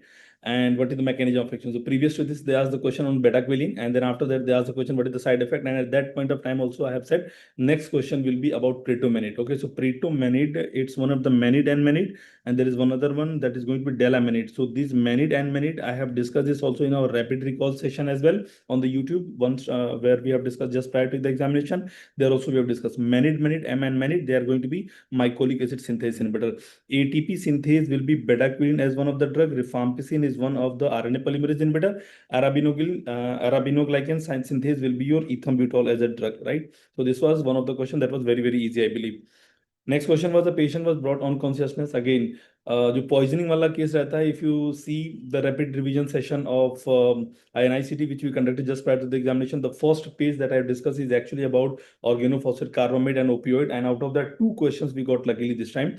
One of this question pinpoint pupil, and मैंने बताया था कि गली से उठा के लेकर आ रहे हैं, रेलवे ट्रैक से उठा के लेकर आ रहे हैं, right? Bradycardia and all. So this is actually going to be a case of opioid poisoning, and opioid poisoning, the antidote is going to be naloxone, right? Others like atropine can be used in organophosphate carbamide, flumazanil, that is for the benzodiazepine, and this is for the methanol or right, ethylene glycol, right? Atropine is for the organophosphate and carbamide poisoning. Correct answer for this one is going to be naloxone. Now, another question from general pharmacology. Luckily, we got 3 questions from general pharma. We always say general pharma and antimicrobial is very, very important. This was one of the questions where we see that there is a sudden fall in the plasma concentration. Sudden fall in the plasma concentration. I always say that there is a curve that is forming that is going to be in the first order kinetics. That is going to be curvy linear graph in terms of your plasma concentration fall. Curvy linear graph. So this is actually going to be first order kinetics. If it would be a case of zero order kinetics, there is a linear fall. Zero order kinetics would be something like this, right? So there is a linear fall. This is actually going to be about a zero order kinetics. So this was also a very easy peasy question, I believe, for all of you guys, right? At any given point, if you feel that question was something else or the option was a little different, please feel free to put your thoughts in the comment section. All right. Calculate the therapeutic index. Now, the number could vary. This is the number that we have 50, 100, 200, 300, 400. The number could vary. Let's say if it is here, it is going to be 400. Here, if it is going to be 200, the number could vary, but the formula remains the same. So in mathematical question, what is important? You should know the formula that you have to calculate the therapeutic index. And what is the mnemonic that we discuss always and always? That tile is the mnemonic. Therapeutic index is equal to lethal dose divided by effective dose. Now remember, lethal dose we calculate in the animal model. In the human model, we discuss TD, toxic dose, because we don't want to kill the humans, right? So in that case scenario, if you are going to see that we have tile, so therapeutic index that is going to be 400 is the lethal dose or the toxic dose, and effective dose is going to be 100. So simply 400 and 400, sorry, 300 here, not 400. This is going to be 300. So if you're going to see 300 and divided by 100, so the answer will be 3. However, as I said, if the number would be, let's say 400 and 200, so you can also just divide 400 divided by 200 and the number will be, right, 2. So answer in that case scenario will be 2. Whatever is the number, what is the important? If it is 4 by 1, then the answer will be 4. If it is 400 and 1, then the answer would be what? 4. Right. So in that case scenario, option would change to 4. What is important is not the number. What is important is the formula that you know. Therapeutic index is equal to lethal dose divided by the effective dose. Tile is the very simple mnemonic. I hope all of you guys have got the feeling beside this question. Okay. If this is the number, then remember 400 by 1, then the answer in that case scenario would be this one. If it is 400 by 1, then the answer would be this one. This is the correct answer in that case scenario. So very easy peasy question. GS of the G protein couple receptor, again GS बादशाह, मैंने बताया था ना, बादशाह बहुत ही stimulant होता है. BDSHA बादशाह. All the beta receptor, dopamine 1 receptor, then we have 5-HT4 receptor, histamine, right? Histamine ka S2, histamine 2 receptor, and we have ADH, or we say vasopressin 2 receptor. So all the beta receptors mediated by GS, beta 1, beta 2, beta 3, all of them. Alpha, right? If you're going to look at the alpha 1, they are going to be mediated by GQ. And this is the one question that has been asked previously also. In the previous one, they asked the matching type. And this time they just changed the question. Topic remains the same, different kind of question, right? Alpha 2 is, alpha 2 is going to be mediated by GI. M1, GQ, and M2, again GI. So this is a very easy peasy question that we got from this one. Adrenergic mentioned. So if in that case scenario, again, adrenergic is going to act via alpha 1. If it is going to be GS of the G protein, they are mainly acting on which receptor? That is beta. एडरेनर्जी कहाँ पे mention था? एक बार Dharmesh please बता दीजिए, एडरेनर्जी कहाँ पे mention था? पिछले क्वेश्चन की बात कर रहे हैं या इस क्वेश्चन की बात कर रहे हैं? Meanwhile, we'll see the next one. Novel antidepressant. I think सबने देखा होगा. Trazodone तो देखिए highly hepatotoxic की वजह से, priapism की वजह से we don't use. Novel is going to be vilazodone. Blonanserin, this is one of the antipsychotic agent for the Parkinsonism. We use antipsychotic.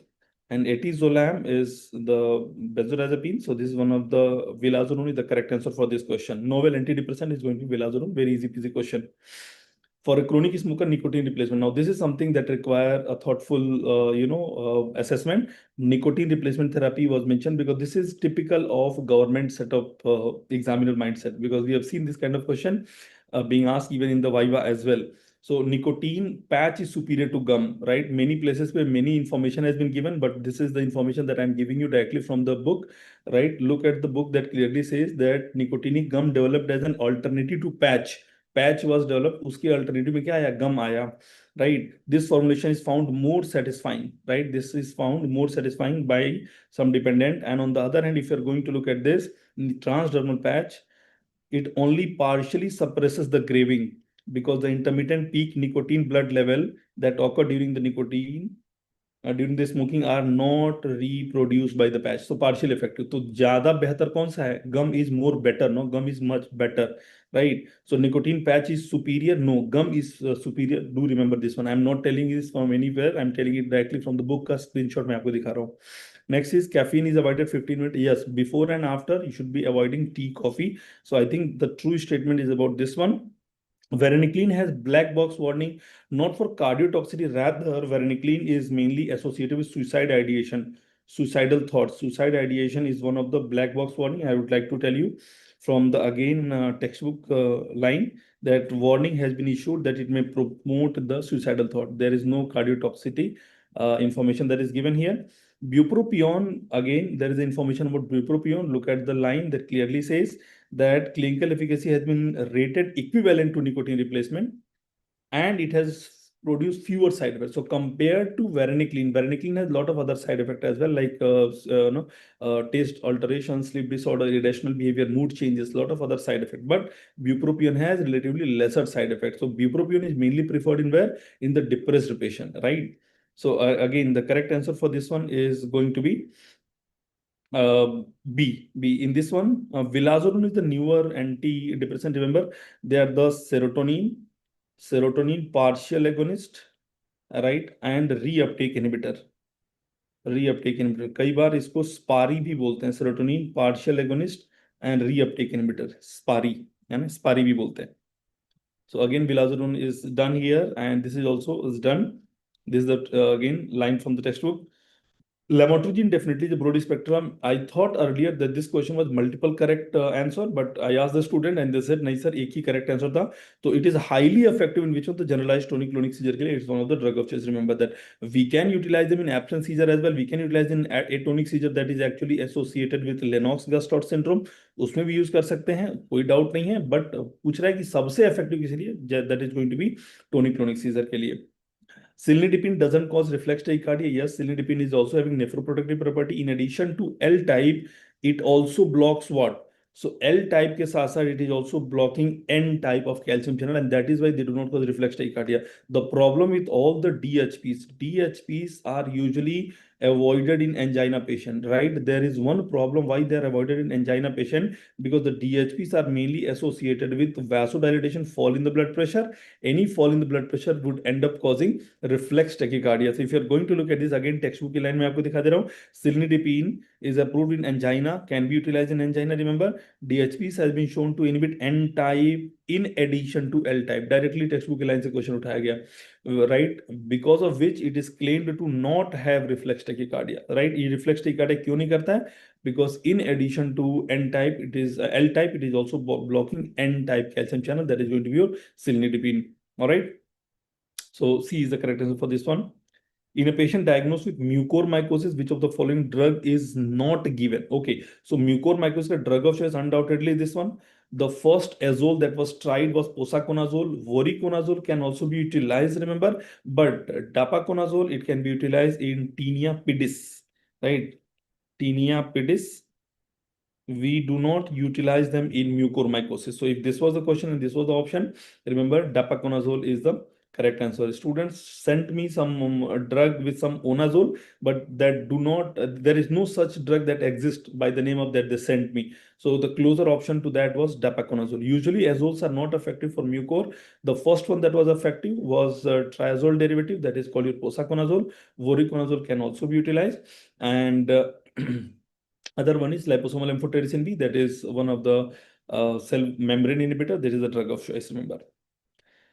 A patient with seizure disorder associated with Dravet syndrome, he was started on fenfluramine. So fenfluramine actually is an anti-obesity drug. It was banned because of the cardiotoxic. So what is true statement? It do not cause auto or hepato, rather it is causing cardiotoxicity. Fenfluramine को ban ही इसलिए किया गया था. It was, right, it was an anti-obesity drug, right? इसको ban ही इसलिए किया गया था because cardiotoxic even ज़्यादा करता था, right? And remember, it is currently utilized for seizure disorder associated with the Dravet syndrome. Okay, Dravet syndrome and also Lennox-Gastaut syndrome, उसमें भी use कर सकते हैं. Okay, the atypical seizures that we have. Correct statement about the therapy that is of ESBL producing organism. extended spectrum beta lactamase producing organism. Okay, so extended spectrum beta lactamase producing organism that we know, they are the cause of the resistance. So piperacillin and tazobactam, definitely they are the effective alternative. Carbapenem can also be utilized, and these beta lactamase are being produced by the plasmids. I mean, that is the cause of the resistance, so that is also correct. First generation cephalosporin like cefazolin are effective, well third generation non effective. ये option जो है reverse कर दिया. First generation not effective, second generation में except cefaclor others have found to be effective, third generation are also effective. Cephalosporin में third generation are effective, and even carbapenems are also effective, that is also among the one of the beta lactam. So this it has been reverse, है ना. तो first generation not effective, लेकिन यहाँ बोला है कि first generation are effective, so that is not correct. So we have 1 2 3 1 2 3 are correct, that is going to be C. Right, C. So if you are going to look at questions like this, it will be initially a little difficult, but if you are going to read options like what is given in the 4, you will end up finding your correct answer. Which of the following statement about the antiplatelet drug clopidogrel and ticagrelor is correct? See, clopidogrel is one of the irreversible P2Y12 inhibitor. टीका ग्रिलोर, टीका तो मैं बोलता हूँ टीका है ना. टीका हम चिकन टिक्का ओरली खाते हैं ना. So they are the oral reversible P2Y12 inhibitor. Clopidogrel high risk. Remember in multiple studies it has been found that ticagrelor के साथ इंट्राक्रैनियल ब्लीडिंग ज्यादा है.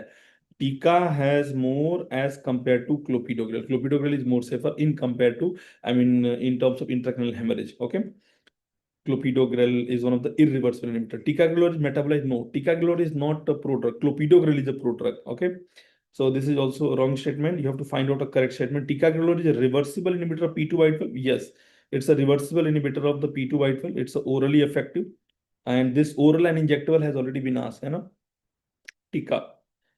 And then there is also something called your can-grelor. ये cannula से देते हैं. So अगले potential MCQ ये होगा. ये इंजेक्टेबल है, इंजेक्टेबल रिवर्सिबल P2Y12 इनहिबिटर, है ना. They are injectable reversible P2Y12 inhibitor. Ticagrelor is irreversible. No, ticagrelor is a reversible. All right, ticagrelor is one of the reversible one. All right, so correct answer for this one is C.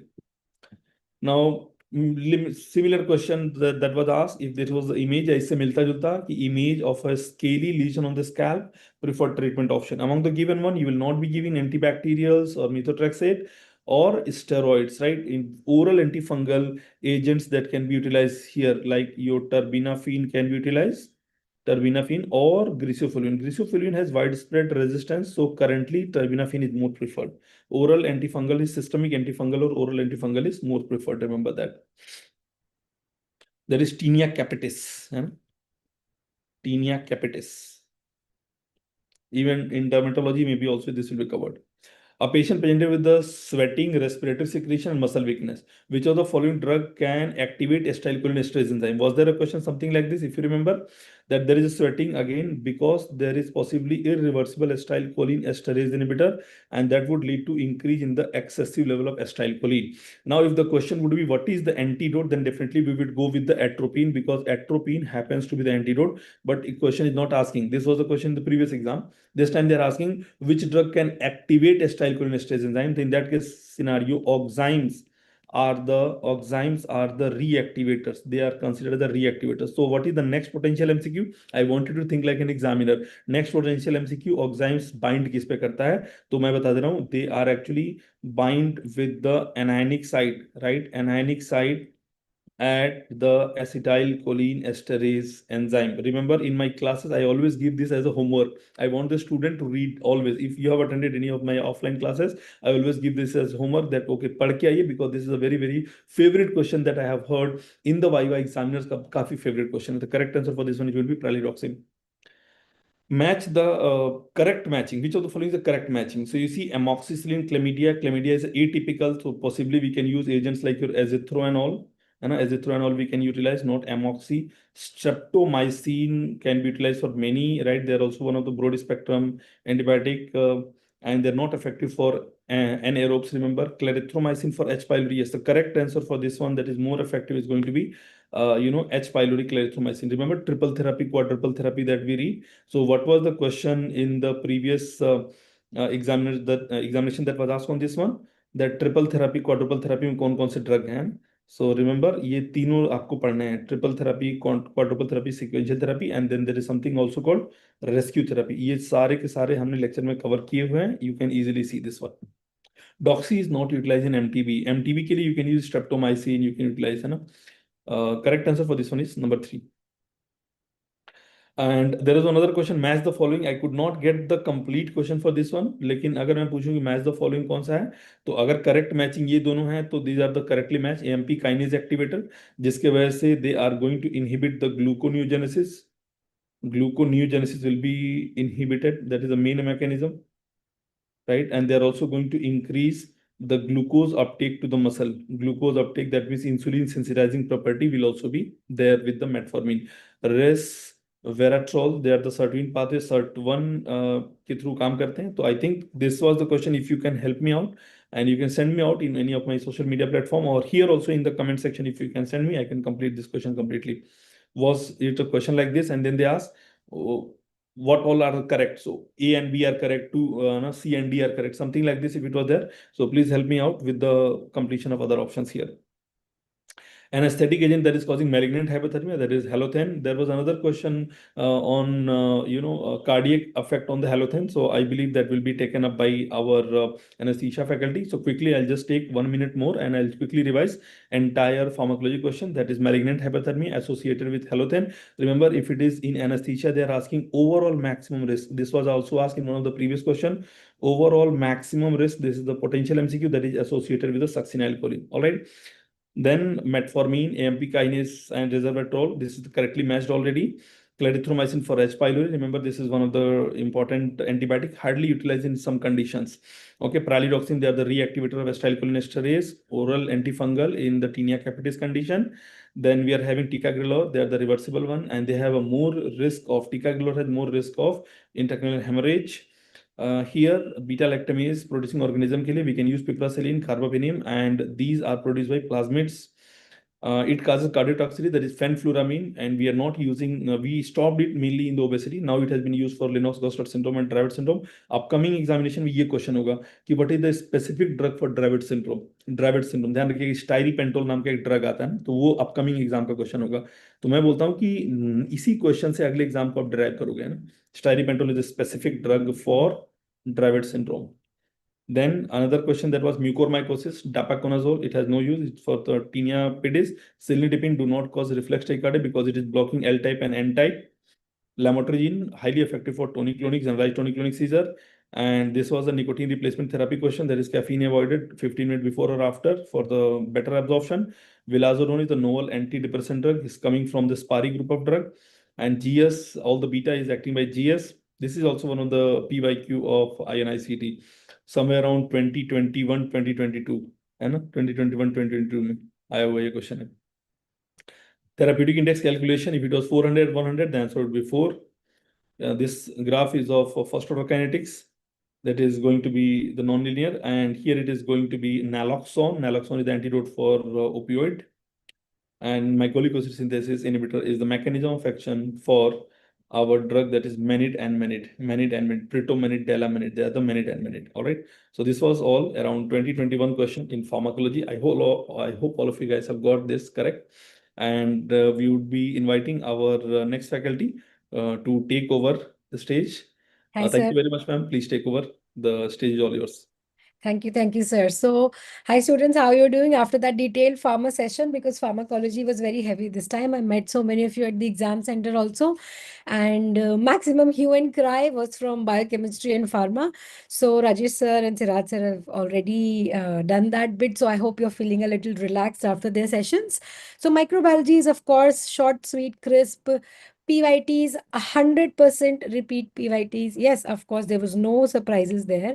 So if you have attended the marathon, if you have done the PYTs, you would have found absolutely no problem in this exam, except for what I've realized that yes, of course, there were the application-based questions. So total, as expected, 13 plus minus 2 questions came from microbiology, just like the past years. There was, of course, a lot of overlap. 2 odd questions of dermatology, 2 odd questions of pharmacology, 1 or /2, actually just 1 question from gynae. Since gynae was a little less this time. So not so much overlap happened. Just as usual, microbiology is going to get overlapped with clinical scenarios, with treatments, but you obviously have to find the buzzwords in the question. You obviously have to find the images, and you have to recapitulate what you've read in microbiology. So there's a lot of overlap. So there were no surprises in microbiology, 100% PYTs. But how did they test your application? Let's find out. So wherever I could in the short time, I've added a few images of the topics being covered in the marathons. Otherwise, of course, each and every topic has been covered in the rapid revision series, in different marathons, in the PYQ series, right? So no surprises there. See, in this question, they wanted you to simply understand that the patient has underwent splenectomy, right? Splenectomy. So the only thing required for you to understand, even if you don't understand anything from the following question, you just needed to know that where do capsulated organisms go to die? They go to die in the spleen, right? So that is where a capsulated organism would die. If somebody has had a splenectomy and they go on and get infected because of any reason, right? Which is the organism which is going to affect them the most? The ones which are capsulated. Which out of the following is capsulated? Strep, pneumonia, end of story. You did not need to know anything else about it, right? Mycoplasma, Pseudomonas, Mycobacterium, they have nothing to do with capsule. So splenectomy, that is why this was the correct answer. Then next one, 38-year-old man, HIV infection, CD4 count, right? Close to 50. We study that. Now, of course, this is a histopath image. But so many times we have focused on the fact that parasitophorus vacuole is made by the Cryptococcus group, right? Cryptosporidium group. So, of course, over here you can see the parasitophilus vacuoles on top of the brush border epithelium. So many times we have done this and revised this. So they're talking about HIV positive person with diarrhea, fever, fatigue, whatever. Colonic biopsy done, persistent symptom, histopath, image. What is your diagnosis? Cryptosporidium parvum, no doubts over here. Just the parasitophorus vacuole was the concept needed. Of course, if it was Giardia, you would see them in the lumen with their, flagella and everything. So no doubt, since they are anyways talking about an HIV positive infection person. So the first thing that should come to your mind is the HIV diarrheas, which is the 3C brothers. Yes. 26-year-old, sexually active. Absolutely no doubt here. This is, of course, an overlap with derma and microbiology. So multiple painful vesicle lesions over the scrotum associated. So that's the catch. Multiple painful vesicular lesions. 2-3 days associated with burning sensation, dysuria, grouped vesicles on erythematous base over the genital lesions. Of course, there's no problem. We have always divided the genital ulcers divided into two as painful or painless. Painless is only syphilis and dono nahi, dono vani, right? Of course, the rest are painful. Chlamydia trachomatis would not be the case because that would lead to lymphogranuloma, whereas lymph node enlargement is going to be a main feature, right? So, of course, multiple painful vesicular lesions grouped together. Immediately, you're talking about herpes, genital herpes caused by herpes simplex virus. End of story. If it was Haemophilus ducrei, it would be red ulcers, right? It would not be these grouped painful ulcers. Clear cut, super easy, very easy. And that is what we have also understood. Clostridium difficile was an option. Okay. Can you tell me which question you're saying is not there and in which you want that Clostridium difficile was one of the options? The diarrhea questions? Okay, if you have said that in the diarrhea question, C difficile was one of the options. Let me get back and let me see if this is a option which needs to be added. Thank you so much. Yes, let's go ahead. Epidemiologist studying an outbreak notes that all affected individuals develop symptoms with short interval. Now, all of this jazz you did not need to know. What did you need to know? Only that which are the short incubation period causing food poisoning organisms. There are only two, Staph aureus or Bacillus cereus. Of course, salmonellosis is not the case. Staphylococcal food poisoning is going to be the answer because incidence peaking nearly at the same time and short interval. This is all that you needed to know. And since this is like an outbreak type situation, of course, it can be because of food association. So the answer is staphylococcal food poisoning. No doubts here, right? Stool microscope. If you have any differing opinions, if you feel there were other options given, if you feel that question was presented in a different way, please write in the chat box. Like you've rightly said that probably, Clostridioides difficile was one of the options. Please let us know because this is a early recall, and so of course it's not 100% correct, and you only have to help us. So microscopy image, which of the following statements regarding the organism is true? What is this? This is the blastomeres inside an egg, right? You know the blastomeres wala egg is your hookworm egg, right? So hookworms cause what? They enter through the skin penetration and they cause what? They cause cutaneous larva migrans. Transmission occurs through ingestion of contaminated food. Absolutely not. It happens through skin penetration. We know that, right? Represents egg of Strongyloids stercoralis. Have you ever seen that egg? No, we only look at the larva of it. Image represents egg of H. nana. Oh, definitely not. H. nana, the hexacanthus sitting like this with the 3 knives, right? Can cause cutaneous larva migrans. Of course, this is the answer, right? Because we know hookworms can, Ankylostoma brasilense leads to cutaneous larva migrans, right? Ankylostoma is a member of the hookworms. That is what's shown. Of course, this is an overlap with gynae. Green vaginal discharge, you know the question ends right here. Green frothy discharge, you know we are talking about trichomonas. Just to make your life even more easy, they said negative AMSEL criteria and negative whiff test was given as it has been noted to me. Wet mount, क्या मिलेगा wet mount में? The jerky motility, twitching motility, pear-shaped flagellate, trophozoite with the undulating membrane. We all know what is this undulating membrane. It's the one long flagella which is wrapped around the body of trichomonas. No doubt here. If it was bacterial vaginosis, they would have said AMSEL criteria and whiff test positive. In that case, the answer would have been D, which is occlusives. Of course, I'm sure in gynae it has been covered. This, of course, is an overlap with pharma.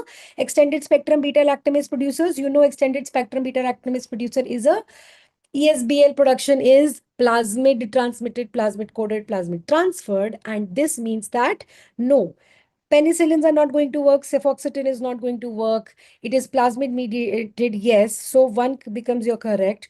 2 becomes wrong. Carbapenems, of course, are going to be your options in this case. What else is going to be the option? The beta-lactam is not going to work. So you use a beta-lactamase inhibitor. So peptide is going to be an option. So 1, 3, and 4 are your correct answers. Why is 2 not correct? It is an ESBL. So of course, penicillin is definitely not going to work on this. Overlap with pharma already done. All right. Okay. Okay. Seems to have stuck. 6-week-old infant remains hospitalized since birth due to prematurity, prolonged NICU stay. You all remember we say that babies have bellies. Yes. So belly is going to be your most common causes of neonatal meningitis. What is this? This is fever, poor feeding, lethargy, seizure. CSF is bacterial meningitis. Of course, you had to find either group B strep here, or you had to find E. coli here, or you had to find Listeria monocytogenes here. What do you see in the list? You see Listeria monocytogenes. So, of course, that is the answer. Quite easy. We always remember babies have belly. Yes. Okay. What is next? 40-year-old woman presents with whatever does she present with? What do we have to focus? Fish mouth in the mitral valve. खुद ही बता दिया, chronic rheumatic heart disease. Of course, we know the answer is group A, streptococcus rheumatic heart disease, streptococcus pyogenes. No points for guessing. Staph aureus overall is a cause of bacterial endocarditis. Yes, so remember that. Strep pneumoniae, no, not a chance here. C. diphtheria, not a chance here. Patient with HIV presents with headache, fever, altered sensorium. Okay. CSF shows budding yeast forms and unstained capsule with nigrosin. See, what is the meaning of this unstained capsule with nigrosin here? We have a habit of saying that Cryptococcus ka staining method is nigrosin stain, India stain. But actually what happens in that? It is negative staining. So that is how AIMS tests your application ability. You all remember, you all understand. The moment you see nigrosin, the moment you see India ink, the moment you see negative staining, you mark Cryptococcus neoformans. You still had to mark that, but they confused you by writing unstained capsule. So actually what is getting stained in nigrosin stain? The background. The capsule, like a lotus, does not retain the dye. That is the property. So many of you got confused because of this. You thought they are asking negative India ink stain. So histoplasma capsulatum, that would have been a blunder if you have made it. So that is why you have to go with all the khidkis of your brain open to these exams. For 24-year-old woman, high-grade fever, hypotension, diffuse erythematous rash, multi-organ dysfunction. Of course, they're talking about toxic shock syndrome. Staph aureus, khud hi bata diya. What is the mechanism of action? You all remember that Staph aureus is a super antigen. Yes. And what do super antigens do? They do side say only. So you will have MHC class 2 molecule. Naturally, an APC presents something to a T cell, which is a CD4 cell with MHC2 molecule. Yes. APC का bicep कौन सा है? MHC2, जिसमें रख के वो antigen लाता है. What happens with the super antigen? Super antigen doesn't listen. Side से it will poke the V beta region. The V beta region of T cell receptor. So अब यहाँ पे EF2 का कोई मतलब नहीं है. Cross linking of MHC with T cell, you knew this. Then they confused you with cross linking of MHC1 with T cell. So that is what you had to remember. अगर T cell activate हो रहा है MHC2, the antigen presenting cell which is going to come, which can be either dendritic cell, macrophage, or B cell, they will all have MHC class 2 molecules on their surface, right? Leading to polyclonal activation, hypergammaglobulinemia, non-specific activation. You know the jazz after that, right? Then 7-year-old child, multiple scaly patches. This is, of course, overlap with derma. And I think Siraj sir has also covered it. You know, they're talking about tinea capitis. And tinea capitis is something which is caused by dermatophytes. And you know, in dermatophytes, all the 3 dermatophytes cause infection of the skin. And oral antifungal therapy is the mode of choice for this treatment, right? You did not even have to. Of course, you should have looked at the scaly and the patchy hair loss, everything they're talking about. But if they have said it suggestive of tinea capitis, not a problem. Even if this was not given in the question, then the patchy hair loss, alopecia, and itching would have been your marker there. So please let me know if tinea capitis, suggestive of tinea capitis, was a part of the question or was it exempted from the question. And if this was the image or there was some other image, please let me know, right? And I shall come up with the corrected version of it. Now, you have to help me with this because I did not get the options of this question. What is the molecular mechanism of action of diphtheria toxin? Diphtheria toxin mechanism of action, of course, we had read it. We had done it in the marathon as well, where we talked about the different mechanisms of action because we were predicting that this is going to get asked. So diphtheria toxin is inhibition of elongation factor 2. You know it. So answer is, of course, ribosylation of elongation factor 2 inhibiting cellular protein synthesis. But I need your help. Please let me know what were the other options. We know the correct option, but do we know what were the other options of this molecular mechanism of action of diphtheria toxin? I can wait for a few responses. If you guys remember, please let me know. Please write in the chat box if you remember what were the other options given. Of course, we all remember the correct option. But if we also remember other options, we can know. Right. So I will move ahead and also help me with this. This question has come Ada to me. Plasmid coated exotoxin of anthrax. Of course, anthrax has 2 important plasmids which code for 2 important virulence factors. One is, of course, the capsule, the protein capsule, and one is, of course, the exotoxin. So had they asked, forgot. Okay, it's all right. So see, most of us, we tend to remember just the right answer because that is what we have marked. So, okay, they could have just given you a bunch of other exotoxins, but you knew that that was the right answer. Was this question there, guys?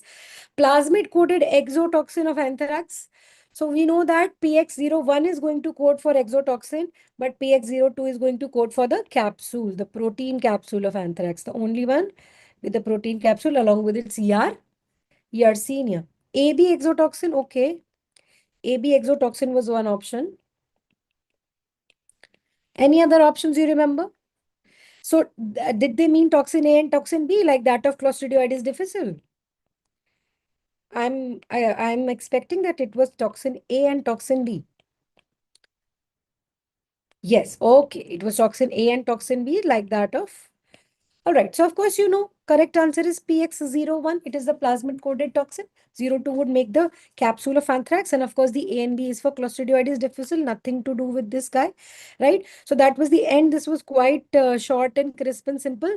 So we now know that there were a confirmed 13 to 15 questions that were there, all from the previous year questions. All you had needed to do was apply the concepts that you know, clear, crisp, clear cut, easy, right? So up till now, very, very quickly, last question में option था.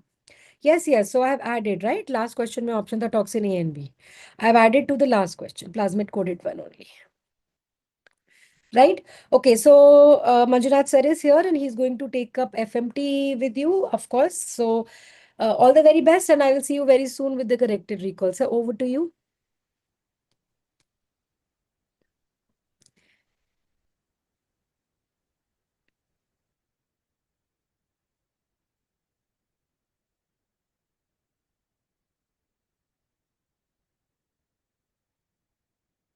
Be associated. Best, and I will see you very soon with the corrected recall. So over to you. Yes, madam. Thank you.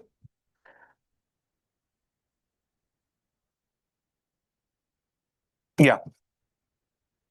So FMT recall, I think FMT questions were quite very easy. Okay, let's discuss all FMT questions in next 10 minutes. Yes, madam. Thank you. Okay, let's start. The first question, as usual, from the identification, that is tattoo mark. I think this is the question asked. What is the ideal depth of pigment deposition in the image? That is basically a tattoo. So options are epidermis, superficial layer of dermis, deeper layer of dermis, and beyond the skin. It is not dermis, not beyond the layers of the skin. The best answer is superficial layer of dermis or papillary dermis is the correct answer. So the answer is B is the correct answer. Okay. Yes. Very easy. The second question, as usual from the POCSO Act, sexual jurisprudence. A 16-year-old girl comes to the emergency department along with her mother with an alleged history of abdominal pain. UST revealed a fetus with a 16 weeks of gestational period. All the following are correct statement except. So the age is 16 years. As you know, the age for medical legal examination, the valid consent, that is 12 years. Inform police, that is true. MTP can be done by opinion of one doctor. Yes, up to 20 weeks, one doctor. Beyond 20 weeks, up to 24, two doctors. Beyond 24 weeks, that is medical board. Preserve the fetus for DNA analysis. Yes. Consent of the parents is required for medical legal examination. That is false. So the answer is D.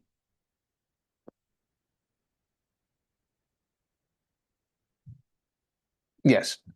And the question number 3, as usual from the organophosphorus poisoning.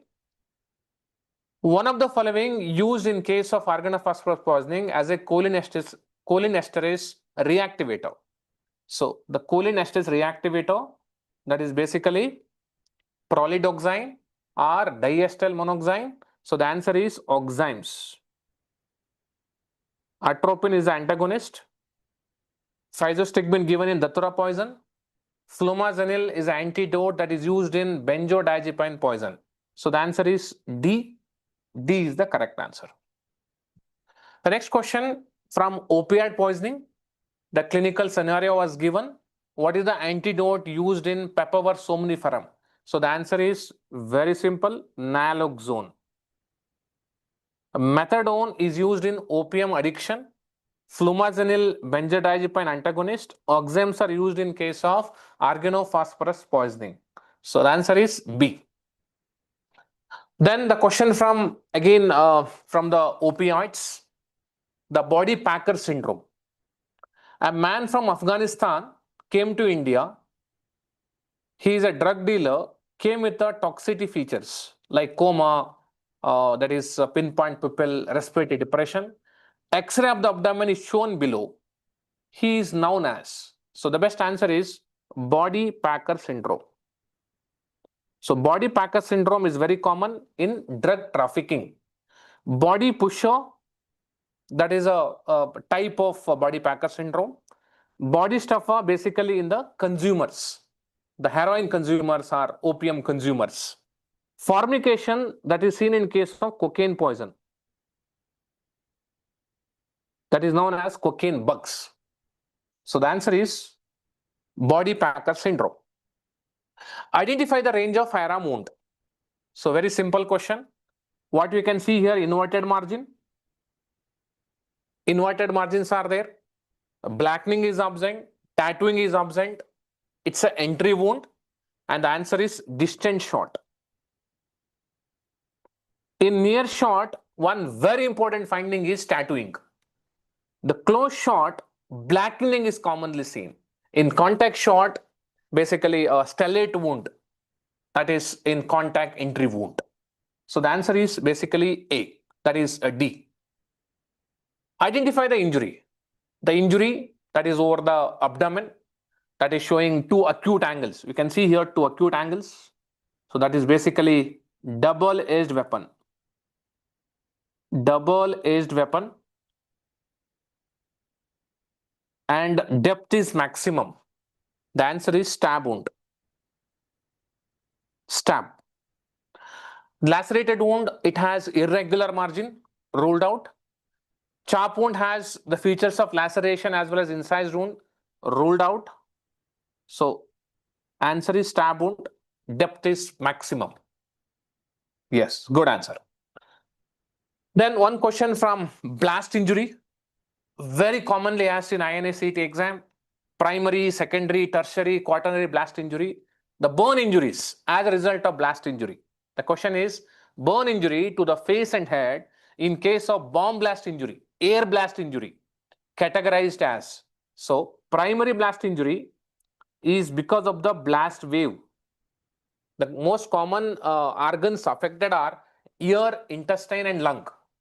Secondary blast injury is the most common blast injury characterized by Marshall triad, that is punctate laceration, punctate bruise and punctate abrasion. So tertiary blast injury because of the victim displacement. So the answer is quaternary blast injury. D is the correct answer. Again, very commonly asked in the exam. Okay? Yes, good. Then one more repeat question asked more than 10 times in last 5 years. Cherry red discoloration. Whenever question cherry red discoloration, your answer should be carbon monoxide poison. Look at this. Match the following. Carbon monoxide. Carbon monoxide is asphyxiant. It causes cherry red color. So that is A, that is 4.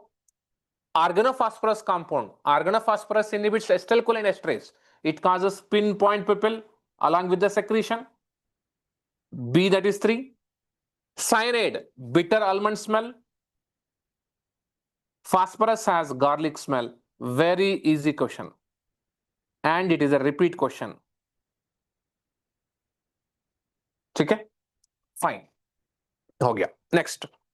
Next question from transportation injuries, secondary injuries, multiple laceration over the face in front seat passenger or the driver.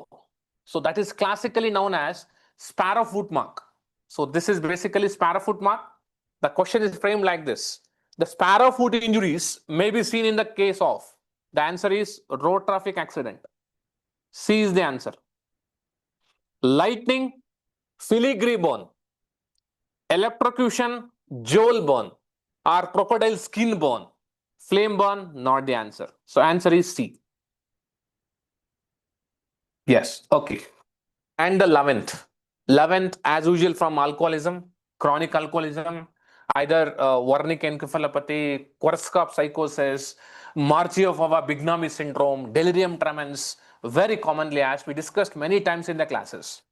So here, this is the probable question that is having memory loss.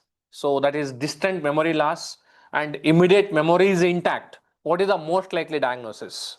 Approximate answer, memory loss and all go in favor of vitamin B1 deficiency. That is basically Korsakoff psychosis. Delirium tremens, the common features are tremor, irritability, restlessness. Alzheimer's disease, not the answer. Wernicke encephalopathy, the mnemonic is GOVA. So in Wernicke, global confusion, ophthalmoplegia, and ataxia are the common features.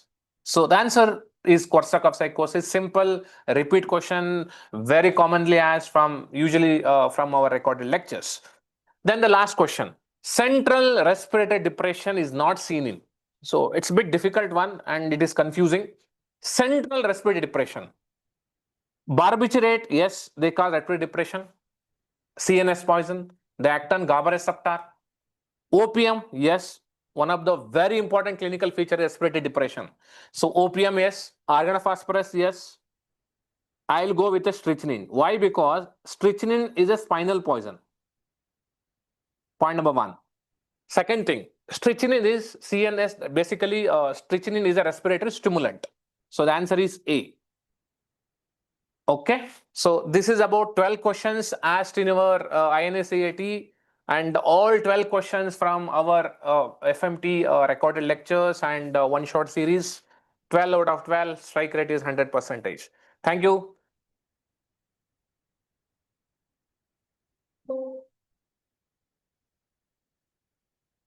Hello everyone, very good evening to all of Yes, you. thank you, I'm sir. Dr. Thank you, Sanchit Kadir, sir. Bajpayee, your ENT Yeah, faculty at PW Med. और इस साल अगर हम ENT देखें, ENT was straightforward. 8 questions I could get out from the recall as per students told me. But इस बार के questions सीधे थे, but yet the options were a little tricky. तो अब हम लोग quickly देख लेते हैं about those important 8 questions which came from my subject, and we will finish off what was important as far as ENT was concerned. अब सबसे पहला जो क्वेश्चन आया था that was about sudden sensory neural hearing loss, and they asked which among the following is the most suitable treatment given in SSNHL. ये मैंने आपको हमेशा बताया, steroids save you from sudden sensory neural hearing loss, right? अब question का इसमें option है, oral steroid देंगे, जेंटामाइसिन विद स्टेरॉइड्स देंगे, इंट्राटिम्पैनिक देंगे कि टॉपिकल देंगे. जब भी मैं आपको ये समझाता हूं in class, the most important thing is, मैं आपको हमेशा बोलता हूं, the first line of therapy किसी भी sudden sensory neural hearing loss के केस में ओरल स्टेरॉइड से होती है. This is the main stay of treatment. अगर ये फेल हो जाता है, then we go for our rescue therapy, and our rescue therapy or salvage therapy is intratympanic injection. तो अगर मैं पूछूं most suitable, आंसर है oral steroid.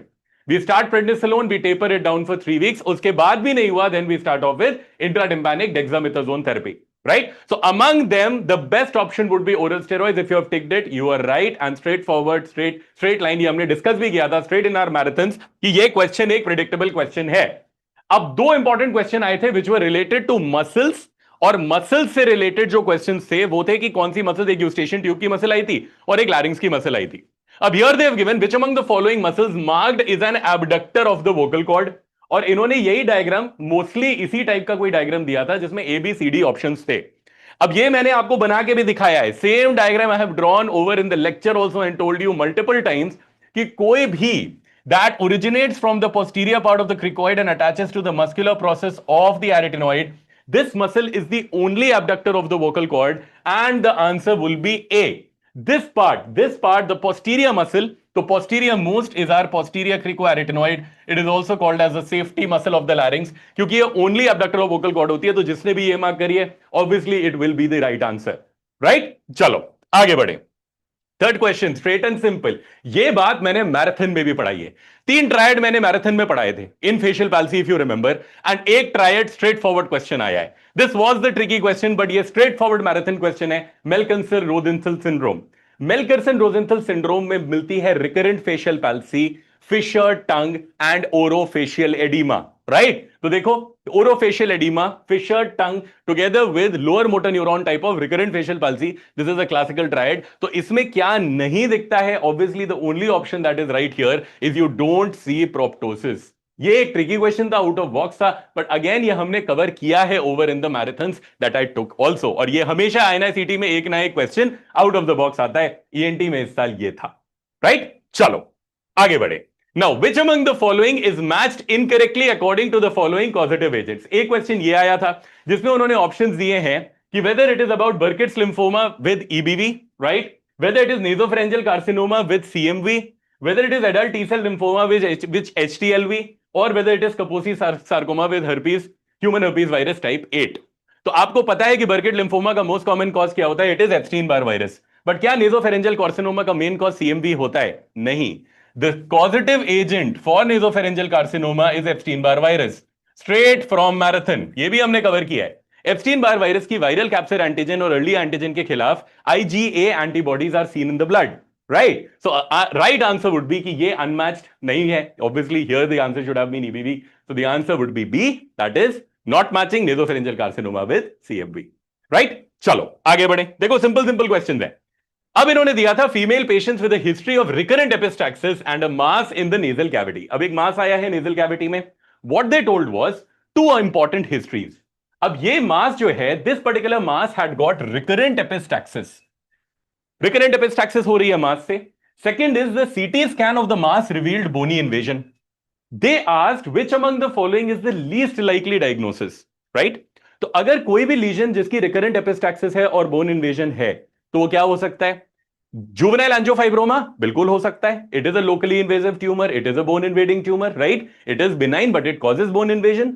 It is causing recurrent epistaxis and it can happen even in females. Rarely 1% case में होता है, but it can happen in females as well. Now comes antrochonal polyp. मैंने कहीं भी antrochonal के polyp के lecture में ये नहीं बताया है. Epistaxis can happen in polyp, but epistaxis के अलावा polyp में कभी invasion नहीं होता. Antrochonal polyp is always non-invasive. वो वहीं रहता है जहां पे वो निकलता है.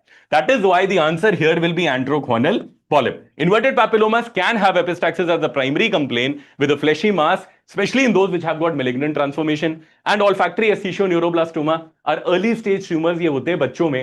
And at the time of adolescence, they usually grow up and they cause anosmia as well as epistaxis as primary complaints. तो इसका answer will be antrochonal polyp. कभी भी epistaxis के साथ invasion नहीं दिखता. ठीक है, फाइन. यही हमने अपने लेक्चर में भी पढ़ा है. कहीं पे भी bone invasion I have not mentioned, but yes, epistaxis can happen in even polyps, usually angiomatous polyps. ठीक है, तो यही ट्रिकी था बस. और पॉलिप इतना आसान है कि ऑब्वियसली आप लोग समझ गए होंगे कि बोन इन्वेजन से पॉलिप ही आएगा. यही डायग्राम मैंने बना के आपको लेक्चर में दिखाया है. And that is why you know this is the point where I say कि लेक्चर्स आर इंपॉर्टेंट, क्योंकि INICET हर साल आपकी डेप्थ निकालता है. अगर आपने डेप्थ देखी है तो डेफिनेटली लेक्चर से निकले हुए कुछ डायग्राम्स भी आपको मिल जाएंगे. वैसे इस साल ये क्वेश्चन आया directly. What they had marked was Eustachian tube की ऑरिफाइस कहीं ना कहीं ऐसे ही आई होगी. And they must have marked एक सुपरफिशियल एक मसल है which is superior and anterior. What is this muscle? This muscle is nothing but this is your tensor veli palatini.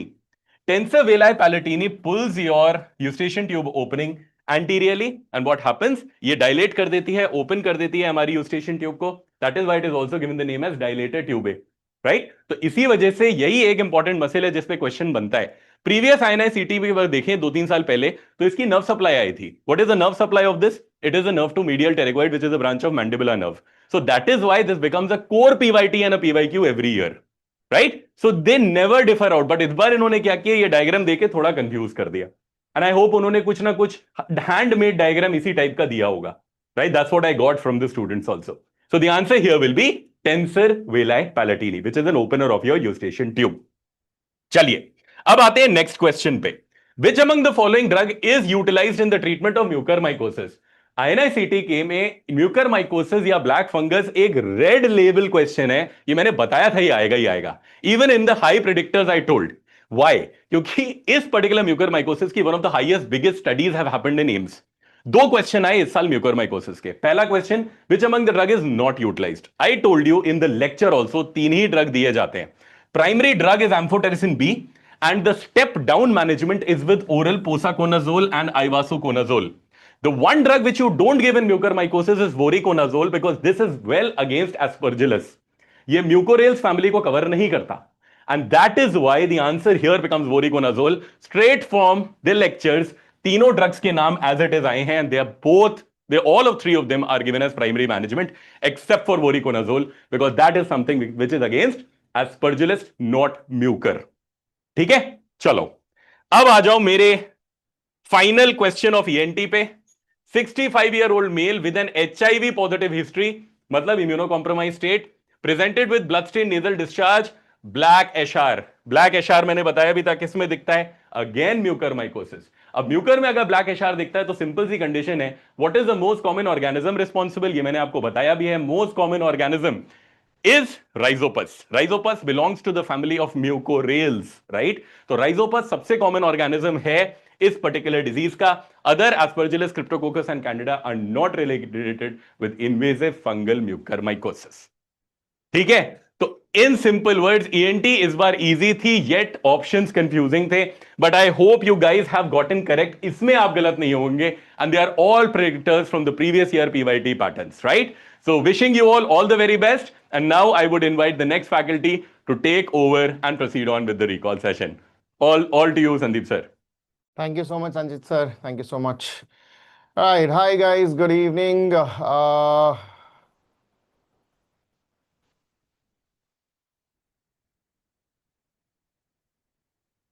right. Can you all see me? Can you all hear me? All right. So, surgery इस बार काफी tricky रही है. It is actually one of the difficult I would say the subject and इस बार के INICET में बहुत सारे I would not say exact bouncers लेकिन बहुत in depth हो गया था because we all know about rectal cancers, rectal surgeries. They've asked you about the principles of dissection. Then they went a little bit और थोड़ा deep में चला गया in terms of hernia. We try to decode it. Surgery might be a very deciding factor for the rank because this time the questions were like that. तो question number 1 है कि main surgical point in total mesorectal accession.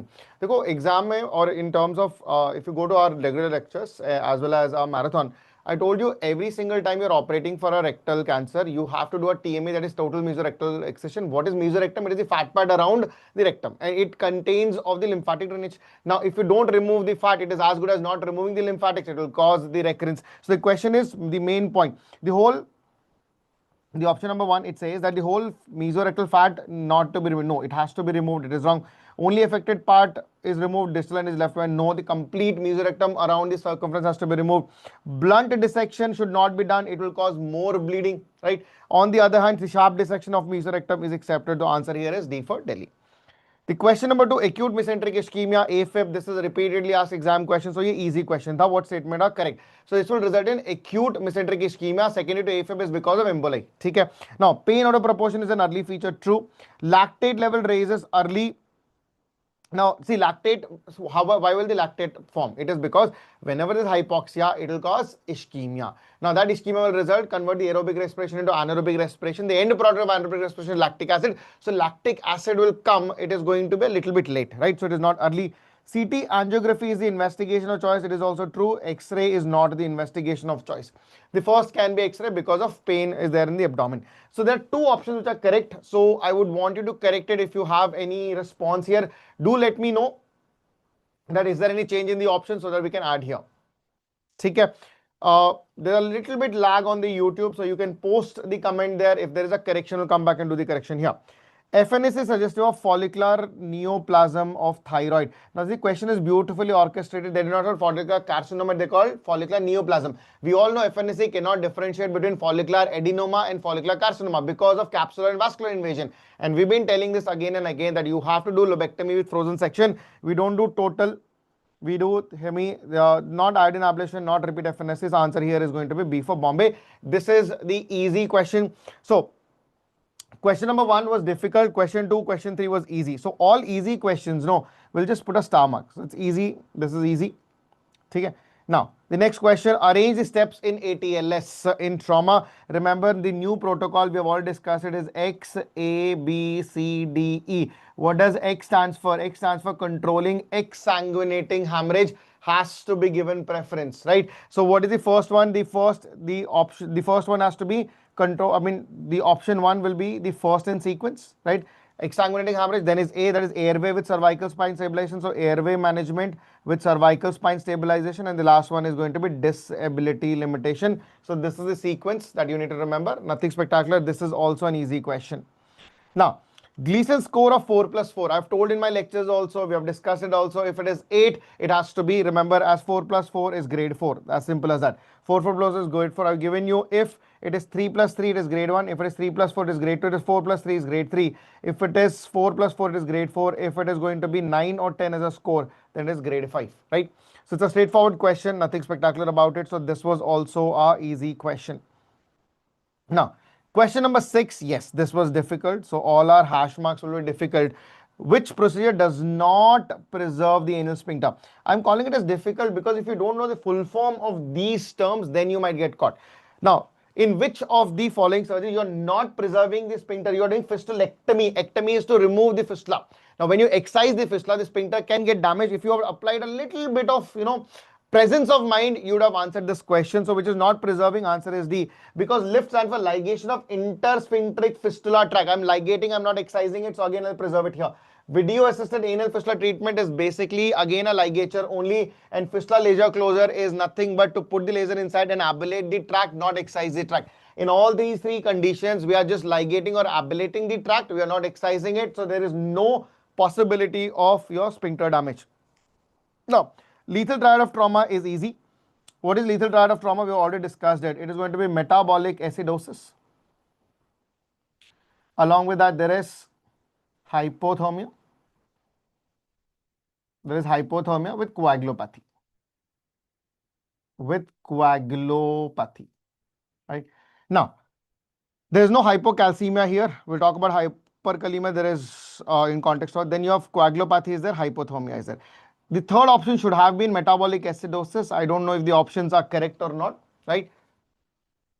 Now, the hyperkalemia can be true because what happens is there is destruction of the cells, right? Now, when the cells get disrupted, why will the cells get disrupted? In all patients of shock, right? There is hypovolemic shock will result in what? It will result in aerobic respiration converting to anaerobic respiration. It will convert the end product of anaerobic respiration is going to be lactic acid. When the concentration of lactic acid inside the cell will increase, there will be activation of lysosomal enzyme, the cell will burst and resulting in hyperkalemia. So it is hyperkalemia can also be true here because it is followed by metabolic acidosis, but hypokalemia nahi hoga. Okay? So answer here is going to be A for Ahmedabad. Now, question number 8, again an easy question. You have a female patient with the left flank pain presented to the OPD with no abdominal distension. Okay, what investigation will you do? Right now, a left flank pain. We're talking about next investigation to be done. If it was mentioned as radiating, if it is mentioned at radiating component, then I would have gone with the X-ray KUB as the first investigation. But here they're asking what is the next one. It is going to be an ultrasound of the abdomen. Now this was this time a slightly tricky question. Now when I say AST grading for bowel injury, beta hypocalcemia occurs later.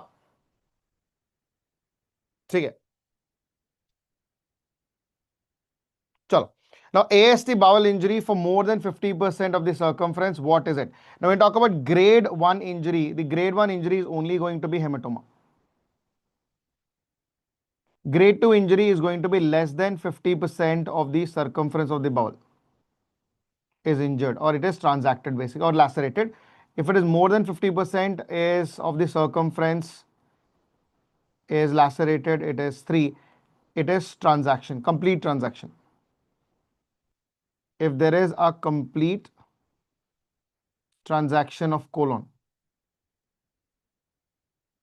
it is 4, and there is something called as grade 5 also, where it is going to be devascularized. It is devascularized. So in our question, they're asking you more than 50%, that is going to be grade 3 injury. That is going to be grade 3 injury. More than 50%, it is going to be grade 3 injury. Now, question number 10, you have a palpable, this is easy one. Palpable non-tender gallbladder with painless jaundice is suggestive of painless progressive persistent jaundice with palpable gallbladder, Courvoisier's law. It is seen in periampullary carcinoma. So you can see in periampullary carcinoma, if given the option, head of the pancreas malignancy also classifies as periampullary choledocholithiasis. If it's a dual stone, then the gallstones cannot cause it, right? So among the given options, the best answer is going to be A for Ahmedabad, that is a periampullary carcinoma or a distal cholangiocarcinoma. Now, this is also an easy question, calculate GCS, repeatedly asked exam question. Eye opens to pain, that is a score of 2. Inappropriate words, there are 3 P's, remember as 3. Localizes to pain, a score of 5. So total of 10, right? So GCS of 10. The main metabolic derangement of refeeding syndrome, this is an easy question. This was asked again and again. We have discussed it before also in our marathon series as well as in our regular lecture. I told you refeeding syndrome, you will see when you talk about all the components in the refeeding syndrome, you will notice the patient will have hypokalemia, patient will have hypophosphatemia, hypocalcemia, but the major one which determines is going, please do not make that mistake. It is not hypokalemia. It is not hypokalemia. It is hypophosphatemia. This is the trigger for electrolyte imbalance.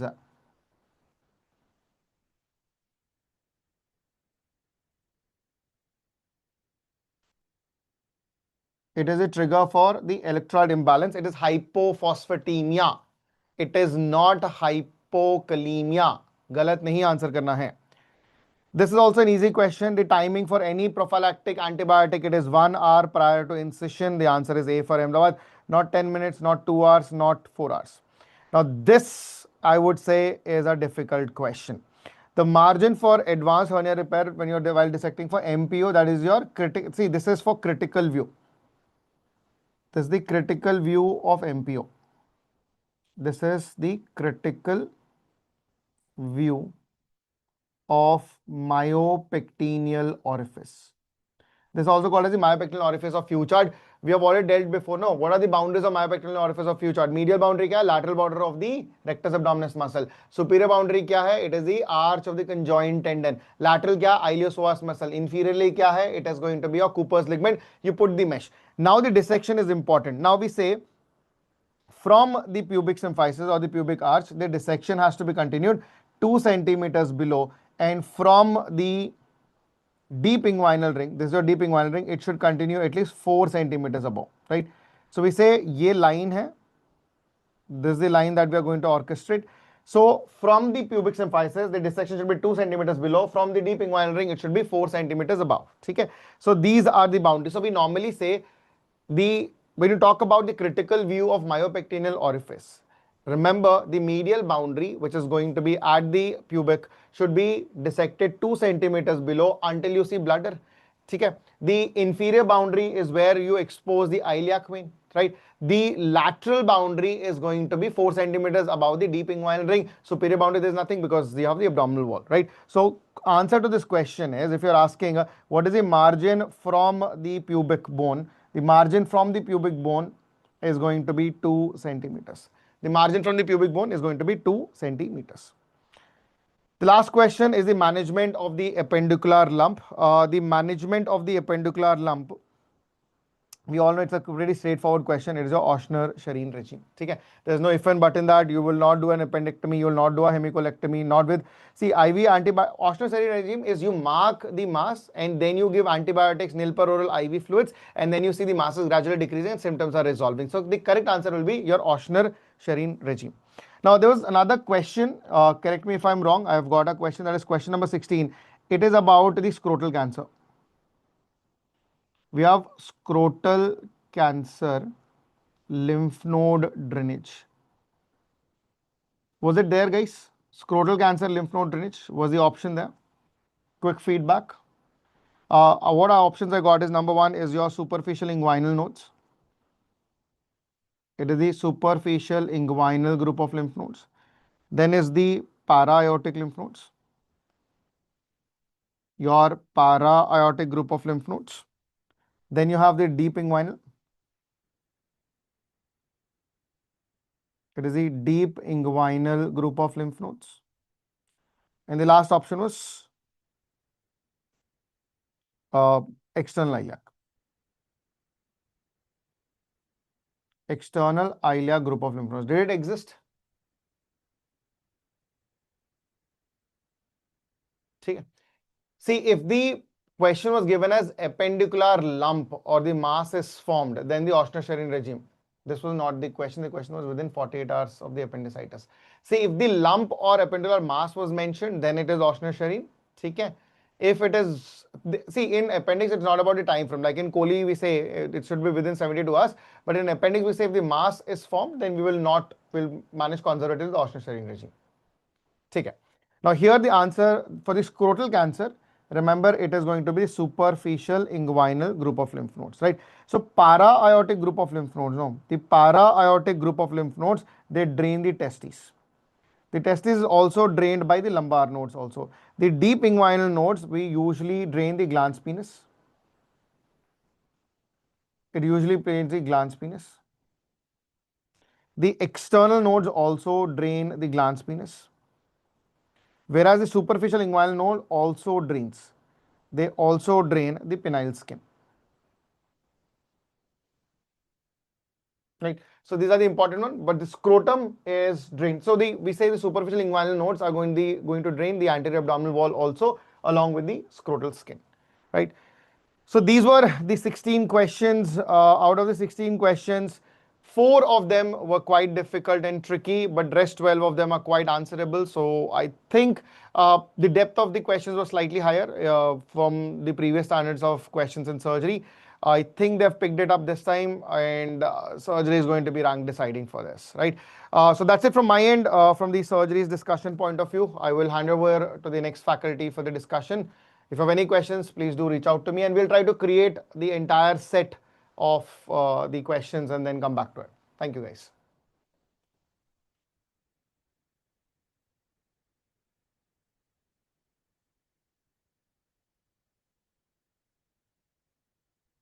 Over to you, ma'am. Hello, Thank you. students. So let's begin the pediatric segment.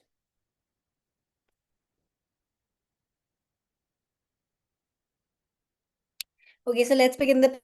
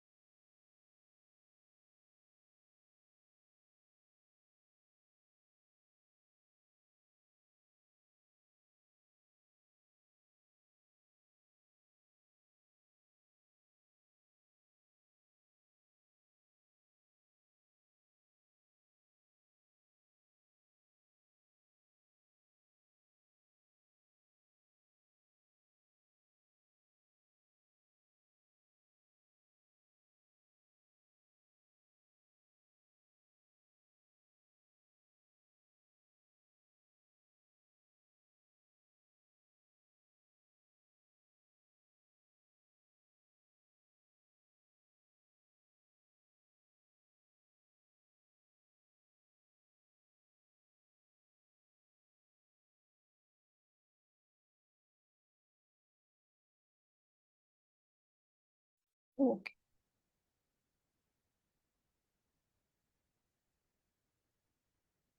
Hello, students. So let's start with the pediatrics part. So, as according to me, pediatric segment was moderate to tough. Why moderate to tough? Because some of the questions unexpectedly, like developmental questions, were slightly trickier, and also questions like most common cause of meningitis in a 6-week-old child. One of the questions was there, and multiple options were given. So, for that, let's begin. So, I'm talking about this question. This was a tougher question. A 20-month-old child walks without support, scribbles, and obeys command. That means all of the initial milestones are given correct, but speaks only one meaningful word. What is the most appropriate next step in the management? In this question, the examiner essentially is testing whether you know the red flags for development or not. And for that, we have discussed multiple times in the marathon videos also the red flags or the upper limit of age of attainment of the milestones. And if you see that single word, the red flag is 18 months. Here the question says that it is a 20-month-old child, right? So most appropriate answer here should be reassurance, right? Because this child has gained one meaningful word, and 2-word sentences usually happens around 24 months of age, right? There is a range 18 to 24 months. But some of the students are saying that this option was reassurance and review after 5 years, which seems wrong. So if you take in literal sense of this statement, that it could be that 20-month-old child has learned to speak one meaningful word right now, that would be a red flag, right? If it would have been given 18 months, then that would not have been a red flag, but now it becomes a red flag. So it could be a isolated speech delay, and you should perform the hearing test in this scenario.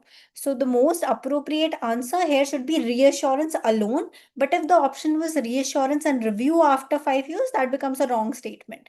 The correct statement in that case would be suspect isolated speech delay and perform hearing test, right? Moving to the next question, which of the following is a common cause of meningitis in less than 6-week-old infant?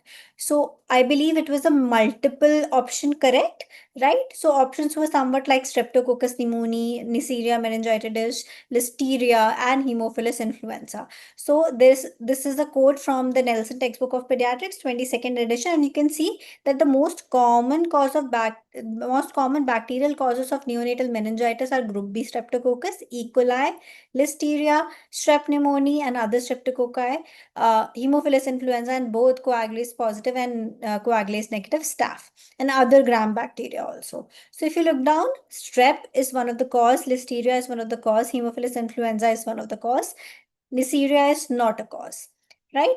And if it was not a multiple option correct, then the most appropriate would be listeria in this case, right?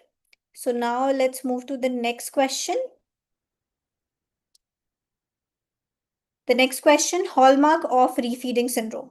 So when we talk about hallmark of refeeding syndrome, again, it is a very frequently repeated question. We all know refeeding syndrome, one of the complications while managing SAM children. What happens when we give high energy diet to such children? There will be hyperglycemia. In response to that, there will be high levels of insulin, and that would cause influx of potassium, magnesium, phosphate into the cell, leading to hypokalemia, hypomagnesemia, hypophosphatemia. And remember, the hallmark here is hypophosphatemia, right? So the correct answer here would be hypophosphatemia, right? Moving to the next question, which of the following is not a feature of Kawasaki disease? We have options like purulent conjunctivitis, non-purulent conjunctivitis, fever for more than 5 days, and cervical lymphadenopathy. So yes, we all know this, that purulent conjunctivitis is not a feature. We see non-purulent conjunctivitis. So let us revise the criteria for Kawasaki. We need fever for 5 or more days, and any 4 out of the 5 mnemonic is cream. Conjunctivitis, which is bilateral non-purulent conjunctivitis, rash, erythema or edema of palms and soles, adenopathy, that is unilateral cervical lymphadenopathy, and mucositis, strawberry tongue, right? Now let's move to the next question. They gave a history like a neonate with blood sugar 38, and the child was otherwise asymptomatic, and they asked about the next step in the management, right? So next step in management, how do you manage neonatal hypoglycemia? We all know that neonatal hypoglycemia is less than 45, right? So if it is asymptomatic, then in cases, if it is 20 to 45, we give a trial of feeds, right? And then reassess after 1 hour. On the other hand, if it is less than 20, then you have to start GIR. If it is symptomatic, then we give a bolus of 2 ml per kg of 10% dextrose, followed by GAR, which we start from 6 mg per kg per minute and escalate further, right? So in this question, if it was an asymptomatic neonate with 38, then we have to give trial of feeds. Trial of feeds or breastfeeding trial would be the correct answer over here. Moving to the next question, maternal transmission of anti-Ro or SSA antibodies is classically linked to which of the congenital heart disease? So it's a very important table that we discuss all the time, maternal conditions and the common heart defects. And we know that if mother has SLE and anti-Ro antibodies, we see heart blocks in the neonate. If the option was heart block, that would be a correct option. If they gave neonatal bradycardia, that again would be a correct answer, neonatal bradycardia, right? Moving to next question. A child with normal early milestones develop regression and repetitive hand wringing movements. This is a classical scenario of Rett syndrome. We have discussed Rett syndrome multiple times again in developmental deviances. So one example of developmental regression where there is loss of previously attained milestones is Rett syndrome. It is an X-linked condition. MECP2 gene is affected. It is exclusively seen in girls and lethal. What do we see here? We see microcephaly, developmental regression, and classical hand wringing movements, stereotypies, right? Hand wringing movements, classical stereotypy we see over here. Moving to the next question, a 20-day infant presented with poor feeding, prolonged jaundice, umbilical hernia, hoarse cry, and hypotonia. All of these point towards congenital hypothyroidism, also known as cretinism. So a very straightaway question, too many buzzwords out there: hypotonia, hoarse cry, prolonged jaundice, poor feeding, umbilical hernia, right? With that, we cover the pediatric section. As expected, there was around 6 to 10 questions usually. We have 9 questions with us. If there is any other question that you have in mind apart from these, you can drop that in the comment section. Otherwise, we can wrap this up. This time, pediatrics, I believe 80% was solvable. 2 questions were tricky, definitely. The developmental milestone question and the most common cause. Rest of the questions were pretty straightforward questions. So with that, I pass on to the next faculty. All the best for your exam.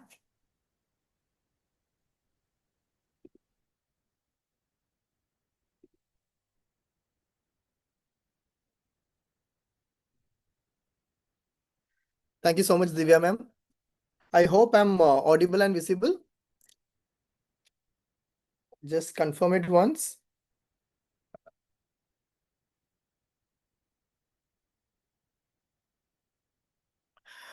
Yes. So we'll be discussing about the questions that was asked in dermatology. And in dermatology, I was able to gather almost 8 questions this time. So 8 questions means usually we expect around 4 to 5 questions only. And it is you who must say what are the questions that was asked. So I'll just go ahead with the first question without delay. There was a question saying that a patient presents with the intensely pruritic serpiginous lesions over the plantar aspect of the foot after walking barefoot outdoors. Which of the following parasites is acquired through skin penetration? So can you please confirm if this was a question that was asked? Like a serpiginous lesion. If I just zoom this image, I have gathered one of the serpiginous lesion in the foot. So this is going to be a serpiginous lesion that you can see. And when does it happen? Like it is usually, if it is serpiginous lesion in the foot, it can be due to a animal hookworm. Let's say that a patient is going to walk on a sandy beach. From the sandy beach, if there is a small cut over the skin, so through the cut in the skin, there can be an animal hookworm which can penetrate into the skin, right? So what is the answer here? Was it something like Ascaris, Enterobius, Ankylostoma, Tinea? All these things were given. If anybody could confirm, that would be great. Otherwise, according to me, it should be a Ankylostoma brasiliensis, because here the diagnosis or the condition should be a cutaneous larva migrans. So this should be a question on cutaneous larva migrans, where these serpiginous kind of lesions, they actually represent a creeping eruption. So we also call them as a creeping eruption. So just let me know if you have, if there is any change or the question was something different. If not, I'll just go to the next question. The next one, again, a very much expected question, right? Because every time we are going to expect something from the genital ulcer diseases and all. So a male patient presents with about 3 to 4 painful vesicles. I always say that this painful lesions over the genitalia. Here, painful vesicles is going to be the buzzword. And it is seen over the glands and the shaft of the penis. Which sexually transmitted infection is most likely? I don't think anybody would have got this wrong, because if it is going to be a painful vesicle, it is always going to be a herpes simplex virus infection. And out of all the options, yes, it should be HSV2. This is what we usually call as herpes genitalis. Because this herpes genitalis, if it is left untreated, these vesicles, they can go into erosions and ultimately genital ulcers, right? So please let me know if that was the question that was asked, because it was a painful vesicle. Painful vesicles is always going to be a herpes genitalis that is caused by HSV. And in the next one, as usual, every INICET exam, they usually give you some match the following. Sometimes it could be a clinical sign, isn't it? So this time also we got a clinical sign like this, like positive Nikolsky sign, pseudo Nikolsky sign, Aspo-Hansen sign, and a cerebriform tongue. If any of these options does not match like what you could see in this exam, please let me know in the chat box, so that within few days we'll be coming up with a much more accurate recall PDF, right? So now let us try to match it according to what we have gathered here. Where do you see a positive Nikolsky sign? Like when you're going to apply a tangential pressure over the skin, if the skin is going to peel off. So this usually happens whenever there is a easily breakable bulla, right? It's called as a flaccid bulla. And this positive Nikolsky sign can be seen in pemphigus vulgaris. So let us see where you get A2, isn't it? A2. So A2 we have in option B only. So it probably should be option B, but let us see the remaining options also. Pseudo Nikolsky sign. So where do you see the pseudo Nikolsky sign? Pseudo-Nikolsky sign is seen in two diseases like Steven-Johnson syndrome as well as toxic epidermal necrolysis. So 2B should be 1, so B1. And Aspo-Hansen sign is seen in bullous pemphigoid. So this is going to be bullous pemphigoid. And the last one, cerebriform tongue. This is seen in pemphigus vegetans. So here the correct answer should be option B. It should be option B. Now moving further to the next question. A neonate presents with bullous lesions as shown in the extremities. The baby is feeding normally. There is no fever or signs of infection. So all of you know that if in case this is considered to be a mechanobullous disorder. It can be a mechanobullous disorder. So what is happening in a mechanobullous disorder? Like wherever there is a trauma, you may develop a bulla at the site of trauma. So in a neonate, when the neonate is going to cry and is going to hit the hands and all, so the extremities are going to be prone to trauma. And in the extremity, the child may develop a bullous lesions like this. So this is seen in a mechanobullous disorder called as epidermolysis bullosa, right? So here the right answer should be an epidermolysis bullosa. Another question that was asked. Now, if you have noticed that whatever questions I was able to gather, a lot of questions came from pediatric dermatology. Not very usual, but they were testing according to the age group, like in children, what are the findings that is seen. In this question, you can see that there is a child who presents with an intensely itchy vesicular lesion. So there is an itchy vesicular lesion. And where is it seen? Over the palms and soles. So in a child, if you can see vesicles over the palms and soles, you must be thinking it like there are different differential diagnoses, right? So what could be the differential diagnosis? It can be a hand, foot, mouth disease. But in hand, foot, mouth, you can see vesicles over the oral mucosa as well as the trunk and the palms and soles. And the child may also have fever. Now see the entire MCQ here. Child is having a itchy vesicular lesion over the palms and soles. And similar lesions are also seen in interdigital spaces. So in the interdigital spaces, and the itching is worse at night. So here everything is a buzzword. Worse at night means this is a nocturnal exacerbation. It's a nocturnal exacerbation. Interdigital spaces means, are we looking into a burrow? Right? Burrows which can be seen in scabies. So according to the entire sentences now, when you see, it is less likely that it can be a hand, foot, mouth disease. Instead, it is more likely to be scabies. Please remember, in adults, you never see vesicles. There is no vesicles in adults. And the face, the palm, and the soles, the face, palm, and soles are spared. So this is a major difference. In adults, the face, palms, and soles is going to be spared. But in children, you can see vesicular lesion over the face, palms, and soles. Okay, so that is it. And now moving to the next one. A patient presents with a painless black lesion over the heel. What is the best investigation to confirm the diagnosis?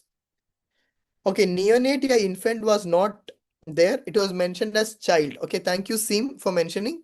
So that is going to be child, right? Fine. So even in this previous MCQ, if it is not a neonate, still in children, the answer is not going to change. It is going to be a mechanobullous disorder, that is epidermolysis bullosa. Okay, now the next one, the neonatal pemphigus maternal antibodies. What are the questions, Sairam? Because I'm not very clear when you ask like this. If you are able to say clearly, I would be able to assist you better.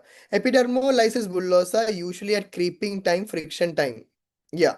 See, epidermolysis bullosa, the symptoms may come very obvious during this 5 to 6 months of age. But this, since it is a disease, there are different types of epidermolysis bullosa. Like epidermolysis bullosa acquisita is different. Like epidermolysis bullosa simplex, all those things. But this, the only thing that you look for is a bulla which is formed at the site of trauma. Isliye we call this as a mechanobullous disorder. Yeah, dark pigment was there on heel. Okay, there was a dark lesion, matlab there was a dark pigmentation on the heel. See, in India, whenever you're going to see a black color mole or a black pigmentation over the heel, you are definitely going to suspect the most common type of malignant melanoma in India. And what is that? It is called as the acral lentiginous melanoma. So when you're going to suspect a melanoma, malignant melanoma, as you know, melanoma is a highly metastatic tumor. So you don't want to wait. You don't do a gram staining here. You're not going to do a KOH smear here. The best answer here should be a skin biopsy. Rather, what we actually do, we are going to do a wide excision biopsy, because in one shot, you're going to remove the entire black pigmentation and then you're going to send this for a biopsy to confirm if it is going to be a malignant melanoma. So here, the right answer according to me should be a skin biopsy. Is that clear? Now, was there a question something like this, a image spotter, like a child who is having a massive erosion or massive peeling of the skin, something like this, without any mention if it is a spot diagnosis? If an image was given something like this, like is it a staphylococcal scalded skin syndrome, Steven-Johnson syndrome, toxic epidermal necrolysis, or a bullous impetigo?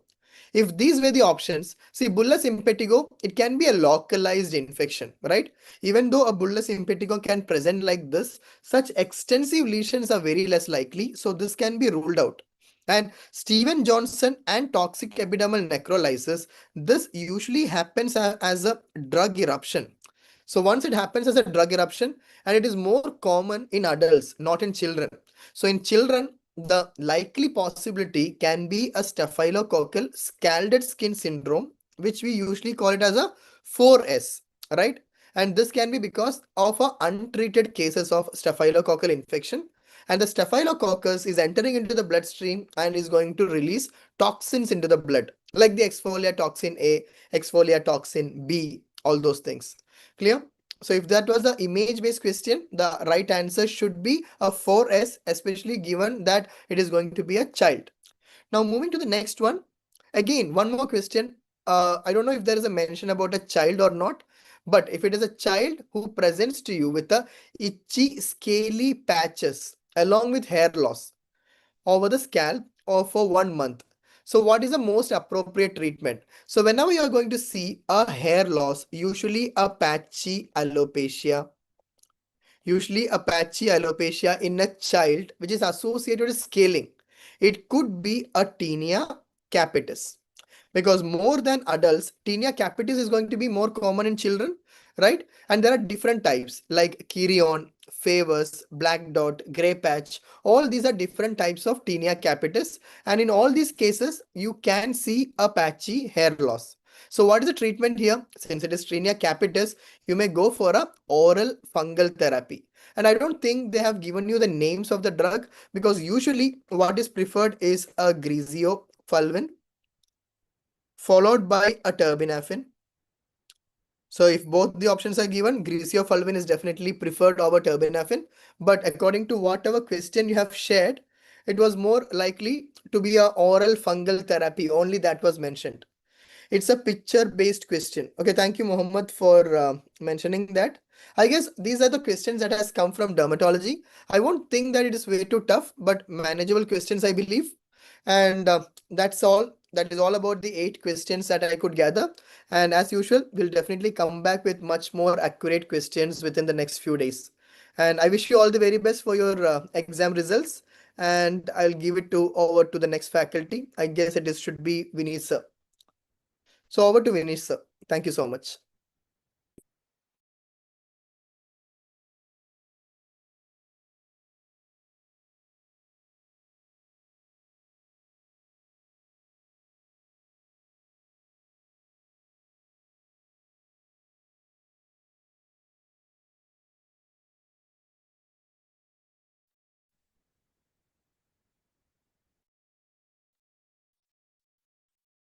So shall we resume our discussion with the next faculty?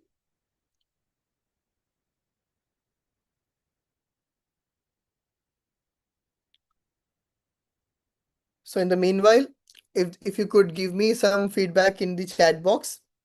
Yeah, I guess Vinny sir is here. So over to you, sir. Thank you. Thank you, Jazir sir. So we'll just start. All right. So let's discuss about the anesthesia questions which were there. All right. So we are discussing with the anesthesia recall INICET 2026 the anesthesia questions.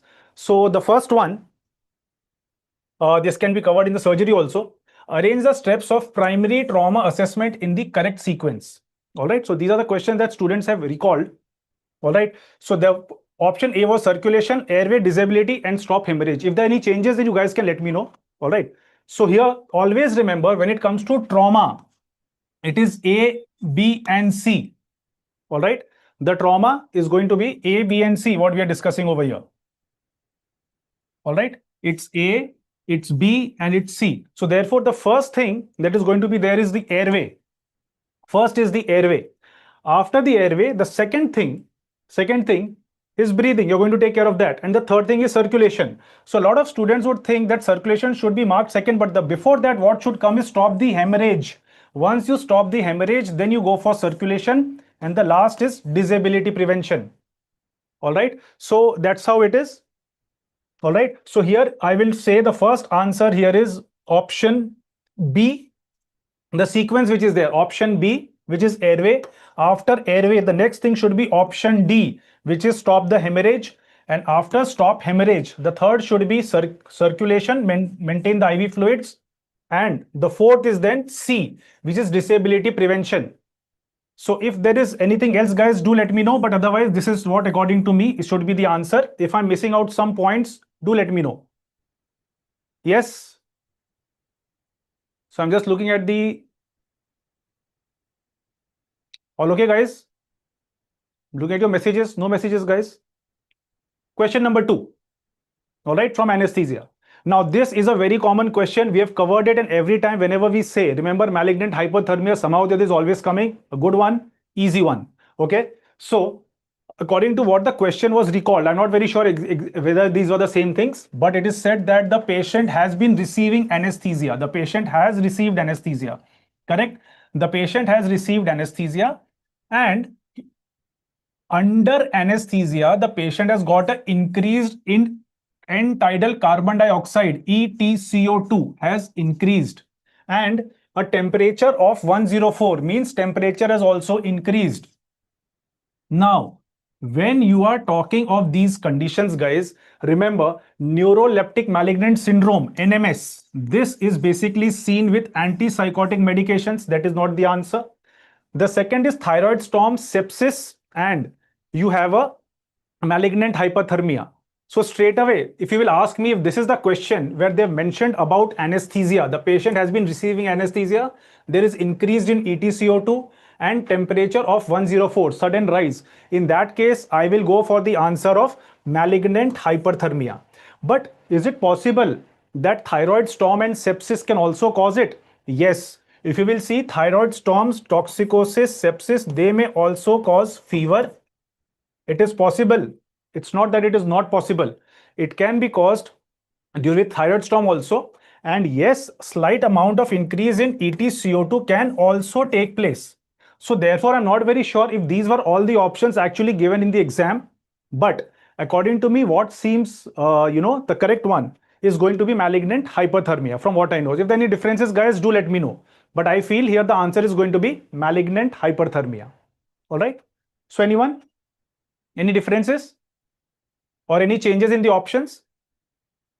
All right, because based on that, things can change. But when they are saying anesthesia, remember, when the patient is exposed to succinylcholine, patient has been given volatile anesthetic agents like halothane, or the patient gets lignocaine, and the patient is RYR positive. All right, which is the patient has a genetic abnormality. In that patient, definitely suddenly triggers the malignant hyperthermia, right? And in that case, we will go for malignant hyperthermia. But still, I will say that we will need to be sure about these two options, thyroid storm and sepsis. Remember, a thyroid storm, especially thyrotoxicosis, is known to cause fever and increase in EtCO2.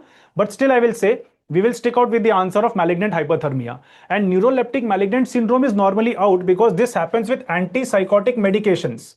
All right, this is with antipsychotic medications. So I'm not thinking about this as the option. But regarding option B and C, because some places people had even said, there were some students who said that some option given here was heat stroke. Please correct me.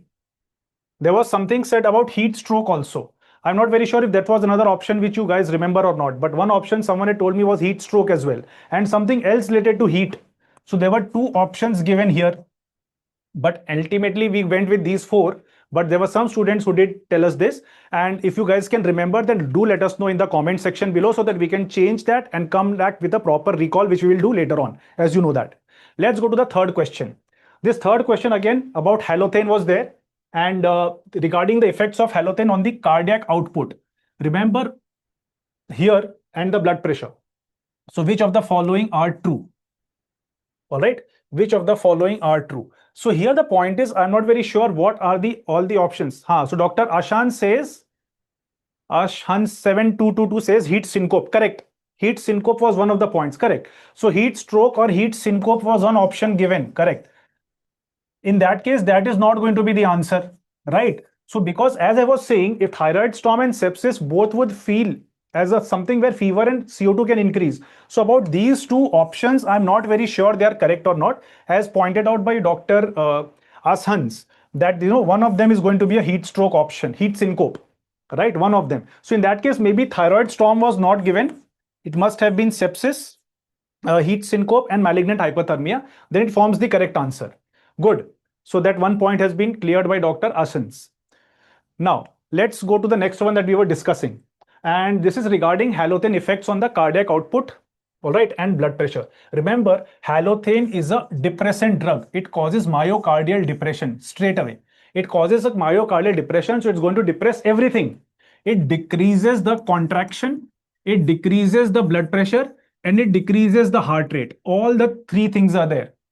It decreases the contractility of the heart, it decreases the blood pressure and the heart rate, all the three. So therefore, the first option, a low BP stimulates baroreceptors causing increase in heart rate. No, that's wrong. It does not increase the heart rate. It decreases blood pressure, heart rate, everything, contractility, everything.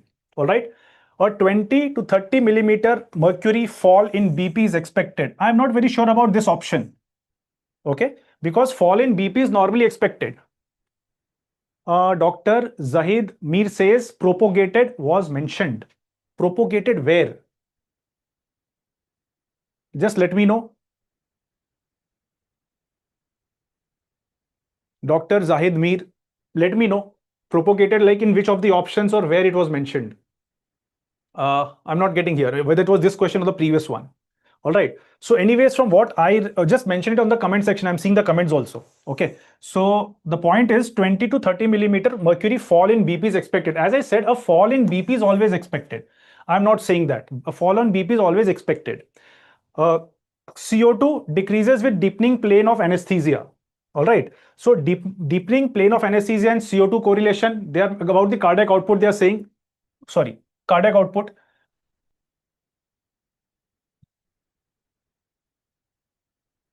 Cardiac output decreases with the deepening plane of anesthesia. So normally what happens is halothane definitely is going to cause a decrease in cardiac output also.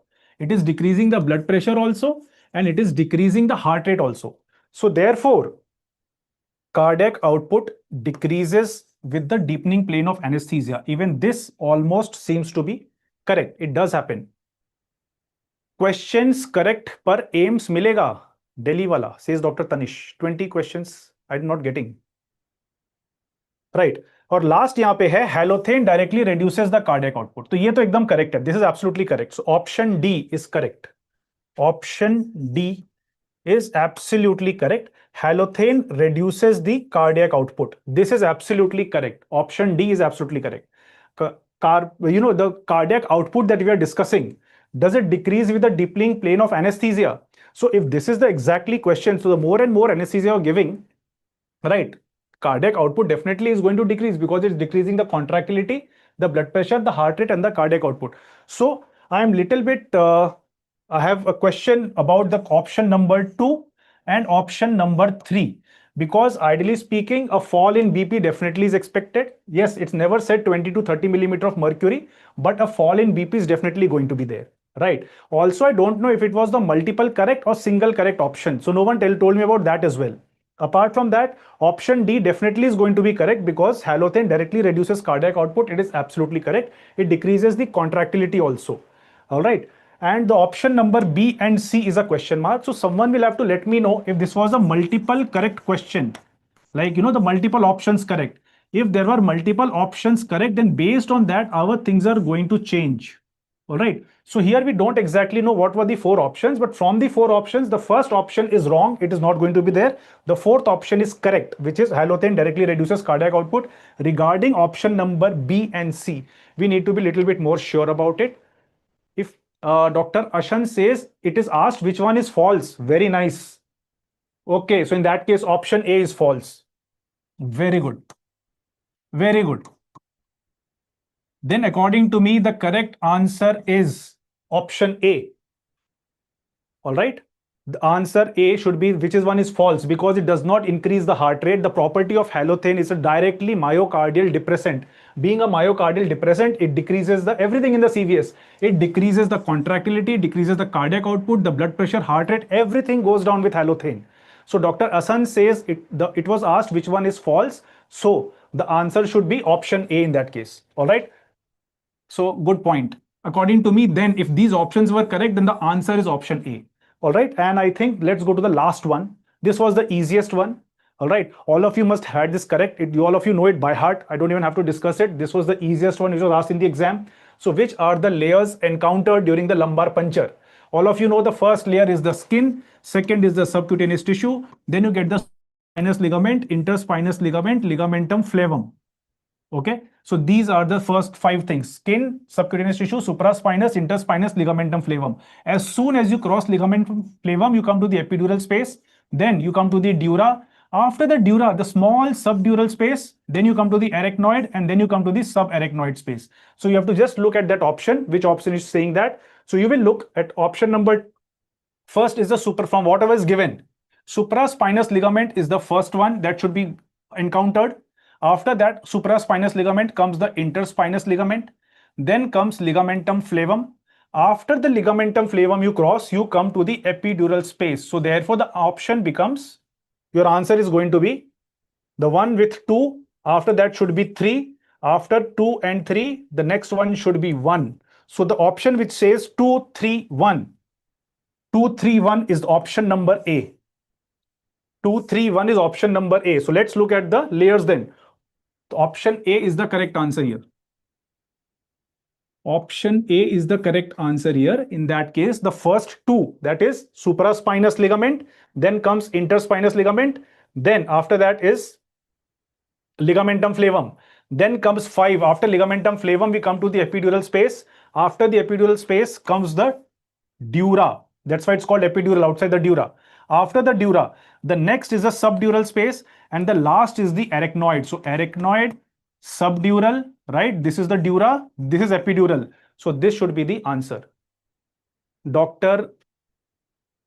India, ADR block says increase the width of the pen. Hi, yaar, I want to increase the width of the pen, but the width of the pen is not increasing over here. Somehow or the other. Okay, but anyways, these were the 4 options of recall. When I do a proper recall, I'll do it properly. All right. So we'll do it here. I just had a pen which is working in this manner, but hopefully all the points are clear to all of you. Okay, guys. So these were the points. If there's anything else that you remember from anesthesia, so this was a very, very simple question. All of you must have this by heart. This question should have been correct for everyone. This was the simplest question. Arrange the following structures in the correct order encountered during lumbar puncture. So these were the 4 questions from anesthesia which we had. All right.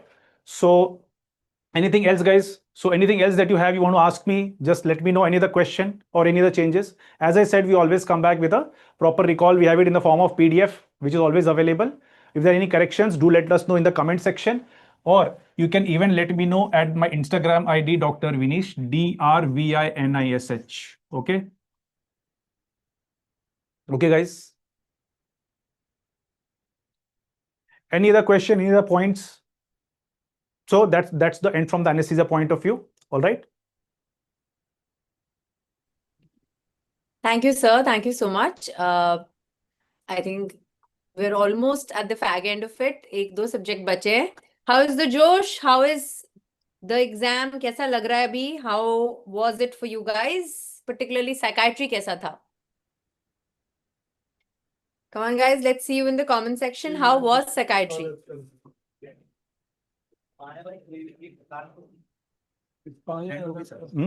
हाँ live तक हम उसको save करना है. मेरा screen big कर देंगे please. How was psychiatry for you all?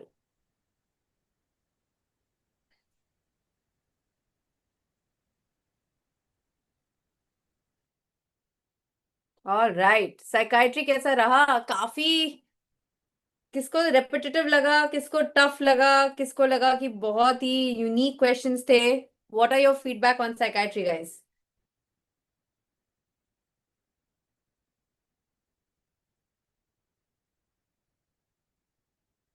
All right, guys. I think कुछ चीजें I keep on repeating over and over and over again that alcohol is a topic which examiners love to ask from. Substance in general. So many questions. Psychopharmacology, I keep saying, just study it like the back of your hand. Just know it like the back of your hand. Guys, can you see me and hear me? Let's have some interaction in the chat box. How was psychiatry? How was psychiatry? किस किस को लगा कि बड़े सारे PYQ उन्होंने मेहनत नहीं की, ज्यादातर PYQ उठा के डाल दिए और एटलीस्ट टॉपिक्स तो सारे के सारे पुराने से निकाले? Who here thinks that?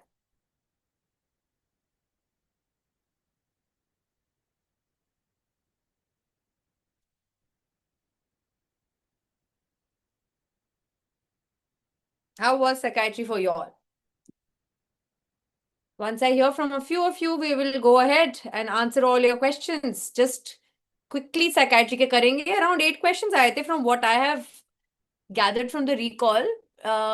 According to you, ज़्यादा या कम? More than 8 or less than 8? And of course, मैं आपसे share करूंगी and I would like you to tell me that these questions were there or not. And later we will come back with a full recall. We always wait for a few days and come back with a full recall. But this is right after the exam. We want your anxiety allayed. So, psychiatry. Start करें first question से? Okay. Let's get started. Psychiatry is fairly easy, guys. मतलब मुझे ऐसा लगा कि PYQ उठा के काफी सारे डाल दिए. Like I keep saying, substance वाला topic पढ़ना ही पढ़ना है. सारे substances आने चाहिए like the back of your hand. Psychopharmacology you cannot miss. Once you know psychopharmacology, practically almost सारे questions इर्द गिर्द वहीं से बनते हैं. Child psychiatry is also one of the favorites. कभी कभी sexual से पूछते हैं, इस बार child से पूछा है. And कुछ ना कुछ जैसे psychology से भी पूछा गया था, which is a question where I want your help. Okay, so let's get started. Guys, I'm not having any interaction. Are you all tired or is my internet lagging? I'm confused about that. अगर हो available तो please thumbs up दे दो. ये question था क्या? Korsakoff syndrome. Korsakoff syndrome, which is the true statement about it. Anterograde amnesia and loss of recent memory. Global confusion, ophthalmoplegia, ataxia. Loss of personal identity and memory or implicit memory impaired. Was this question there, guys? Yes? No? Was this question there, guys?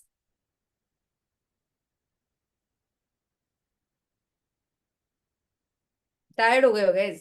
I understand completely. मैं answer दे देती हूँ, कोई बात नहीं. आज रात को अच्छे से सो जाना आंसर देख के. We will obviously connect via so many mediums that we are connected. Telegram से, Instagram से, and definitely another fresh recall, full recall के साथ. So the correct answer, of course, is anterograde amnesia and loss of recent memory. Next question. Which one is a novel antidepressant? Is it trazodone? Is it vilazodone? Oh, I suddenly started getting all the answers. Okay. Trazodone, vilazodone, bromocedin, or etizolam. Which is a novel antidepressant? देखो, bromocedin तो antidepressant है ही नहीं. etizolam भी नहीं है. Between trazodone and vilazodone कौन सा वाला mark किया आप लोगों ने?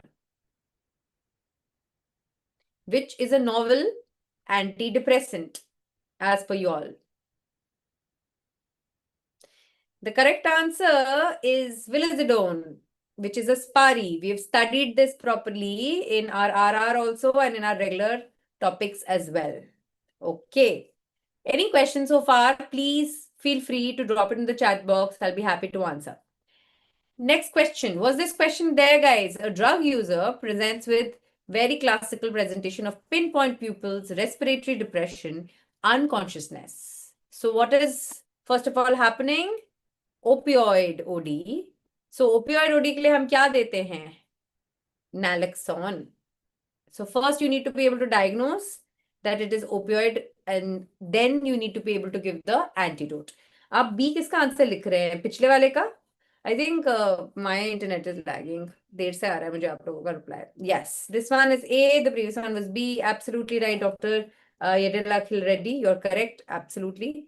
Next, was this question there? A 45-year-old recently divorced plus depressed patient says, what's the point of living? What will you do? Will you give him CBT and say, come back next week? Will you give him antidepressants and say, come back next week? Will you hospitalize immediately and make sure that they are safe? Will you reassure and say, you know what? This is okay. It'll come, it'll go. What is the answer, guys? Notice one is a stressor, which is divorce, and there is major depressive disorder. Now, in light of a recent stressor, this is major depressive disorder, and he is also citing passive suicidal ideations, but he has no one at home to take care of him. What should I do? Send him home? No, not at all. I should hospitalize and immediately follow safety precautions. Absolutely. He doesn't have anybody as a caregiver at home. Correct? All right. Match the following scenarios with their treatment. Fairly simple, fairly easy. Let's match it. I think all of you must have 100% gotten this right. We've done it so many times in my PYTs, PYQs. These are substance mein ekdam golden questions that we keep coming across. Delirium tremens, we give benzodiazepine. Smoking cessation, varenicline. Opioid overdose, we already talked about naloxone. And alcohol de-addiction, acamprosate. So it will be 1C, 1B, 2C, 3D, and 4A. Right? Is that right? How many of you got this one correct? 2C. Yes, that's right. 1B, 2C, 1B, 2C, 3D. Correct. Yes, Dr. Akhila Reddy, you're absolutely right. All your answers are correct so far. Great job. 1B. Yes. This question was there. Fantastic. Remember, guys, we keep improving our recall and coming back later with any questions that we may have missed or that the answers आप लोग को बाद में याद आता कि ये recall में ऐसे नहीं ऐसे था. Okay, next one. Which one of the following is true about NRT, that is nicotine replacement therapy? Is it gums are better than lozenges? Is it the patient is told don't take any liquids like tea or coffee 15-20 minutes before taking the gum or the lozenge? Is it that varenicline comes with a black box warning, which means you have to say that varenicline comes with a black box warning? That black box warning could be suicidal ideations, right? And nicotine is delivered by the GI route. So nicotine replacement therapy में GI route से तो नहीं देते हैं. Actually ये उल्टा है. Lozenges are better than gums. What is the right answer, guys? What is the right answer as per you?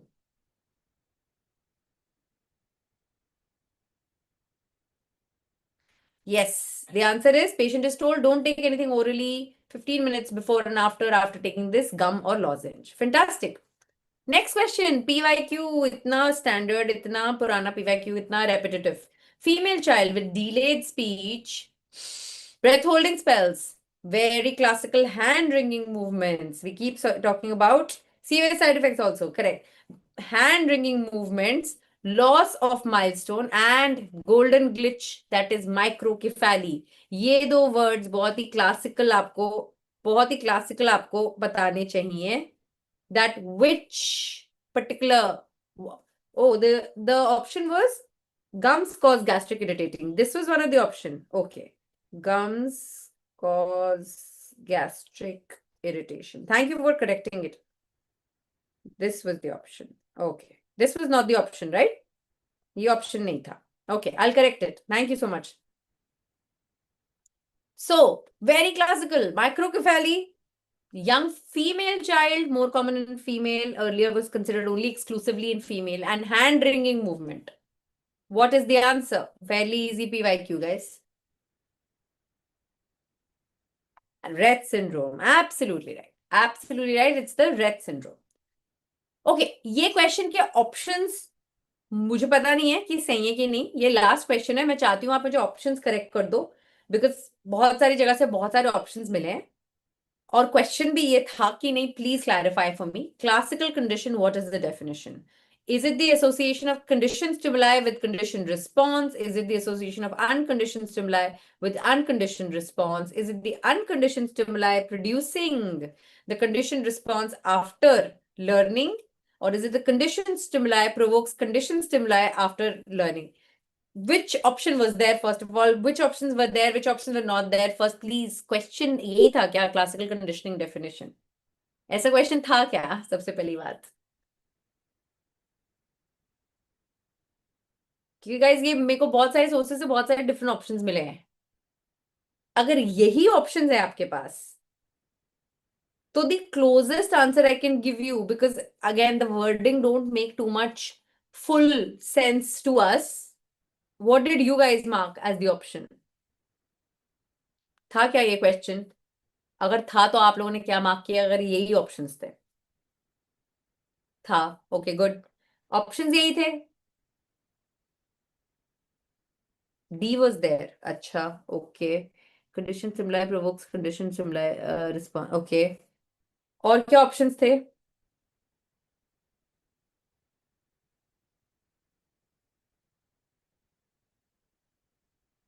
D was there. Okay doctor Rohan. और कौन से ऑप्शंस थे? This is the only question where I am stumped कि options क्या थे, properly नहीं मिला है मेरे को. और आप लोगों ने क्या किया है? Condition stimulize to response. Okay. Condition stimulus to response. Condition stimulus provokes what kind of response? What was mentioned? Conditioned or unconditioned? You mean to say first option भी था? C was also there. Okay, all right. What did you all mark?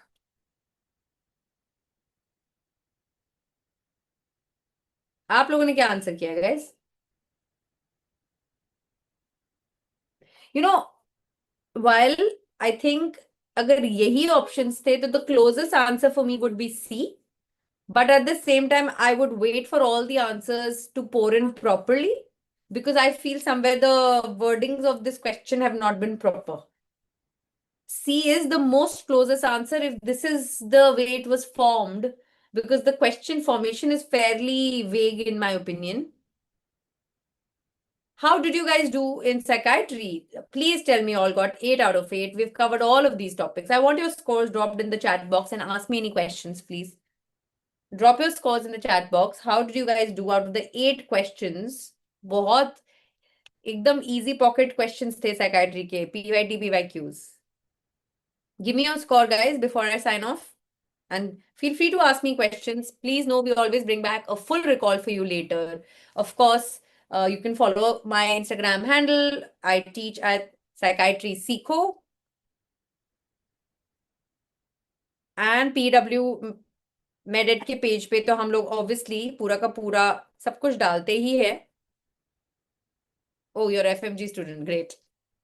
All right, guys. I'm going to sign off. I'm going to pass it over to Dr. Ranjit and say good night to you all. But good job. I hope that psychiatry was easy for you all. Thank you. Hi, ma'am. Thank you. Hey guys, how are you? A long session, a very long session to be honest, and I am sure that we will complete pathology in the next 5-10 minutes maximum. I'm not going to take much of time. I have decently formed questions. I am sure that the paper was also not that difficult from a pathology perspective, and let's quickly go through it. Right.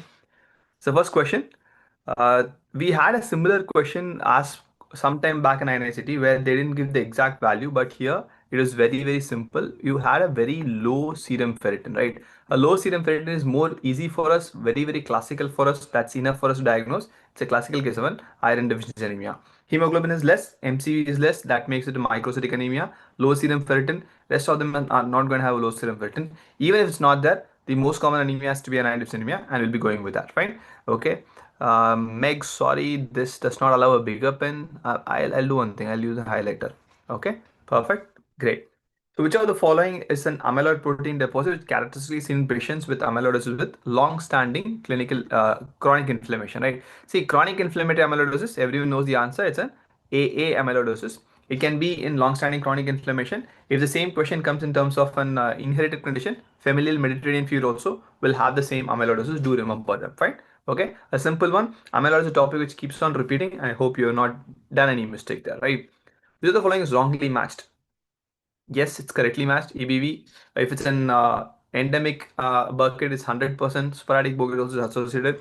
HHV8 of human Kaposiform virus is Kaposi sarcoma, that's also right. HTLV1 is the only RNA oncogenic virus where you have an adult T cell leukemia lymphoma, that also is right. CMV is not going to cause nasopharyngeal carcinoma. This is the wrong option, and that's the right answer, right? Because the question is, which of the following is wrongly marked? The wrongly marked one is option D, and that becomes the right answer. Fine, done. Next one. Like I said, I'm just going through the right answer. I know that you've waited for so long, and we'll have a detailed discussion later. Fine. MI and postmortem appearance in MI and microscopy is something which keeps on repeating, though the practical implication is very, very less, right? Post MI, if it's a histopathological section of a heart tissue which predominantly show neutrophils. Whenever you see neutrophils in an infarcted tissue, you have to go for 1 to 3 days, right?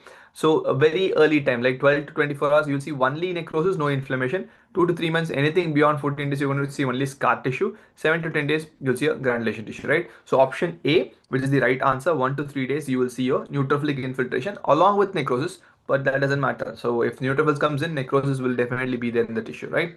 Okay, the next one. 12-year-old child presents with hypertension, hematuria. So it's a classical nephritic syndrome. So if you look at the options, I can rule this out directly. See, that's the only contender here. 12-year-old child with a nephrotic, I think of a minimal change. That's a classical nephritic syndrome. We can rule it out, right? Membranous glomerulonephritis. Again, predominant of the cases, close to 80% of the cases present nephrotic syndrome. So we're going to remove that also, right? So, and the patient shows an altered complement levels. To be exact, the C3 should be reduced. And the renal biopsy shows subepithelial hump-like deposit in electron microscopy and positive IF findings. Obviously, the answer has to be an PS gene or a PI gene, post-streptococcal glomerulonephritis or a post-infectious glomerulonephritis for the matter, right? Okay, it's a simple one. Though the question might look bigger, very classical keywords are present. I hope you have not missed it, right? This time INICET has most of the questions been asked from the standard PYTs. They have not gone here and there. They're stuck to what is required, right? I hope you have not missed this question. A patient from Assam, sputum is negative. Sputum negative doesn't mean I can rule out tuberculosis. That's not how we diagnose tuberculosis, right? Sputum will be positive only in an open case of tuberculosis, right? If there are multiple cases where sputum smears will be definitely negative, right? But biopsy shows caseating granulomatous necrosis, surrounded by Langhans, ESR elevated, doesn't matter for me at all. The moment you see granuloma, unless otherwise proved, the only diagnosis which I'm going to think of is tuberculosis. Whichever part of the world they are from doesn't matter, right? So it's going to be by default tuberculosis.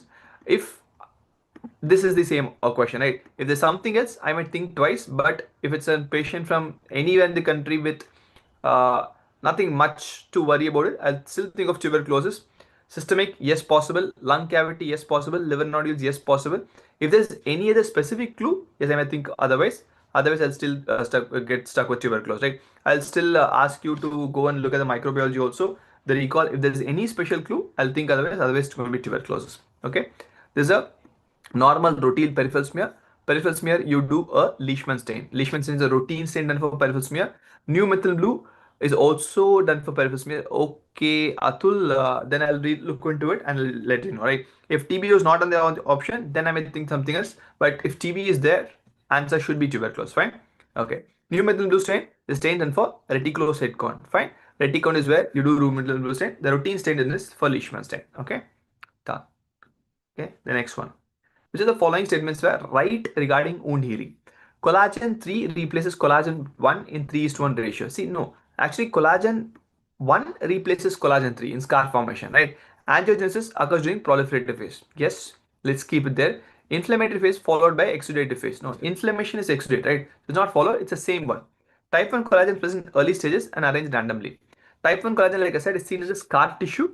It will be randomly arranged initially, but not seen in early stages. It's in the last stage of scar tissue. So the appropriate answer here will be angiogenesis occurs during a proliferative phase. That will be an appropriate answer. We divide inflammation proliferative. and healing where you have scar tissue as a scarring phase. That's how we divide wound healing generally. Fine. Okay. Next one. Not sure about the exact image. Some said Barrett, some said adenocarcinoma. But histopathological image, if it has shown no dysplasia, pure glands, go for Barrett's esophagus, right? This was an old AIMS question. I think that should be the answer. Because low-grade dysplasia is not something which will not be given for an undergraduate. Adenocarcinoma can be given, but if you see clear non-dysplastic glands, I would think of an Barrett's esophagus. Okay.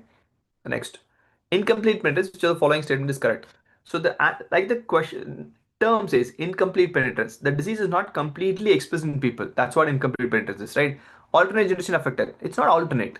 I cannot exactly say please affect alternate generation, right? That's not how it works, right? Multiple persons in one generation are affected, while the next generation may not even show the disease. Let's keep it. Let's come back to it soon. The disease will not manifest at all in next generation. No. Again, like I said, it's not a hard and fast rule. It should never present in one generation. It can be present. It may not be present. All generations will be affected. No, that's not the right answer as well, right? Actually, incomplete penetrance is the patient has the mutation. In spite of having the mutation, the disease is not being expressed. That's what actually incomplete penetrance is. If these were the options, okay, then I would go with the best one is option B. If there were other options, I like to change the options, right? Atul, if glands were visible, Barrett's also will have glands. It's not that glands alone will make it adenocarcinoma. If the glands are abnormal, very, very dysplastic, very blue, pleomorphism, then we'll think of an adenocarcinoma. Glands will be there in Barrett's also, right? It's a columnar metaplasia, okay? A formalin fixed tissue and being examined for specific proteins within the tissue, which are the following tests is used. It's actually a very good test, very good question. Because if you superficially learn about it and you don't know what exactly they do, because protein can be measured in almost every test available here. But the question is a formalin fixed tissue. If I have to do it on a slide, a formalin fixed slide, I cannot do a flow cytometry. For flow, I need a flow. It's flow. Now, the tissue should be in the form of a liquid. Blood I can do, urine I can do, right? Fish. Again, fish is not in a formalin fixed tissue. I need a fresh sample. I can do from that. I might do from fish also, but it needs lots of processing to do fish for your formalin fixed tissue. The readily available one is immunohistochemistry. Fish can be done, I'm not denying that, but the readily available one is immunohistochemistry, and fish generally goes to the genetic component, does not exactly look at the protein, right? The question is about expression of the protein. Your ER, PR, HER2/neu, what you do in breast cancer, all proteins, right? So that's the right one, fine. Okay, Javed, great. So the answer here is just a straightforward immunohistochemistry. All the IHC what we do are expression of the proteins, what you see on the cell surface or the nucleus or cytoplasm. It's a very good question. If you read the question properly and answered, amazing. Okay, next. Concept of oncogene addition. See, this is a very old topic. I don't know why it has been asked off late, because oncogene addition was a hot topic if you ask like 6 years back, right? Oncogene addition is very simple. Like for example, there's a disease of CML. It's totally dependent on BCR-ABL. So if I can stop the BCR-ABL, I can give a treatment for CML. That's a link of oncogene addition, right? Tumor cells depending on a single dominant oncogene. It's addicted to the oncogene. So I give imatinib, BCR-ABL is gone, the power is gone, CML shrinks. So if a tumor has oncogene addiction, it's treatable. A tumor with BRAF mutation like your melanoma, I give vemurafenib, treat it. A tumor with HER2/neu positivity, breast cancer, trastuzumab, treated. That's a concept of oncogene addiction. One tumor dependent majority on one gene is called as an oncogene addiction. Fine. Okay. This is a good question. A lethal triad of your trauma in case of massive blood transfusion, right? It's a massive blood transfusion, also a lethal triad.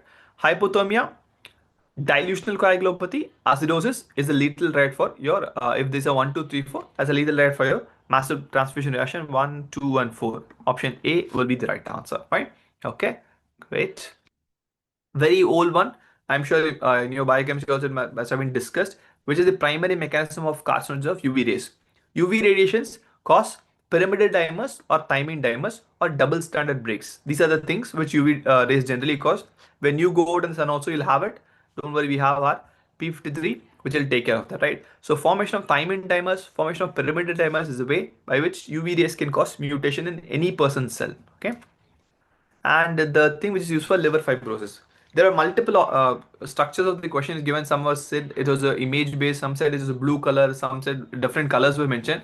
If it's liver fibrosis with colors mentioned, I would prefer Mason's trichrono as the option.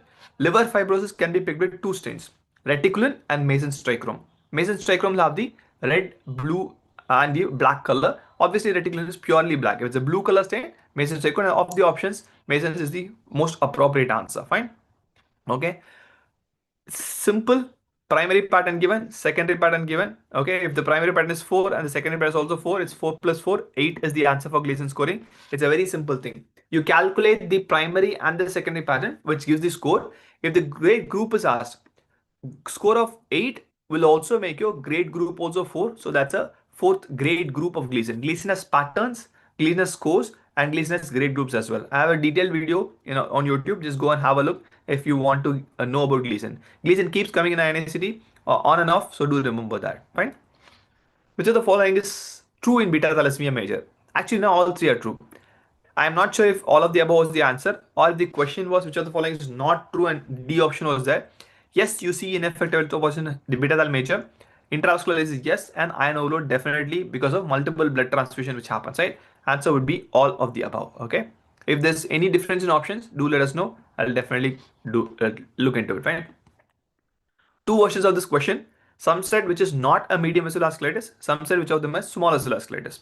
So I'm not sure what is the right question, but classification of vasculitis is a very simple topic. If this is the right question, which is not a medium vessel vasculitis, obviously you're going to go for your microscopic polyangiosis. Kawasaki is medium, polyarteritis nodosa is medium. This can have both small and medium. So option C would be an appropriate answer if these are the questions in the options. Fine. Okay. That's with me. As I said, I think I have completed in 5-10 minutes maximum.